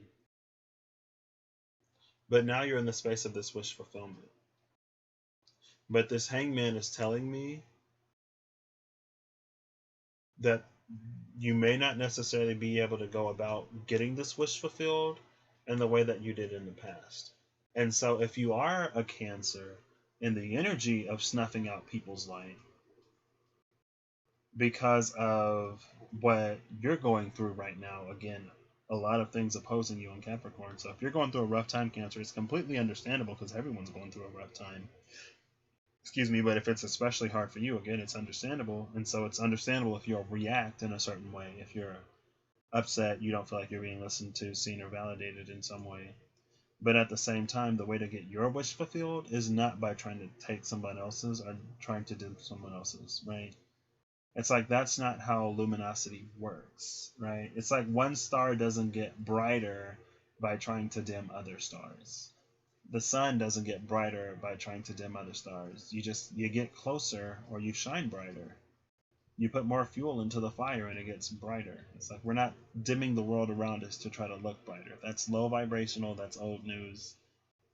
And that's not going to get you what you want. I think you're on the cusp of getting this wish fulfilled, but depending on how you act right now, it's going to determine of whether it comes in for you or not.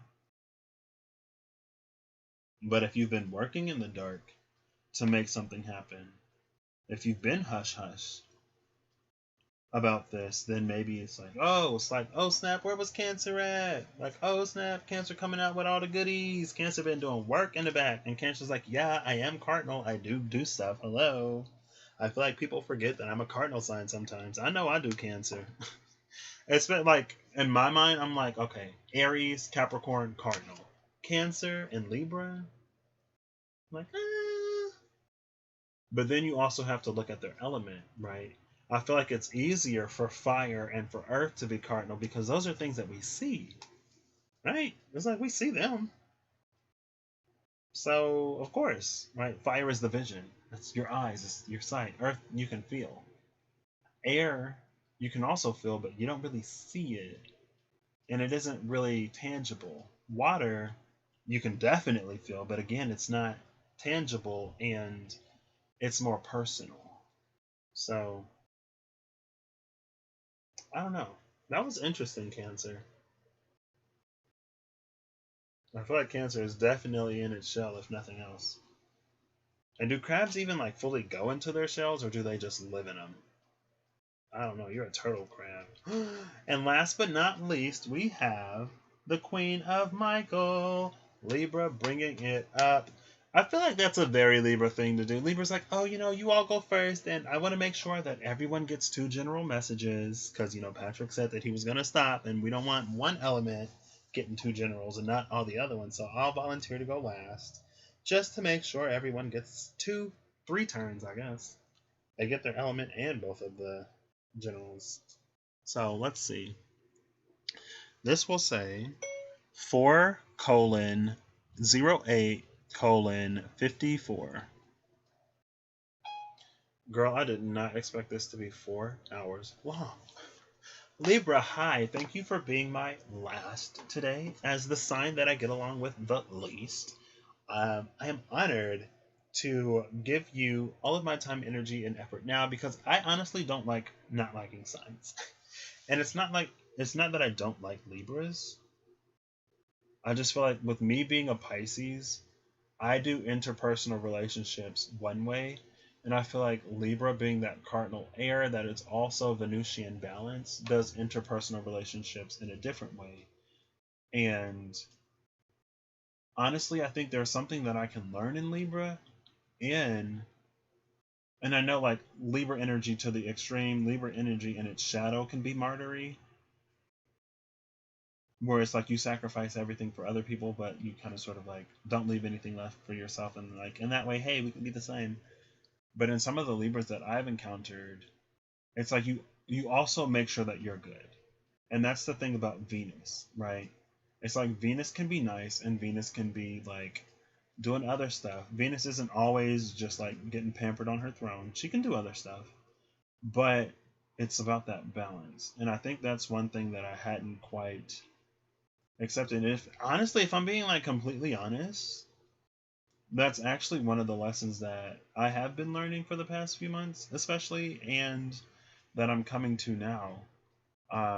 It's about having that balance and not just giving so much outside of myself and not giving myself anything in return. Because sometimes, we have to take a moment for ourselves, regardless of who or what may need us and may need our attention. We can't self-sacrifice all the time. And maybe Libra, that's something that you're still learning. But from my perspective, it's like Libra, you're pretty good at it, or at least you're good at it with me. And I feel like I say that because I have a friend who's a double Libra, and even the other Libras in my life, I was already like. But I guess it's different with me because we are friends, and so I guess in his case, it's like he's super selfless and martyry and putting himself last with everybody else. So when it comes to someone that knows your heart and that understands you, then they know, hey, like, I gotta take some for myself right now. But like, I'm like, well, leave some for me, because it's like I understand that you're like you work tirelessly for everybody else, but when it comes to me, it's like you can't give two hoots. It's like you give a hoot or a half a hoot. You give a hoot and a half, but can I get two whole hoots when you give everybody else 10? Please. Like, if you give me two hoots, Libra, I'll give you two hoots, and we're good on hoots between us, right? Now everyone else who you give 10 hoots to them, and they may give you a hoot and a half, so you give me a hoot and a half because everybody else is giving you a hoot and a half. But I'm actually going to reciprocate and give you a full two hoots if you give me a full two hoots. So maybe there's a need to like rebalance the scales, or to really sort of see who is giving to you and who is not giving to you, and who you can give more to that will be reciprocated. Because it's almost like you can go further with people who go further with you than with divvying up your energy between a whole bunch of people. But we'll see what this is about. Me and myself aside, we have Epiphany, which is number 9, which is the Hermit. So that's interesting. This is joy through spiritual growth, be a light to others, and answers that come through meditation. Joy through spiritual growth, a period of expansion, be a light unto others, being there for others, and answers that come through meditation, which is about taking a moment for the self. Which again, so if you are a Libra who's been in that sort of in the martyr side of your energy where you can go so hard for other people, this is saying to find a balance between what you give to others and what you keep for yourself, to keep you from doing this like complete hermit thing. Or maybe also, like I said in my personal experience with one specific double Libra sun and moon, it's like you don't want to cheat certain relationships because you give too much in others, right? And so there's a need for balance here. It's like you want to shine your light, with others. You are that cardinal air. You are our introduction into interpersonal communication, with you ruling the 7th house and being Venus. But it's like, I feel like there's a real moment to be like, or an opportunity at the very least. The new moon or the full moon in Aquarius is trining you. Gemini has Venus right now. Your ruling planet has been trining you for a little bit. She retrograded there, so she's been there for a minute. She's about to leave you. She's about to go into Cancer, so she's about to square you. She's going to move from that square to a trine. You got a lot of stuff squaring you already or she's moving from a trine to a square, and you already got everything in Capricorn squaring you, and your home planet is about to square you. And so maybe you will be coming upon this hermit mode, honestly, where you're going to be retracting your energy a little bit, and you may sort of still have these demands from the outside. So give yourself kindness, give yourself the space and the ability to tend to yourself, especially in these times. And, don't be afraid to speak up and just be like, hey, like, I'm going through a lot, or I have a lot on my plate right now, and I just need to really make sure I'm good before I can be there. And anyone who can't accept that, right, it's like, question marks go up. And honestly, I know I'm all over the board, but that's one of the things that I really had to tell my friend. Because what he would do is he would tell me that he could do stuff because he wanted to, or because he didn't want to tell me no. But it's like I wasn't a priority with him.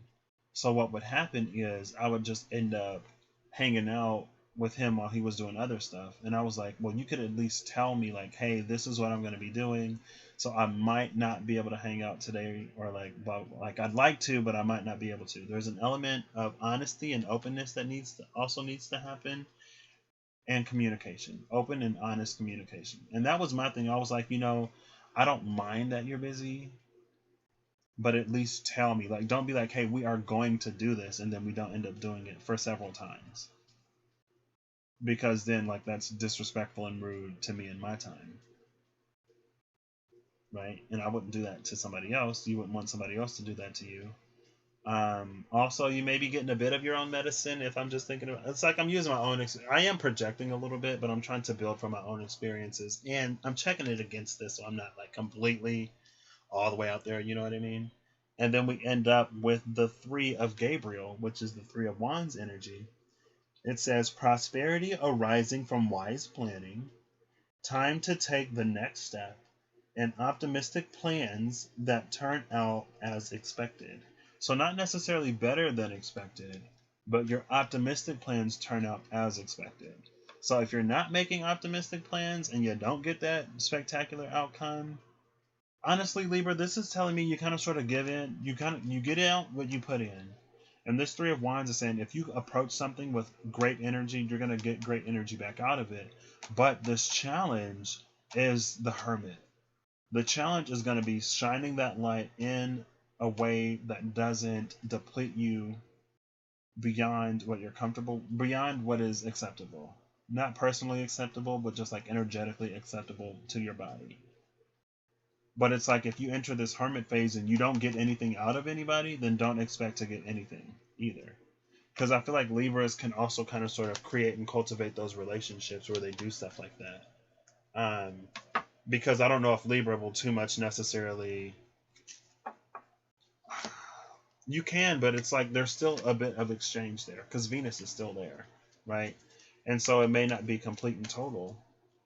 So it could be the case that, like, let's say you value someone's time more and someone else values your money more. So you may be in the energy of martyring, like giving all of your money away, but you're still getting that time. And so it's like you're not completely without, right?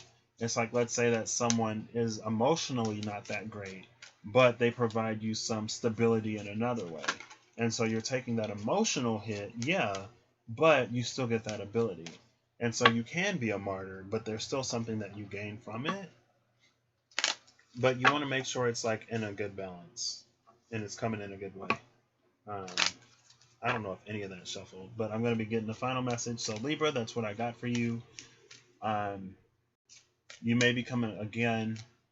You got, and then Saturn was trining you, but it moved back into Capricorn for a minute. And so with Saturn leaving you, it may actually be a little bit beneficial because Saturn in good aspect can make that restriction very easy. It can like easily restrict things that may not necessarily need to be restricted. So you may be getting a breath from Saturn. This full moon is going to be lighting you up because the moon and Venus play well together.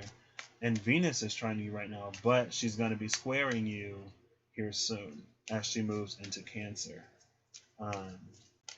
Your communication could have been suffering because Mercury's also been in Cancer for a minute. It retrograded there, and it's going to be going into Leo.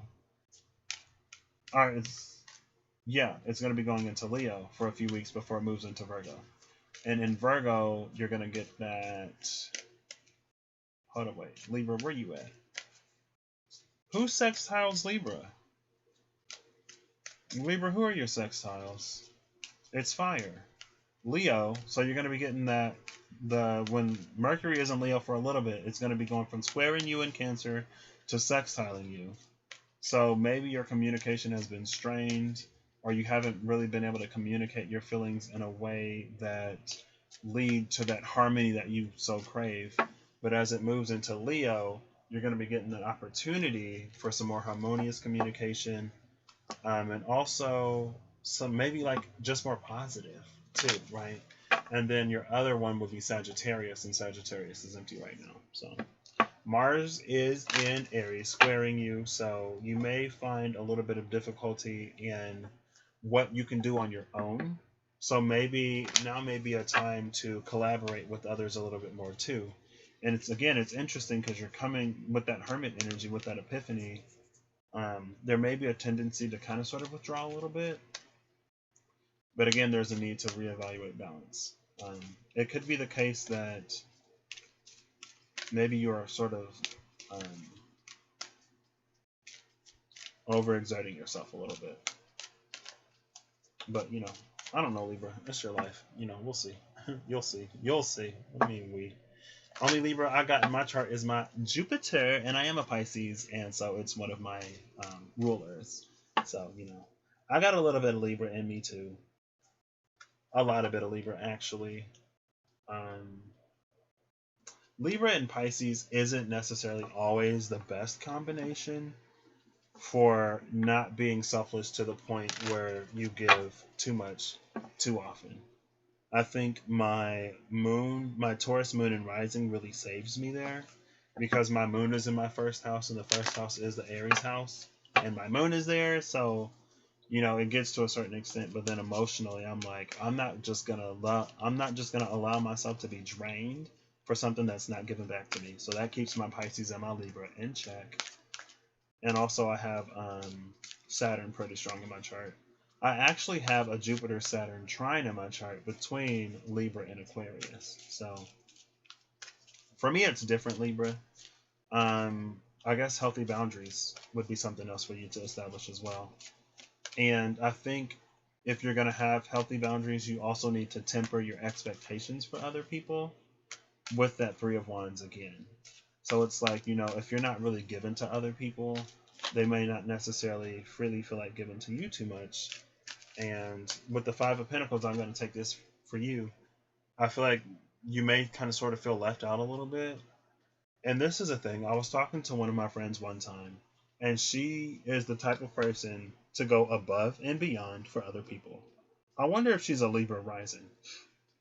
Because that would make sense if she's a Libra rising. Because she's an Aries, but she feels kind of watery.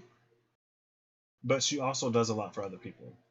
So with that Libra rising, not only would she have Libra rising, but she'd also have that Aries in her 7th house. Her sun in her 7th house, which I can also see. But anyway, it was like she does a lot for other people. And we had the summer job. And she asked someone to do something for her, and the person said no. And she was upset that somebody else said no to her when she's done so much for this person. And I was like, I understand why you're upset, but that person doesn't have to do this for you. Just because you go above and beyond for other people out of the kindness of your heart does not obligate them to do the same for you. And so with that Five of Pentacles, like it's like you may be coming upon a time where you may need other people more. Because again, with with Mars kind of sort of opposing you, you may be limited in what you can do on your own right now, potentially. You may be relying on other people a little bit more. And if you look at the grander like scales, it could be like, you're asking for more from people that you've done a lot for that haven't done a lot for you. And so you feel justified in asking it from them. But if you're not currently doing anything for them in that moment, then they may refuse you. And you could be like, but I've done this for you and I've done that for you in the past. And like, I'm always doing stuff for you. And now that I need you, you can't be there for me. And again, it's like no one is contractually obligated to just because you have the kindness within you. And it's one of those unfortunate realities. And with that Hermit energy, again, it may sort of, in the Five of Pentacles that just came out, not only would it be upsetting, it may also be a little bit isolating. But again, in those times, I'd say, I guess, turn to the people who can give to you, right? So, I don't know, Libra. That's what I got for you. I'm going to mark this as general, as the put away message for anyone who wants to come all the way back here. Where did my phone go? Oh, it's right here. And see what this is about. I cannot believe it's been like 4.5 hours. On my Legacy channel. Hello, this was supposed to be real quick. I ain't even put no time on my other channel today. And I was going to do some SKT. No, I guess I was only going to do like the I Ching for today over there. So I guess that's fine. That's not going to be too long anyway. I'll put this before all the elements. Collective. And I'm going to slap some emojis in here. I'm going to try to watch this back. Let me get in here so I can have it in my history. So I can find that timestamp for Virgo, because I forgot. Virgo was I was so excited for Virgo to come out that I forgot to timestamp it. That's fine. Let's see. So 4:26:12. 4.5 hours. All right, for the overall collective, when it comes to the new moon, we have the Page of Raphael. The moon is a watery sort of energy. It is about emotions. The page is a new energy. So with the sun being an Aquarius, the primary predominant light, sun, Aquarius, with the sun being in Leo, one of the sort of primary predominant lights right now, everything is reflecting community. First it was the home in Cancer. Now it's community with Leo. And Leo was like the center of attention. So it could be how we show up in the world, right? But it's also, again, it's like a big cat, right? It's cuddly and it's lovely. Also like a cat, though, it knocks some stuff over and it likes to destroy some stuff. And it has a wide range of emotion, but ultimately at the end of the day, it will purr in your lap if you pet it right. And if it likes you. If it don't like you, it might scratch you. Page of Raphael is gentle, loving, dreamy, and open-hearted.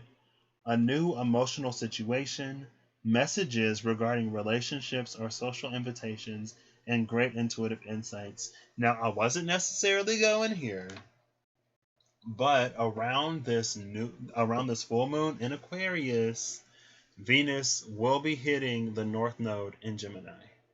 And a lot of people have been feeling these pulls to certain people, maybe a little bit more lately.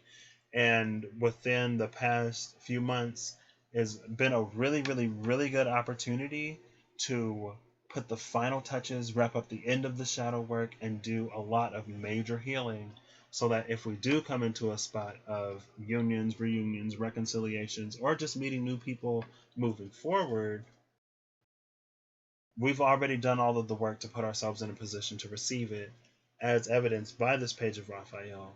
And again, it's like we're coming up on the Lion's Gate portal. Venus is coming up on the North Node in Gemini. Gemini is the energy of the twins. Venus is love. With the full moon being in Aquarius, again, there's that sort of solar center energy from Leo but also that Aquarian energy in Aquarius with that moon. And so it's like how we show up in the world is a primary focus, and the moon, our emotions tied to the space of Aquarius, tied to the future, tied to progression, tied to change and humanitarianism, and bringing the human race closer as a single unified collective instead of a tribe of many. Now, Aquarius is also unique enough that I feel that we can be a single collective of many tribes, right? Instead of, we're all literally the same, copy and paste. We have no differences between us because we are all similar. I think Aquarius is radical enough that we can be a unified group of various tribes where we don't have to discard our differences to claim unity, where we can celebrate everyone and our differences and still be cohesive and working together at the same time.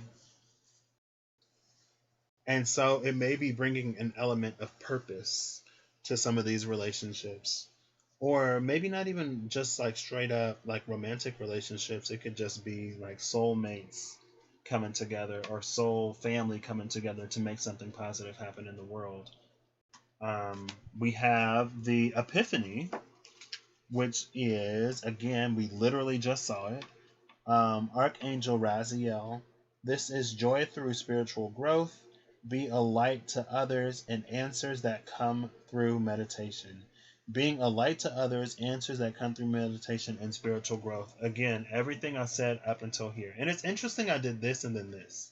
So these two and then this. But it may actually be this and then this since this is all the new stuff. But anyway, like I said, we've had this opportunity to do to like put the finishing touches on our shadow work and to really get in touch and in tune with ourselves, to know who we are. And if we've been doing the work, it's like now more so than ever. And I've been saying it for a while, but I'm a little bit ahead of the energy sometimes. I'm a little bit ahead of the time sometime, but like kind of sort of on it with the energy. And the energy precedes the time, it precedes the mental, it precedes the physical. It's in the realm of the spiritual. It's in the realm of the potential. And now that we're coming into it, this may be, it's like if this is where you have already been, it's like you've done enough to accept this when that North Node conjuncts Venus in Gemini. When we have this new moon around the time of the Lion's Gate, right? It's like a whole bunch of stuff lining up. And now you're going to be able to shine that light. And again, with that Aquarian light shining in the darkness, it's about how we can elevate all of humanity, right? And bring us all into the light, into that Leo light. And again, that's the spiritual growth and the answers that came through meditation and introspection and getting to know the self. And we end with the Three of Raphael. Interesting. It says reason to celebrate, a community of friends, and happy announcements regarding relationships or children. So we have happy announcements regarding relationships, and we also have messages regarding relationships or social invitations. So messages in that area regardless. But again, I feel like the crux, the most crucial part to that is all of that hermit spiritual work that would have led to that epiphany. And that's what I got for us in this space. It's been so long, but that's fine. I will catch y'all later. I hope some of this resonate for y'all, or y'all can use some of this in some way, shape, form, and or fashion. And I'm going to catch y'all later. Bye. Oh, wait. Ooh, girl, I almost forgot to put this on my history so I can watch it. Give me a moment. I just hit that end button and I was like, oh, no, it's not in my history. Give me a second. Oh, I can't believe it's been over 4.5 hours. These were supposed to be quick. These were supposed to be quick. Like, I thought they'd be quick. Girl, where are my videos? Thank you. I'm trying to get in here. Thank you. Oh, no, it's not in my history. All right. Bye.